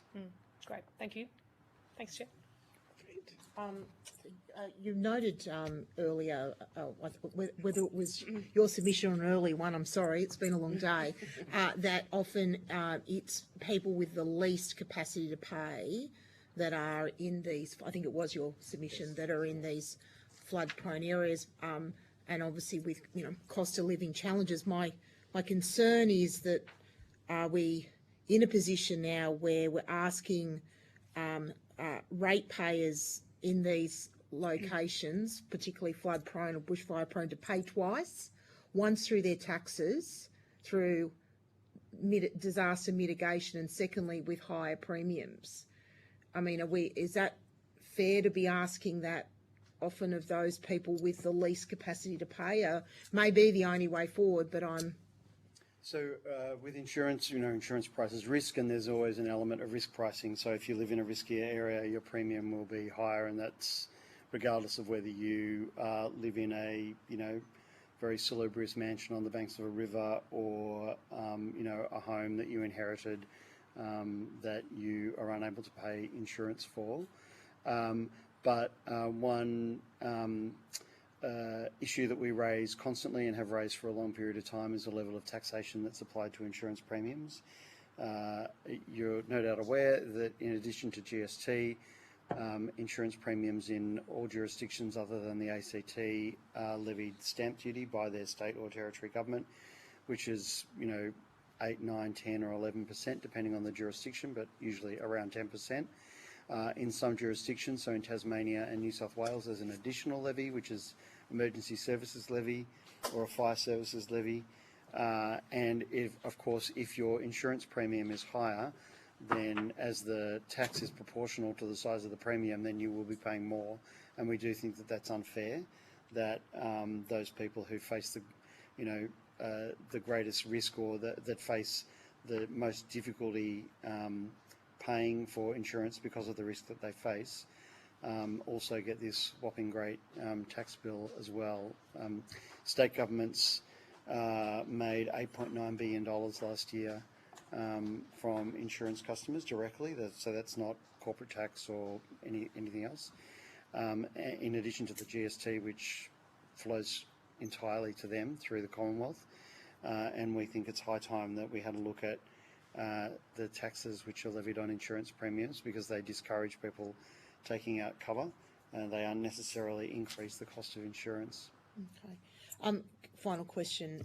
I mean, $30 billion, I can go to your $30 billion flood defence fund. I guess it's probably a matter of trust. It does certainly, as a former social licence consultant, I'll speak to that issue around trust. If that $30 billion was spent, what guarantee is it that it would actually reduce premiums?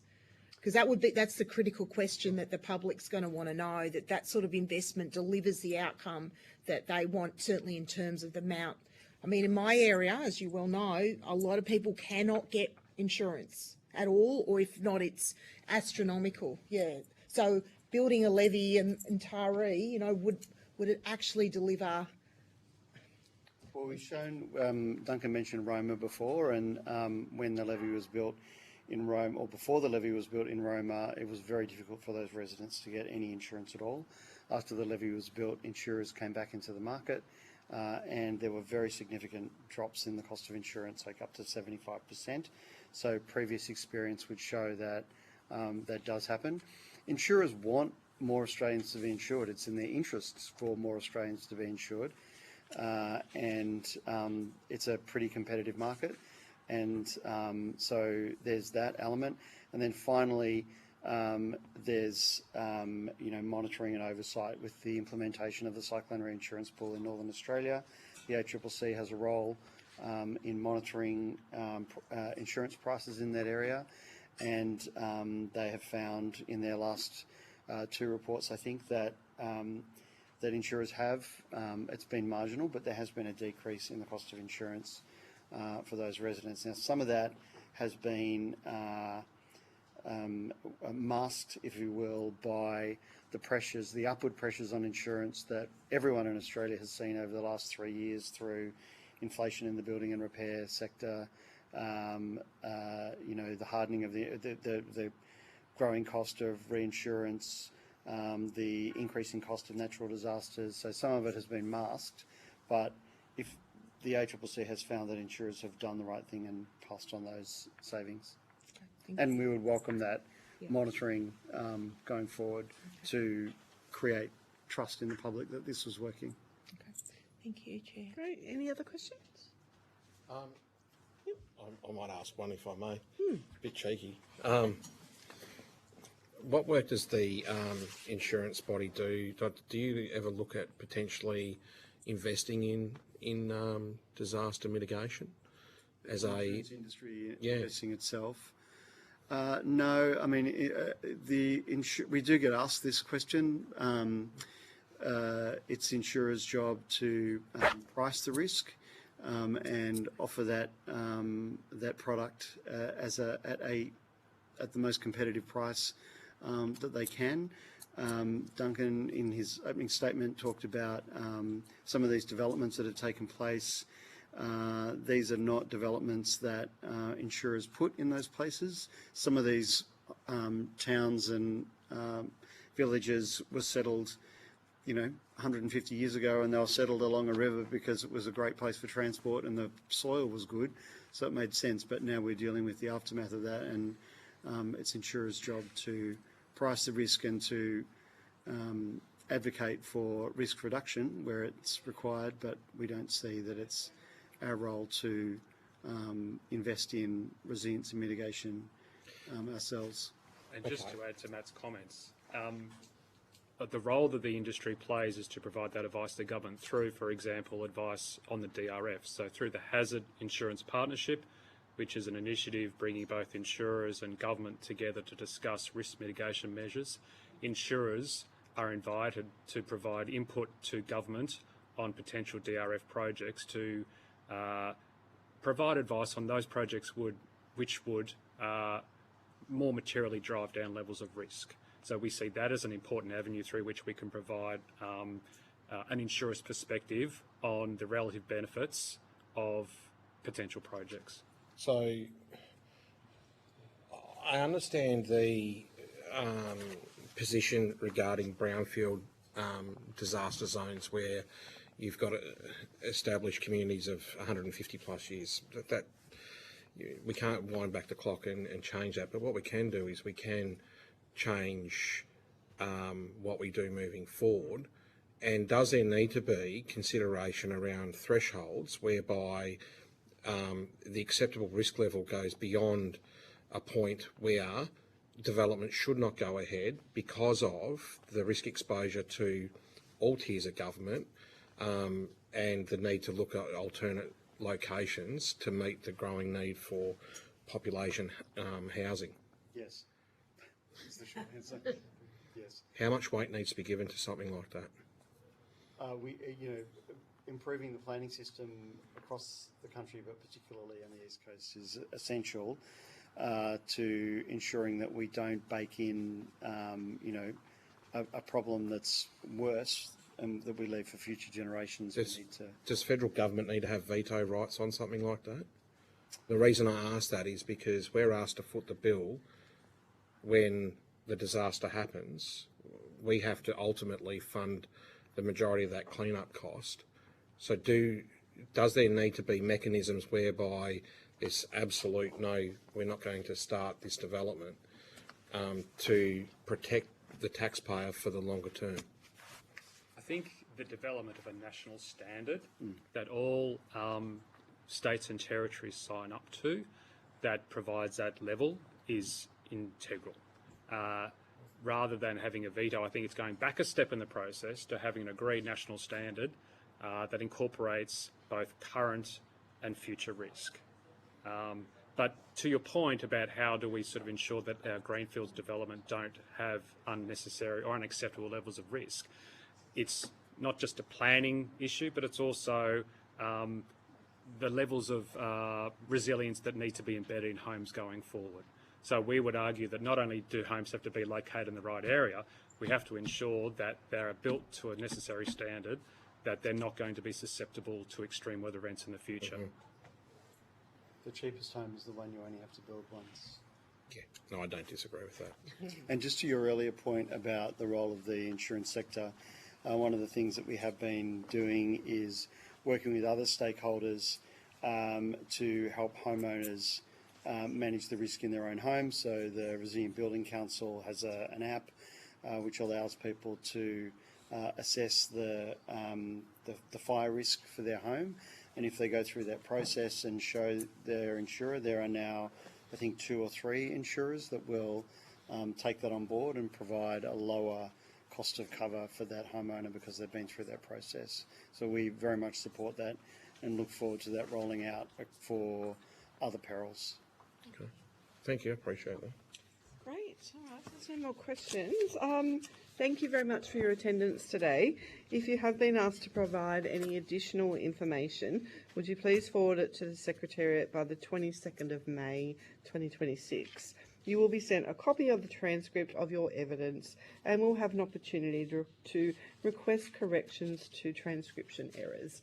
I'll now suspend the hearing.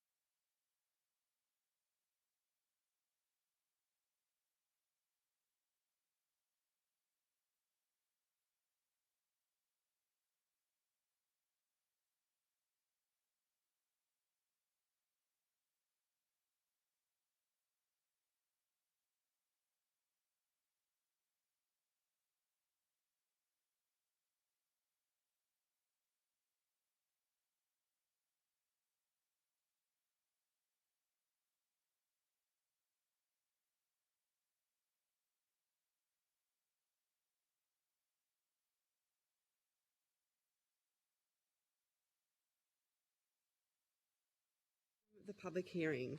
I now call on representatives from the Penrith City Council, the Camden City Council and the Wingecarribee Shire Council to give evidence. For the Hansard record, would you please state your full name and the capacity in which you appear before the committee? Jesse Fitzpatrick, Mayor of Wingecarribee Shire Council. Lisa Miss Campbell, General Manager, Wingecarribee Shire Council. Richard Mooney, Manager of Strategic Infrastructure Planning at Camden Council. Milan Maričić, the Director of Growth and Finance at Camden Council. Andrew Moore, General Manager, Penrith City Council. Matthew Bullivant, Director of Corporate Services at Penrith City Council. Thank you. Although the committee does not require you to give evidence under oath, I should advise you that this hearing is a legal proceeding of the Parliament and therefore has the same standing as proceedings of the respective houses. The giving of false or misleading evidence is a serious matter and may be regarded as a contempt of Parliament. The evidence given today will be recorded by Hansard and attracts parliamentary privilege and is being broadcast live. To assist with the transcription of the public hearing, it would be appreciated if you could please state your name before responding to each question. I now invite members of the committee to introduce themselves. Good afternoon, my name is Helen Haynes. I'm the Federal Member for Indi, which is North East Victoria Regional seat. Alison Penfold, Member for Lyme, Mid-North Coast of New South Wales. Fiona Phillips, the Federal Member for Gilmore on the New South Wales South Coast. Jo Brisky, Federal Member for Maribyrnong, which is in Metro Melbourne. And Matt Burnell, Federal Member for Spence, Northern Suburbs of Adelaide. Great. I now invite you to make a brief opening statement before we proceed to discussion. Do you want to start? Yeah. How long? Oh, brief, just a few minutes. A few minutes? Yeah, sweet. I'll speak quick. Chair and committee members, thank you for having us here today. The Wingecarribee Shire Council is a large geographical area in the Southern Highlands of New South Wales, covering more than 2,700 kilometres. To provide a sense of scale, if you were to place our shire over the top of metropolitan Sydney, we would cover the equivalent of 35 LGAs. We have a large road network of approximately 1,300 kilometres of sealed and unsealed roads that would stretch from Mossvale to Melbourne and back again. We are a council responsible for $3.3 billion in assets, including the provision of water and sewer assets. In effect, council provides the services that Sydney Water provides to metropolitan councils in Sydney. We have a population of 55,000 and 25,000 rateable properties. We have experienced 18 natural disaster declarations since 2019, on average one event every 4 to 5 months, currently being equal first in New South Wales. These include floods, storms, bushfires and extreme weather events. This has caused repeated damage to roads, bridges, drainage networks, parks, community facilities. Each event leaves lasting financial impacts well beyond the immediate emergency response and a major impact on our infrastructure, especially our roads. Like other councils across the nation, we're expecting to maintain ageing infrastructure, deliver more services, meet increasing compliance obligations, support housing growth and respond to rising community expectations, all while operating within an outdated revenue constraints. The financial model is no longer fit for purpose. In our submission, we covered a range of topics. However, today I'll briefly touch on 3 key areas. As you know, financial assistance grants, we would like it restored to the 1%. This has been a decline in real terms over the last 25 years. The SGS Economics Report states councils make a good use of the limited funds available to them. Local governments per capita expenditure has grown at a slower pace over the last 2 decades than state and federal governments. Between 02 and 03 and 22 and 23, local government expenditure has doubled from 887 per capita to 1,800, a multiple of 2.03 compared to the multiple of 2.4 for state and 2.36 for Commonwealth governments. Local government also has the lowest compound annual growth rate of per capita government expenditure of all 3 tiers. This comes as councils experience ongoing pressure to expand the range and community access to services. The SGS report released in 2024 demonstrated that local governments could boost Australian GDP by up to $7 billion per year if councils were sustainably funded by the federal government. For Wingecarribee, our federal assistance grants is $6,600,000 for the 25-26 financial year. This is set at 0.55%. If the federal assistance grant was restored to the full 1%, this would mean an additional $5.3 million per annum, bringing the total to around $12 million per annum. Wingecarribee Shire receives $75 per capita, being one of the lowest per capita rates for the general purpose entitlement compared to other inner regional councils. For example, Shellhaven 99, Eurobodalla 171, Clearance Valley 178 and Dubbo at 181. Whilst our community may appear to be more economically advantaged, this does not mean that it translates into additional revenue, given that in New South Wales, unlike other states, we have rate pegging. Which brings me to rate pegging. The system was brought into New South Wales over 30 years ago. Since this time, councils must apply the IPART if they need to increase their rates above the set rate peg. The process is complex and costly. We support cost containment and being financially responsible. However, when rate pegging is set at 3.3% in 26 and 27 and inflation and other costs are running in excess of 4.6%, Council in New South Wales are on a cycle of applying for special variations every 10 years to reset the revenue. That said, we don't want to place the burden of responsibility on the ratepayer for increased rates, but would rather like to see more equitable share and increase in federal assistance grants. However, with the cost outstripping income, we have no alternative if we maintain our assets and deliver services to the standard required by our communities. Wingecarribee has recorded one of the highest number of natural disasters. This has resulted in widespread damage to our roads. Over the past few years, as I said, we've received one every 4 to 5 months. We've made a number of recommendations to the government in our submission. In particular, I'd like to highlight the following: increase federal and state investment in local roads, enable betterment and resilience upgrades as a core component of disaster funding. Wingecarribee recently had a $1.7 million denied in DRFA claims due to works deemed to be betterment. Whilst both New South Wales Minister for Roads and Minister of Recovery were incredibly empathetic, they acknowledged the shortcomings of the system and that the current system does not work to allow for betterment.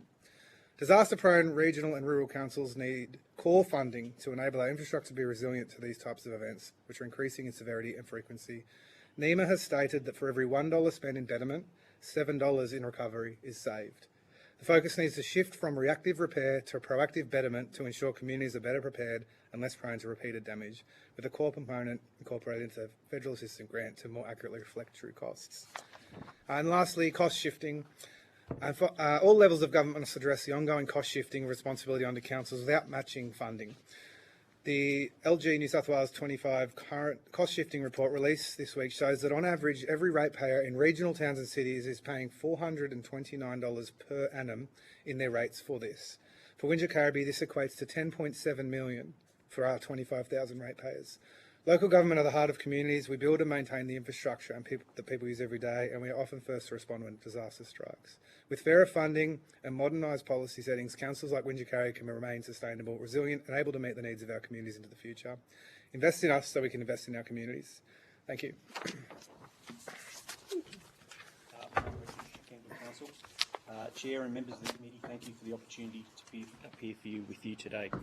Camden Council broadly supports the financial sustainability recommendations which have been submitted by other councils in terms of the urgent need to review the federal assistance grants, the need to permit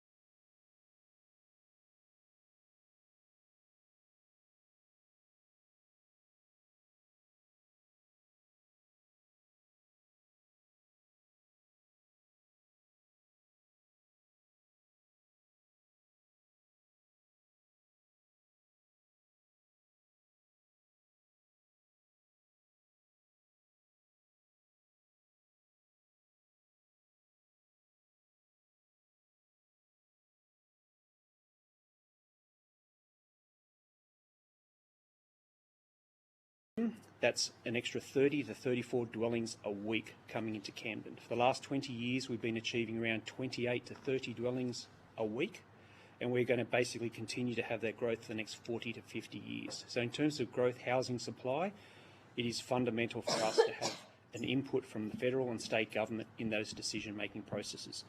At this point in time, precincts are released on a smaller precinct basis, so a lot of the broader scale regional type infrastructure is missed out in terms of understanding where those responsibilities are going to come from. So a lot of the heavy hitting is the responsibility of local government in terms of delivering that infrastructure. One of the key challenges for Camden and for other growth area councils within the Greater Western Sydney area is the requirement to fund land acquisition and major infrastructure upgrades well in advance of development contributions being received. In the precincts such as Leppington, the land acquisition is over fragmented land, so council needs to take the lead on the delivery of the infrastructure. The cost of land acquisition and infrastructure delivery within this precinct alone is estimated to be $1.2 billion.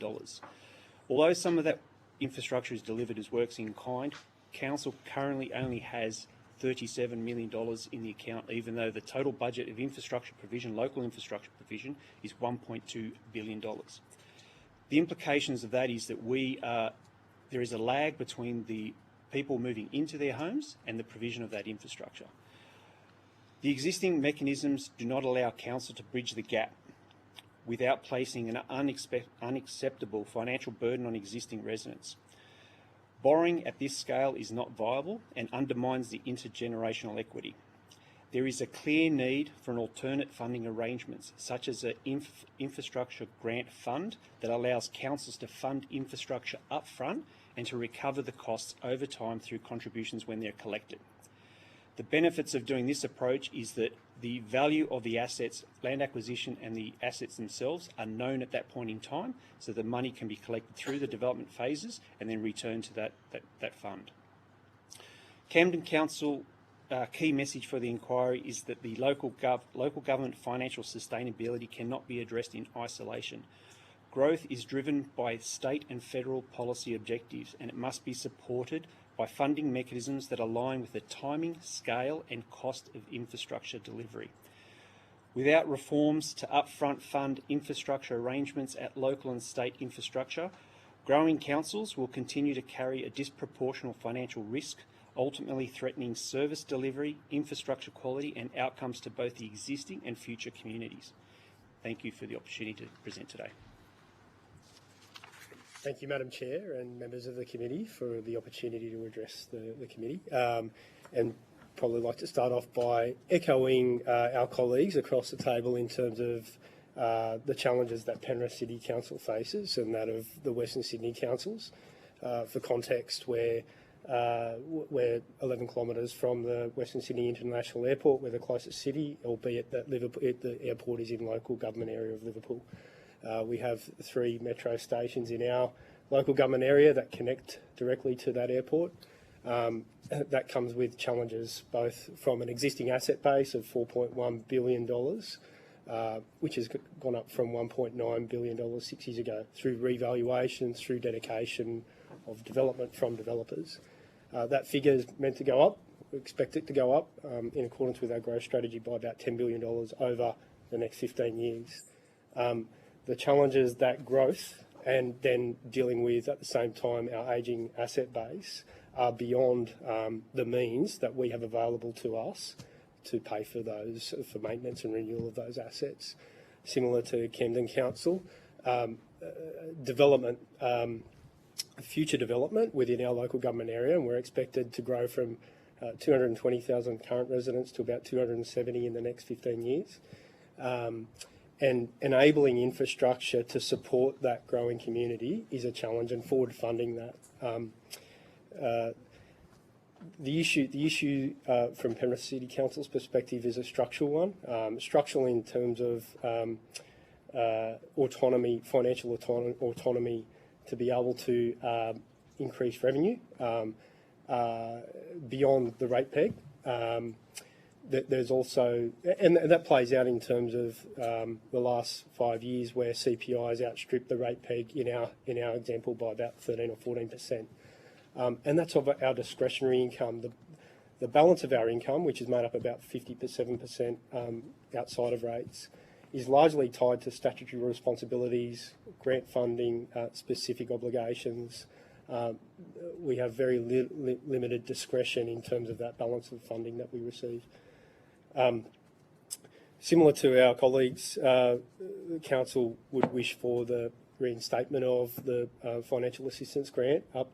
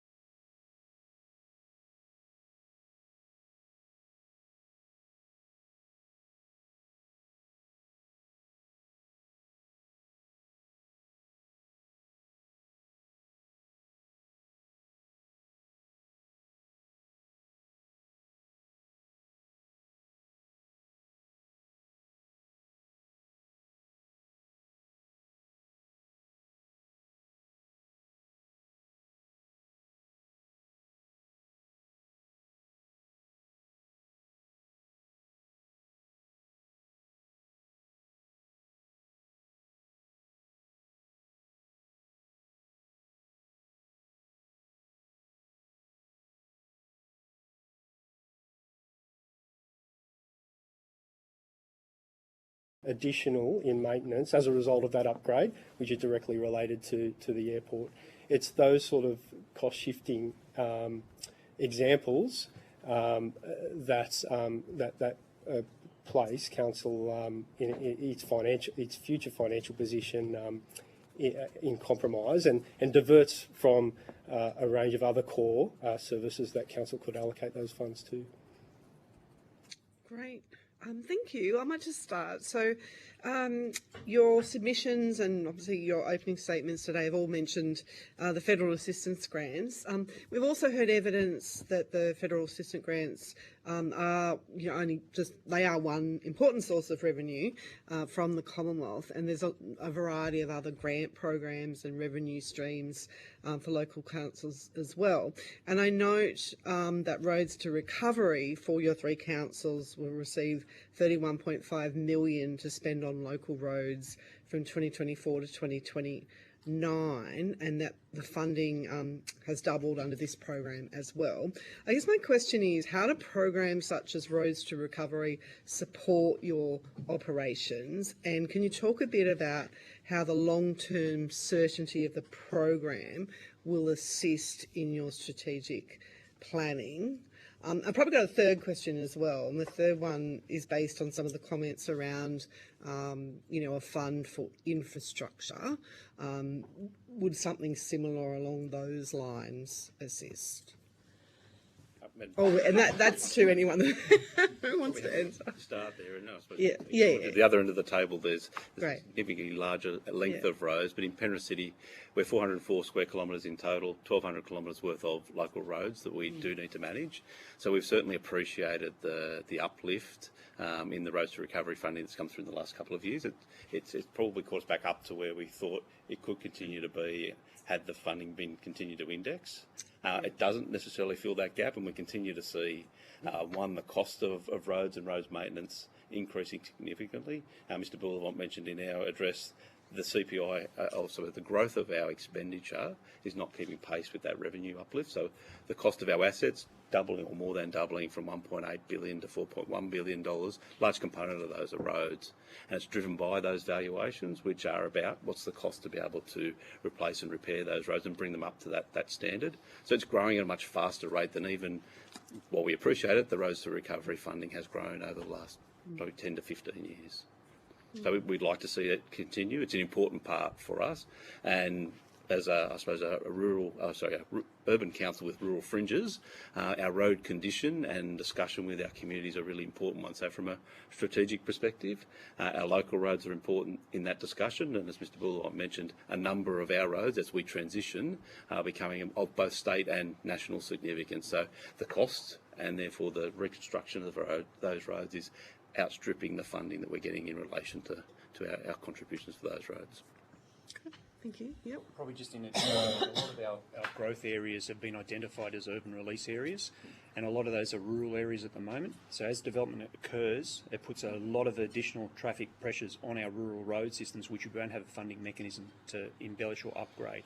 So that's having a huge implication on a lot of the growth area councils in terms of keeping up with the repairs and the works that are needed in those rural roads because of urban development. Shows a really good grouping. Just sort of sliding down.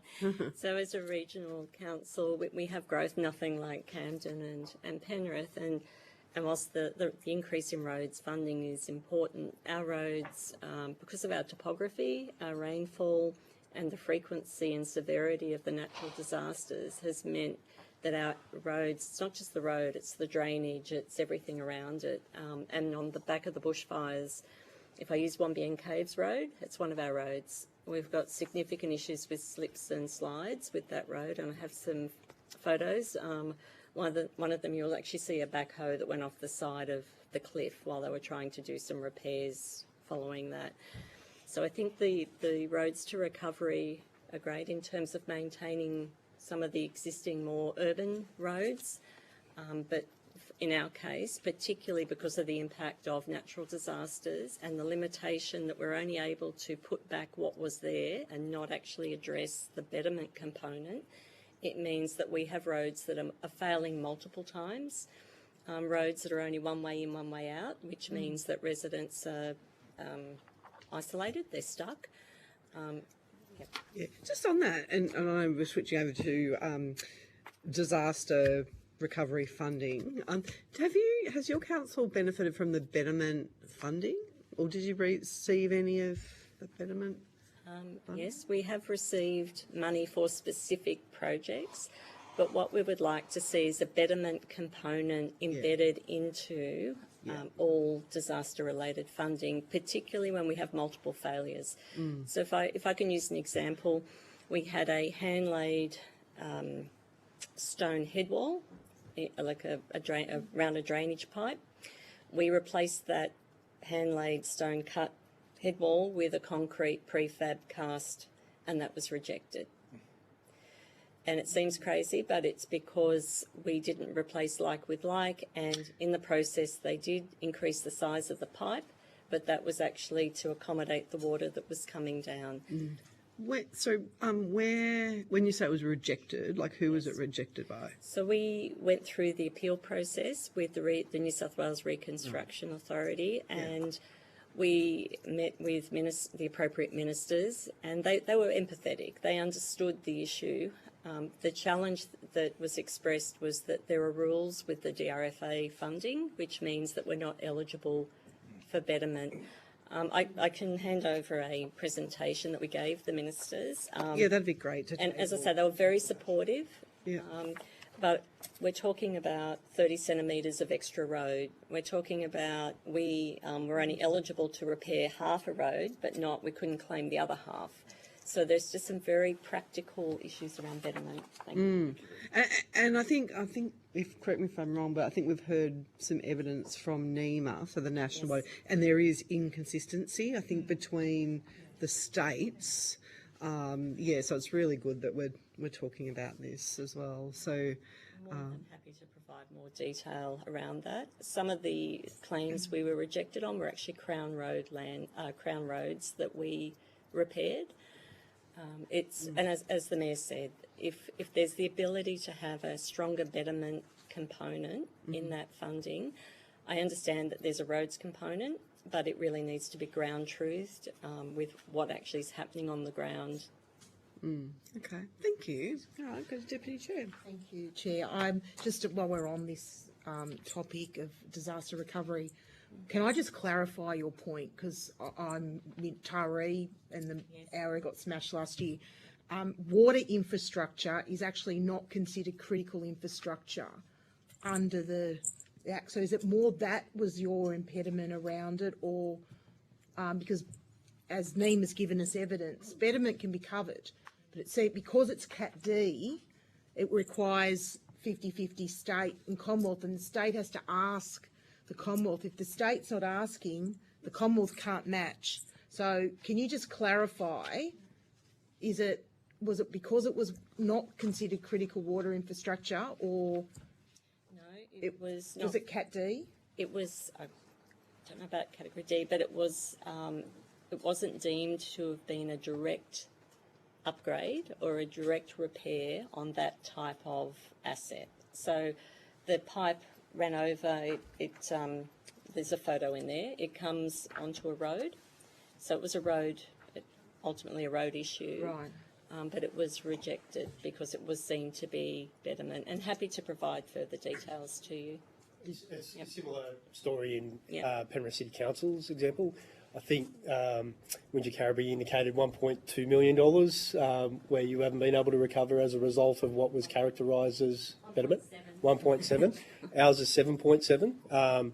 And we've been, through the Reconstruction Authority, been declined, and we've gone through the appeals process as well for the reimbursement of the 7.7 on the basis that, similar to Windsor Carriby, the extent of repairs that we've undertaken have been characterised as betterment and not a direct replacement to rectify the issue that was damaged. The other challenge that we had is that we had to provide evidence of the pre-existing condition of the assets, which in a lot of cases we don't have or was difficult to find, in order to try and demonstrate that in fact it wasn't betterment. However, the bureaucrats within the Reconstruction Authority characterise it as betterment, even though, despite, like Wingecarribee have indicated, that the works that we carried out to undertake those repairs were also to prevent future loss as a result of other flood events in the future. That's Cat B. So what you're talking about was work done under Category B of the DFRA. And I don't think Cat B, this is a question, captures betterment. Category D captures betterment, but only if the state government, in New South Wales anyway, asks the federal government. So I think the point is that there's no betterment provision within Category B, which actually doesn't require federal government sign-off. Would that be? I might provide some clarification. Similar to Penrith and our colleagues at Wingecarribee, we sit alongside the Nepean River and we're obviously exposed to the same floods that impacted both Wingecarribee and Penrith. The portion that I believe you're referring to is the Cat B component, and it's under the IRW works within the schedule. There's three components. There's the ERW, which is the emergency works, then the immediate clean-up works, which you're given, I believe, 48 to 72 hours to do, and then there's the IRW works. This is what is frustrating all councils who have been impacted by floods. We are given a window of 2 years to go through, as you've mentioned, provide pre-flood photos, assess the damage, build an estimated cost of works. That gets approved. We then go and the respective councils undertake the work. Then there's a formal sign-off. Where a lot of councils have been found out is that it's made common sense. For example, as Ms Campbell used the example of a widening of a pipe, you wouldn't not go and widen the pipe if you were doing the work at the time. It's just not practical that the claim got knocked back because we didn't replace, or Wingecarribee didn't replace like with like. So to clarify, it's within the IRW component of the DRFA arrangements. Which is Category B. Correct. And there's no betterment provision. Correct. Really. Can I just change tack? Sorry. It was mentioned earlier around having more financial autonomy as a council, as a tier of government. Can you speak to your thoughts on your capacity to increase own source revenue over and above reforms of the Federal Act to better align need with the horizontal equalisation methodology? That's a big question, I'm sorry. I'd say Andrew Moore from Penrith. I might start and let others build on it. But I'll make a couple of comments beforehand to say that from a financial sustainability perspective for local government, there's been a number of inquiries over years and reports by state-based as well that have raised the issue of what own source revenue looks like. So I think as councils, and certainly I can speak from Penrith's perspective, looking at our own source revenue other than our rates and looking at where we can diversify our income, where we can leverage some of our assets and what opportunities we have there has been something that as an industry and as Penrith Council we've been doing for a number of years. We've got a number of our functions that we do look at that try to generate business revenues. We're a large landholder within our local government area, and so we look to leverage our land assets in particular to be able to generate some revenue so that the reliance on our rates and on government grants and others is defrayed to some extent.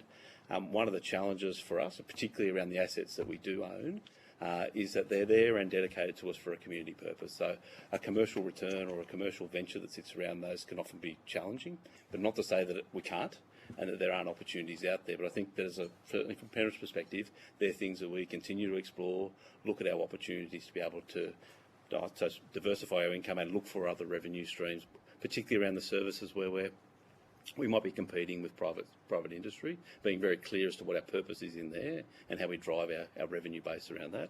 I suppose the autonomy particularly largely talks to outside, yes, a federal sphere of influence, is rate pegging in New South Wales has meant for us and has been suggested into rate paths for councils across New South Wales to be able to determine those and have autonomy through engagement with their communities is really important, so that we can have that conversation. Our communities aren't saying to us that they want less or lower standards. They're saying they want more and more standards. There is a process, but it is a difficult process, and it's a recurring process that if we could have greater and more mature conversations with our community, could be flattened over time and would help us from an autonomy perspective around our rate revenue. But certainly other forms of income and diversification are things that as an industry we do look to, and as, from a Penrith perspective, is something that we do rely on to ensure that our rate increases aren't as significant as they could otherwise be. We're probably in the same boat in terms of looking for opportunities. The reason why our directorate was formed at Camden Council is because of the growth. We've got significant infrastructure provisions coming in. As we all know, we've got a $1 billion 4-year works program. That's just what's identified within contributions plans. We get dedicated local roads, local drainage on a weekly basis to council, which isn't included as part of that $1.2 billion. So we as an organisation understand that those assets are going to have to be renewed within 20 to 25 years. We basically have a long-term budget over 10 years, so we're starting to look at, we need to go beyond 10 years or 20 years to understand what our financial liabilities will be with such a rapid growing council. So we are looking at opportunities to reduce the burden on our existing population by looking at opportunities to have revenue generating income to match those spikes within asset renewals within our organisation. Thank you. Mr. Burnett? I'm happy to go. Yeah. Still looking at the thing. Thank you very much. I am keen to jump back to both what you've referenced in your submissions, but also what you've spoken to in terms of population growth and growing, and the demand that places on local infrastructure. We've been hearing a fair bit around how improved coordination between the three tiers of government is required to better respond to that. I just want to get a sense from all three around how you're working in partnership with both state and federal government around the things that we need in order to make population growth: homes, roads, public infrastructure, public transport. What is it that is currently working well, and what is it that, obviously outside the funding arrangements, but the actual partnership program? I think for the most part, interactions with ministers are really good, and we're getting the message across, and it may or may not being received. I think the big thing for me is there seems to be a lack of trust in that transfer of money between governments. So what we're talking about today is we are almost scrutinised to paralysis. So unencumbered funds is the answer. Why do we have to justify every dollar and cent? We already do that to our community. I mean, we're a $170 million company asking to look at innovative ways and scrutinise and how do we do better. I mean, the state takes 120 billion, feds take 700 million. I mean, we're born of legislation. It's not like we're a non-for-profit here going, can you give us money? And you're going, oh, well, can't you work it out yourself? Like, we're heavily legislated. We're delivering 50, I think you said 56% is legislative burden. Ours is probably higher. It's that lack of trust that I'm not seeing in the transfer of the money, sure. And that speaks to the rise, to the funding, to the disaster. I understand there's constraints, so we don't just go to the moon with the money, but it is so tight around our neck that, as I said, it's nearly paralysis. Okay. But the conversations are happening, and I think the relationships are good. It's just this justification to take, again, a $170 million company getting sort of in out of a council getting 15, 20 million, and you guys are playing with 700 billion or thereabouts. It's just a bit out of balance. In terms of our perspective, in terms of growth, for us, because the Southwest Growth Centre, when it was first identified 20 years ago, it had a population increase of 330,000 people. It was the size of Canberra coming to southwest Sydney. In terms of that quantum of planning, you can't do it on a little precinct by precinct basis. You need to understand holistically what are the requirements. When you start thinking holistically about what those issues are, you're no longer talking about local roads, collector roads and drainage. You're talking about hospitals, universities, employment. You start getting to a level where you're talking to the federal government and the state government and local government working collectively on how those areas are delivered. What we're finding now is we're still doing it by precinct basis, and there's a lot of shifting onto local government. You go and deliver it. You've got a contributions mechanism to refund or to collect money to provide the infrastructure. But as we said, there's a delay in us collecting the money and actually then providing the infrastructure. So we've got examples of people finally saving enough money to buy their home, their $1.2 million house and land package in Camden, yet they're still waiting 10 to 15 years to get a local park or to get some community facilities we can't even fund through developer contributions as well, which is another issue when you talk about the socialising of people needing to get access to these services. When we talk to the federal government, there are grants available to provide outreach services, but they need a facility to go into, yet we aren't able to provide those facilities at the state level. So there's a disconnect between what the federal government and the state government want in terms of helping the communities. Is that the developer, you can't... Yes, So the developer contributions in New South Wales has an essential works list. If you're over the cap, you have to basically provide infrastructure that's aligned with that essential works. It doesn't include community facilities, and the level of embellishment of open space is so far down that it doesn't allow us to actually utilise a lot of those facilities. So from our perspective, and I said this at the start, it's about how the three tiers of government, before they release land, have to have that honest discussion about how jobs, how hospitals, how community facilities, and how infrastructure and transport are going to be provided as part of that provision or the release of that land, and that there is a commitment at that time, and not councils in 10 or 15 years' time looking for handouts for grants to provide these facilities. Those discussions should have happened beforehand with some sort of commitment for the delivery of that. By councils being able to have the money up front, there is actually a saving to whoever provides that money, because we capture the true cost of that infrastructure at the start. It then allows certainty for the development industry because they know what it's going to cost them to contribute to develop within that area.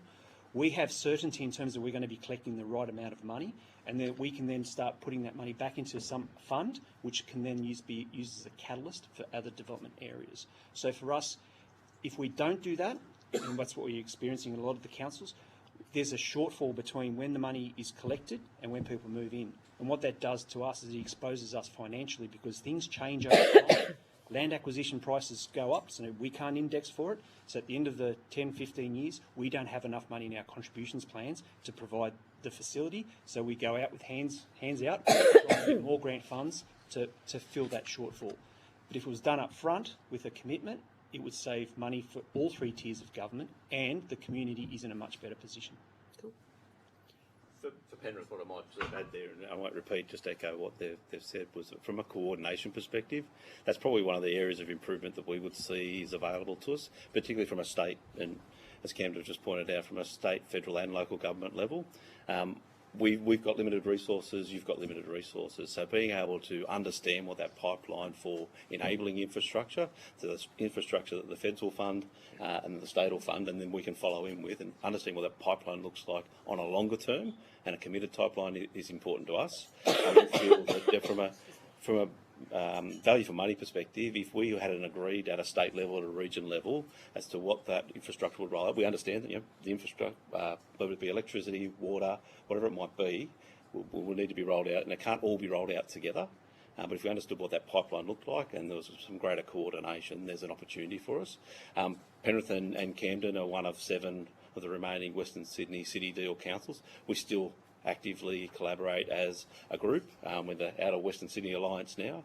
And you'll hear our mayors and in particular the chair talk about we want to understand, we want to work with other levels of government to understand what that enabling infrastructure is and have it coordinate. We know that we won't always be first in line, and amongst our 7 councils we won't always be first or second in line.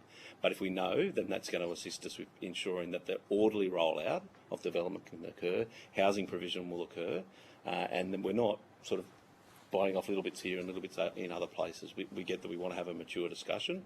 I think one of our challenges is often that having access to that discussion with the federal government is difficult. Always wanting to sort of come through the state, but we need to be able to have that 3 level of government discussion and agreed pipeline that we can then plan for the next 10, 15, 20 years with a rollout for our communities. The communities end up being our residents in our place. So we want to create the place they want to be in. So to be able to do that in an orderly fashion is important. So I think any discussion we could have about how we could improve the relationships would be that longer term commitment to the rollout of infrastructure and funding that relates to that. Echo some of the other challenges. We get some funding. Some of the challenges for us is funding is announced and then the funding deed is negotiated, and it's for a program of works that hasn't been scoped beforehand, that often then sits with us. By the time we get to a point of being in a position to understand what that works might look like, because it was a project that's been announced, we might be 1 or 2 years down the track. That's when we understand what it's going to cost, and so then being able to have that discussion back with the federal government is often challenging around what that new scope of the project might look like and the value that we can deliver to the community. So we've got one at the moment that we're working our way through, that every time we delay and go through a sort of 6 or 12 month cycle we've needed to change the scope, particularly with cost escalation, the prices are again moved on. So being able to have a more fluid and I suppose mature conversation, trusted conversation about how we augment our projects and become or remain agile would be an improvement that we'd see as well. Appreciate it. Thank you. Thanks, Chair. Oh, great. Just before we move on, I might just get, just for the committee, move to accept this additional submission from Wingecarribee Shire Council.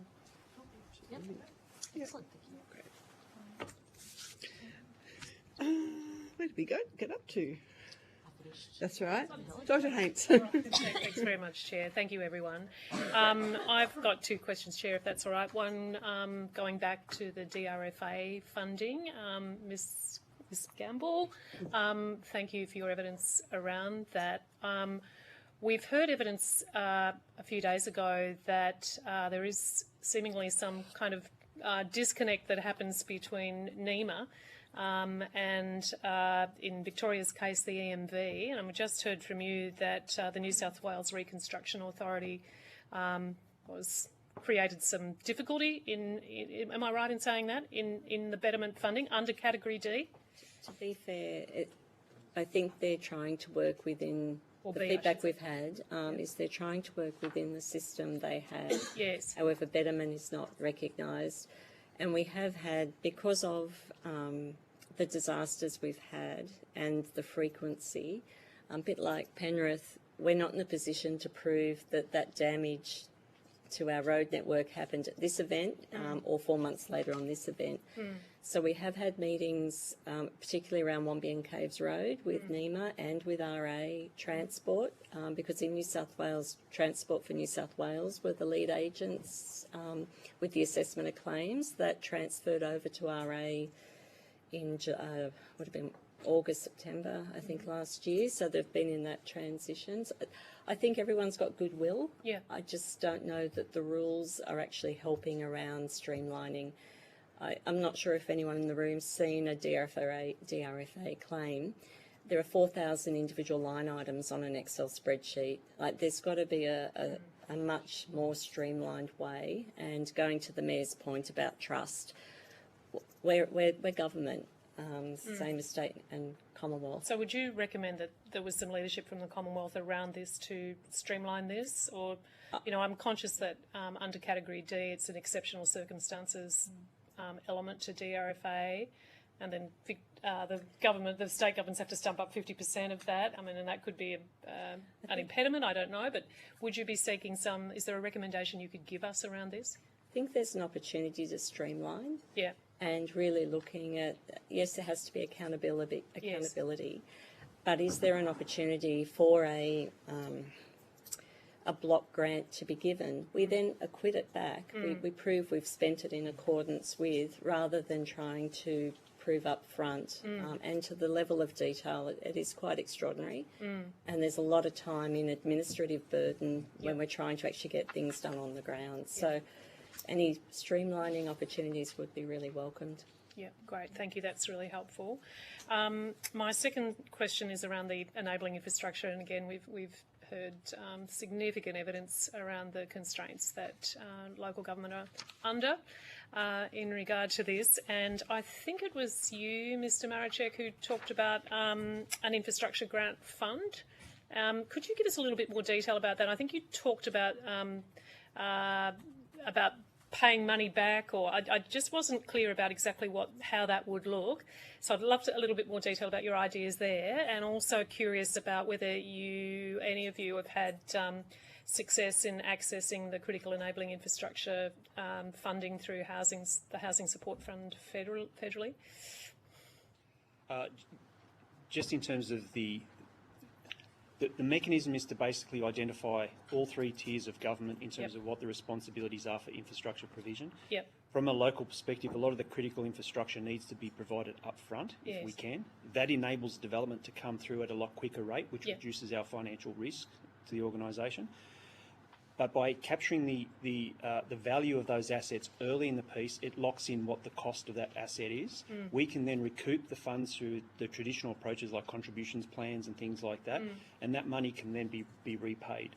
The issue, the safeguard for that is we actually identify what the value of that asset is, and we recoup that money, which could then be repaid into that fund. So you're suggesting a fund rather than a separate lender? Yes. Yep. Yeah. So the money once collected would then go back into that kitty, which would then help at potentially another precinct in the sequencing. And I think sequencing is a big thing because at the moment it's open across the board, and it makes it really hard for local governments to provide the infrastructure when it's so spread over such a large area. But that allows the government, all three tiers of government, to identify where those priority areas are. Who would hold this fund? Where would you see that? That's probably a good question. I don't know exactly where they would be. My gut feel is it would probably be sitting at the state level, but it would definitely need some sort of lens through the federal level to make sure that there's that priority across the whole nation, not just within the state as well. Okay, thank you.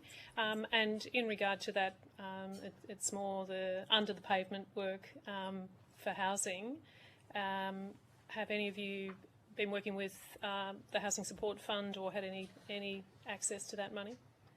Our understanding is that the Housing Fund has now shifted more towards social and affordable housing, which is very strong in terms of its merits. It's disappointing that the critical infrastructure component has seemed to have kind of come off the pace, because if those schemes were available certainly to councils like Camden, we would certainly have a strong appetite. Particularly around road infrastructure, as Milan has indicated, that would allow for early release development. Thank you.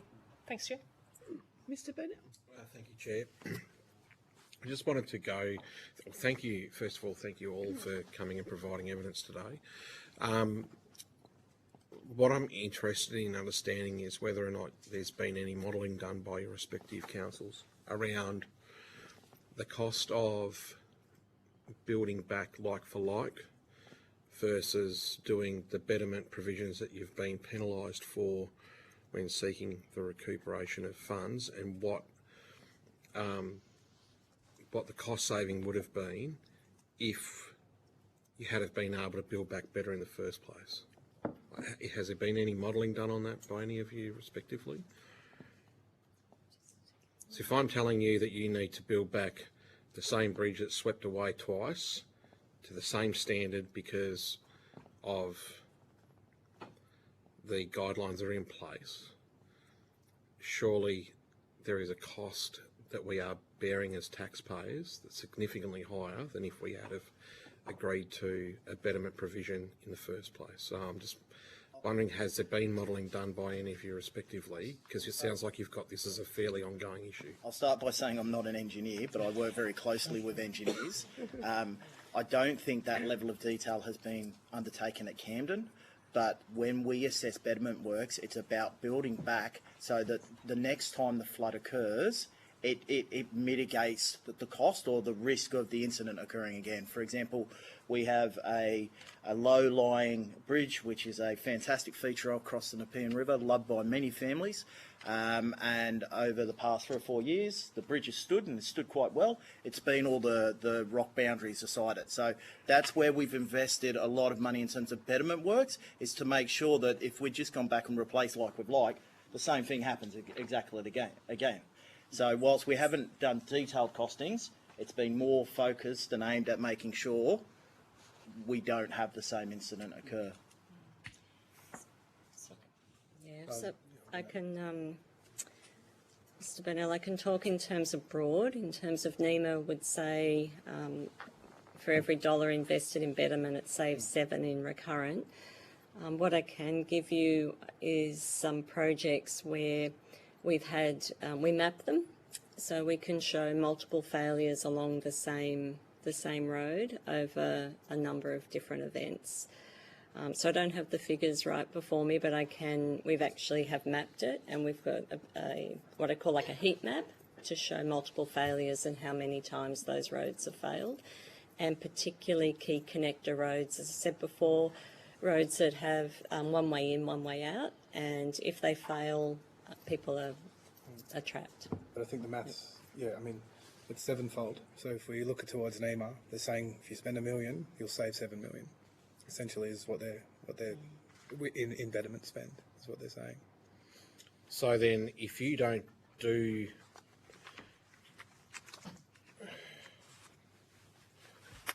the betterment investment at the front end on the first time, what's the financial impost though for the LGA specifically? It depends what's covered. So if they cover us to put it back like for like, then it's the burden's there. If it goes again, the burden is then again on the taxpayer. If we're doing the betterment, then we're covering the cost. But hopefully it doesn't happen again because we've chosen to do that betterment.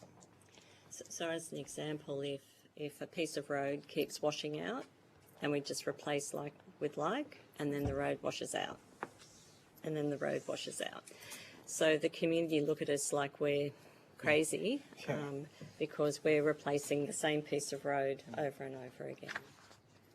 Yeah, that's which some of those social examples side of it are too. in We haven't even talked about is we look like gooses for the same slip failings. Yeah. So we've undertaken some work on the, which is public information, on critical connector roads where they are roads that service a community. With the engineers estimating it's around $45 million to undertake the betterment work on these key connector roads to make sure that they are in a better position to withstand floods or storm events. So that could be stabilising, it could be improved drainage, it could be widening, but that's the estimate. And again, happy to provide that information. Yeah, I actually think it's quite important because, when we're trying to justify the delivery of funds to any tier of government, you've got to be able to demonstrate better outcomes, and I think that there is an ability to demonstrate some of that from time to time. I find it quite interesting. I just want to change tactic if I can. I wanted to just explore, and we haven't touched on this much today, but the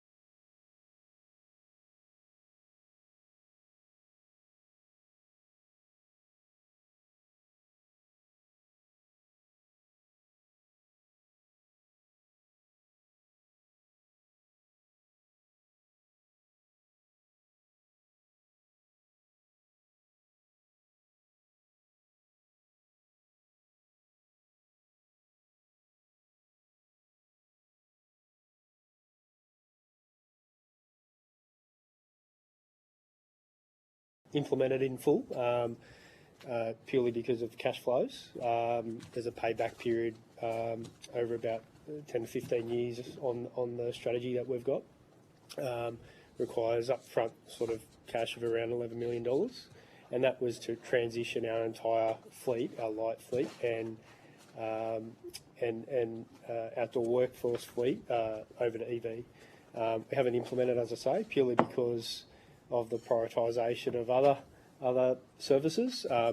What we've done instead, ahead of that funding is undertaking a pilot program of our light fleet where we're starting to dip our toes into the acquisition of light fleet, not necessarily charging stations out in the public areas. We haven't done that. We know that there are some grants available that I think close at the end of this month. We're looking to see if we can take advantage of some of those grants, but it's not whole-scale change. Yeah. Camden?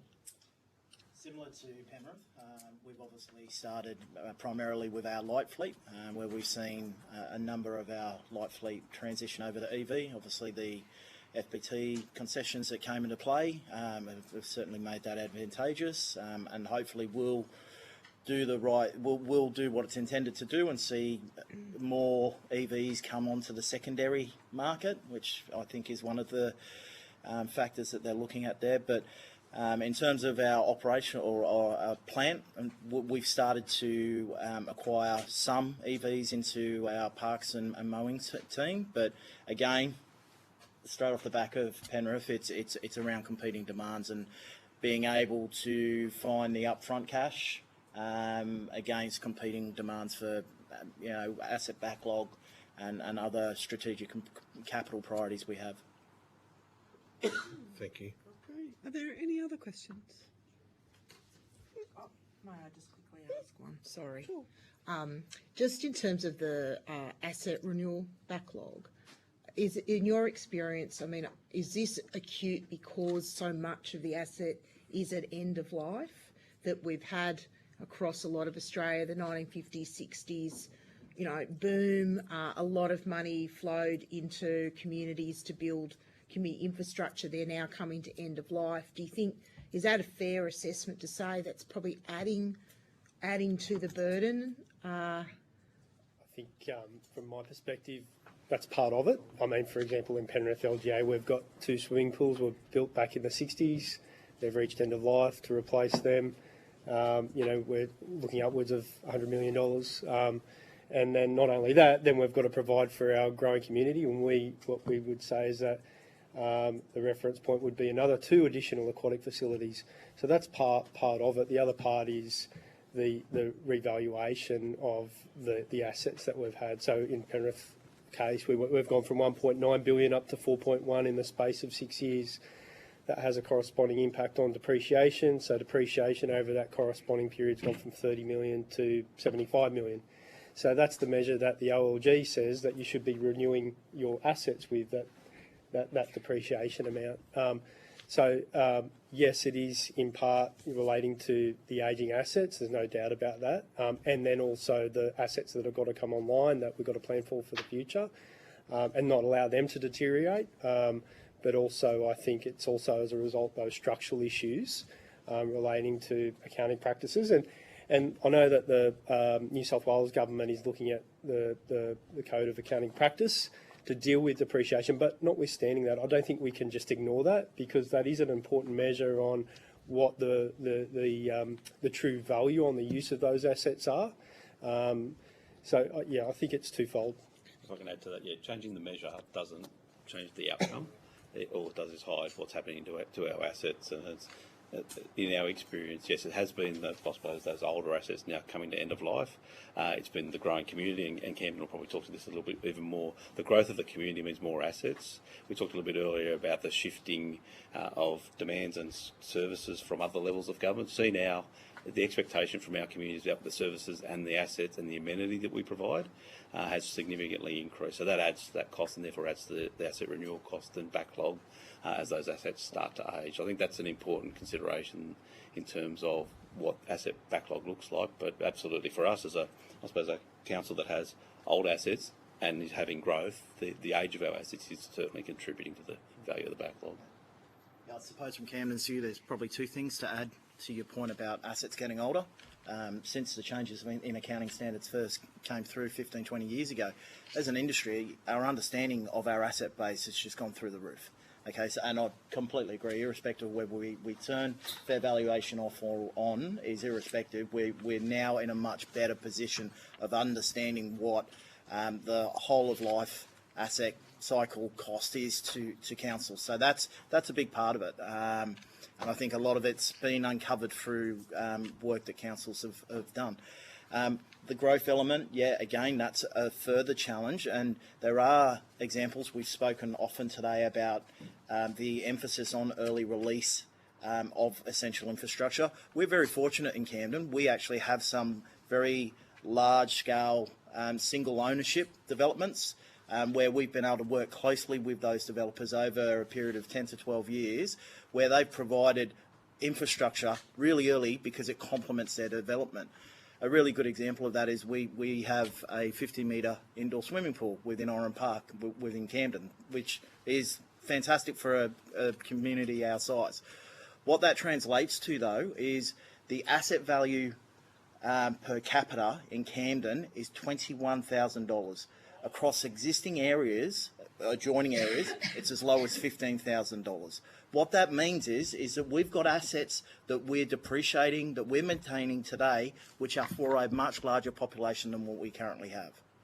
Okay, so that's a really telling story as well in terms of not only better understanding the assets that we have and, you know, are getting towards end of useful life, but getting ahead of the game and building assets for that future population of 250,000 people. There's an old adage that they used to do it better back in the day, and I disagree. I think a large portion of our works is fixing a road that was poorly constructed, and we go over and I mean, our kids today are buying homes with all the constraints, so footpaths, underground, perfect roads, and we're spending quadruple the amount of money building it.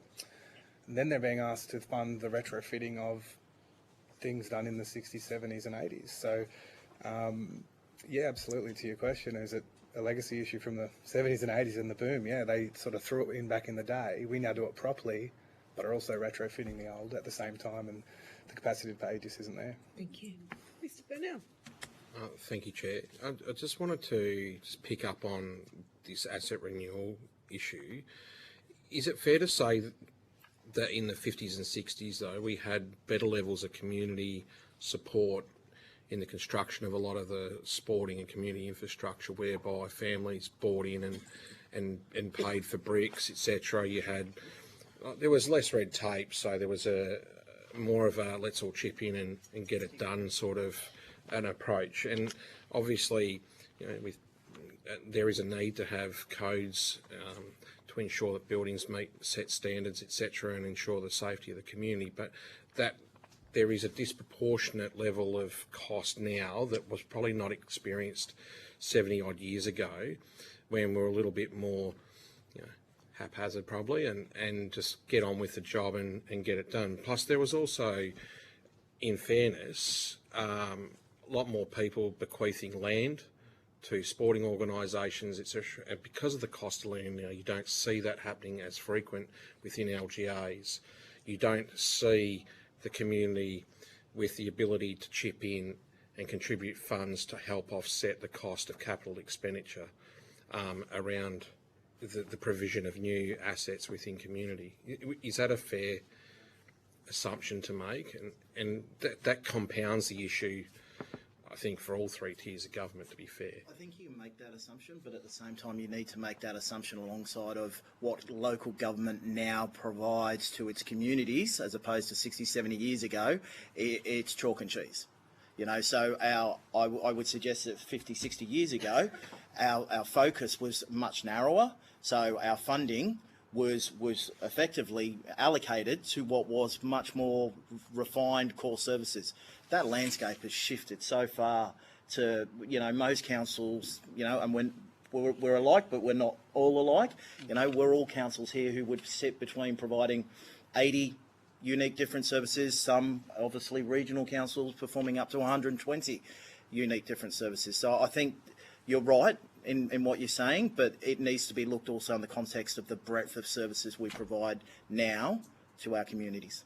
It also needs to be balanced back against that expectation as well. So the community expectation of what we put in a sporting facility in terms of the amenity building is different back to what it was compared to what's acceptable now as well, from whether it be from a bathrooms or a change rooms facility, rooms for officials and referees. So that is changing. That expectation's changing. It's us keeping pace, I think, with the providing that amenity that the communities need.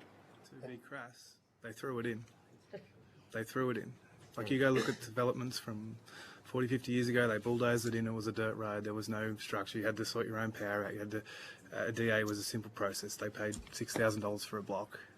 Certainly they threw it in, and as I said, no different to the funding and the grants and everything, we are kind of constrained to death. And I think the answer isn't going backwards, and I guess not going back to bulldozing in developments, but we got lost in the middle somewhere.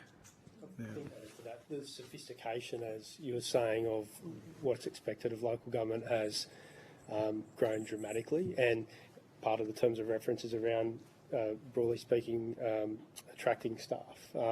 And because of that wide breadth of services and the sophistication of those services now, you know, and the diversification of income streams, because again, we like I said before, we lack that autonomy to an extent where we're now involved in property investment and property development in order to attract greater revenues.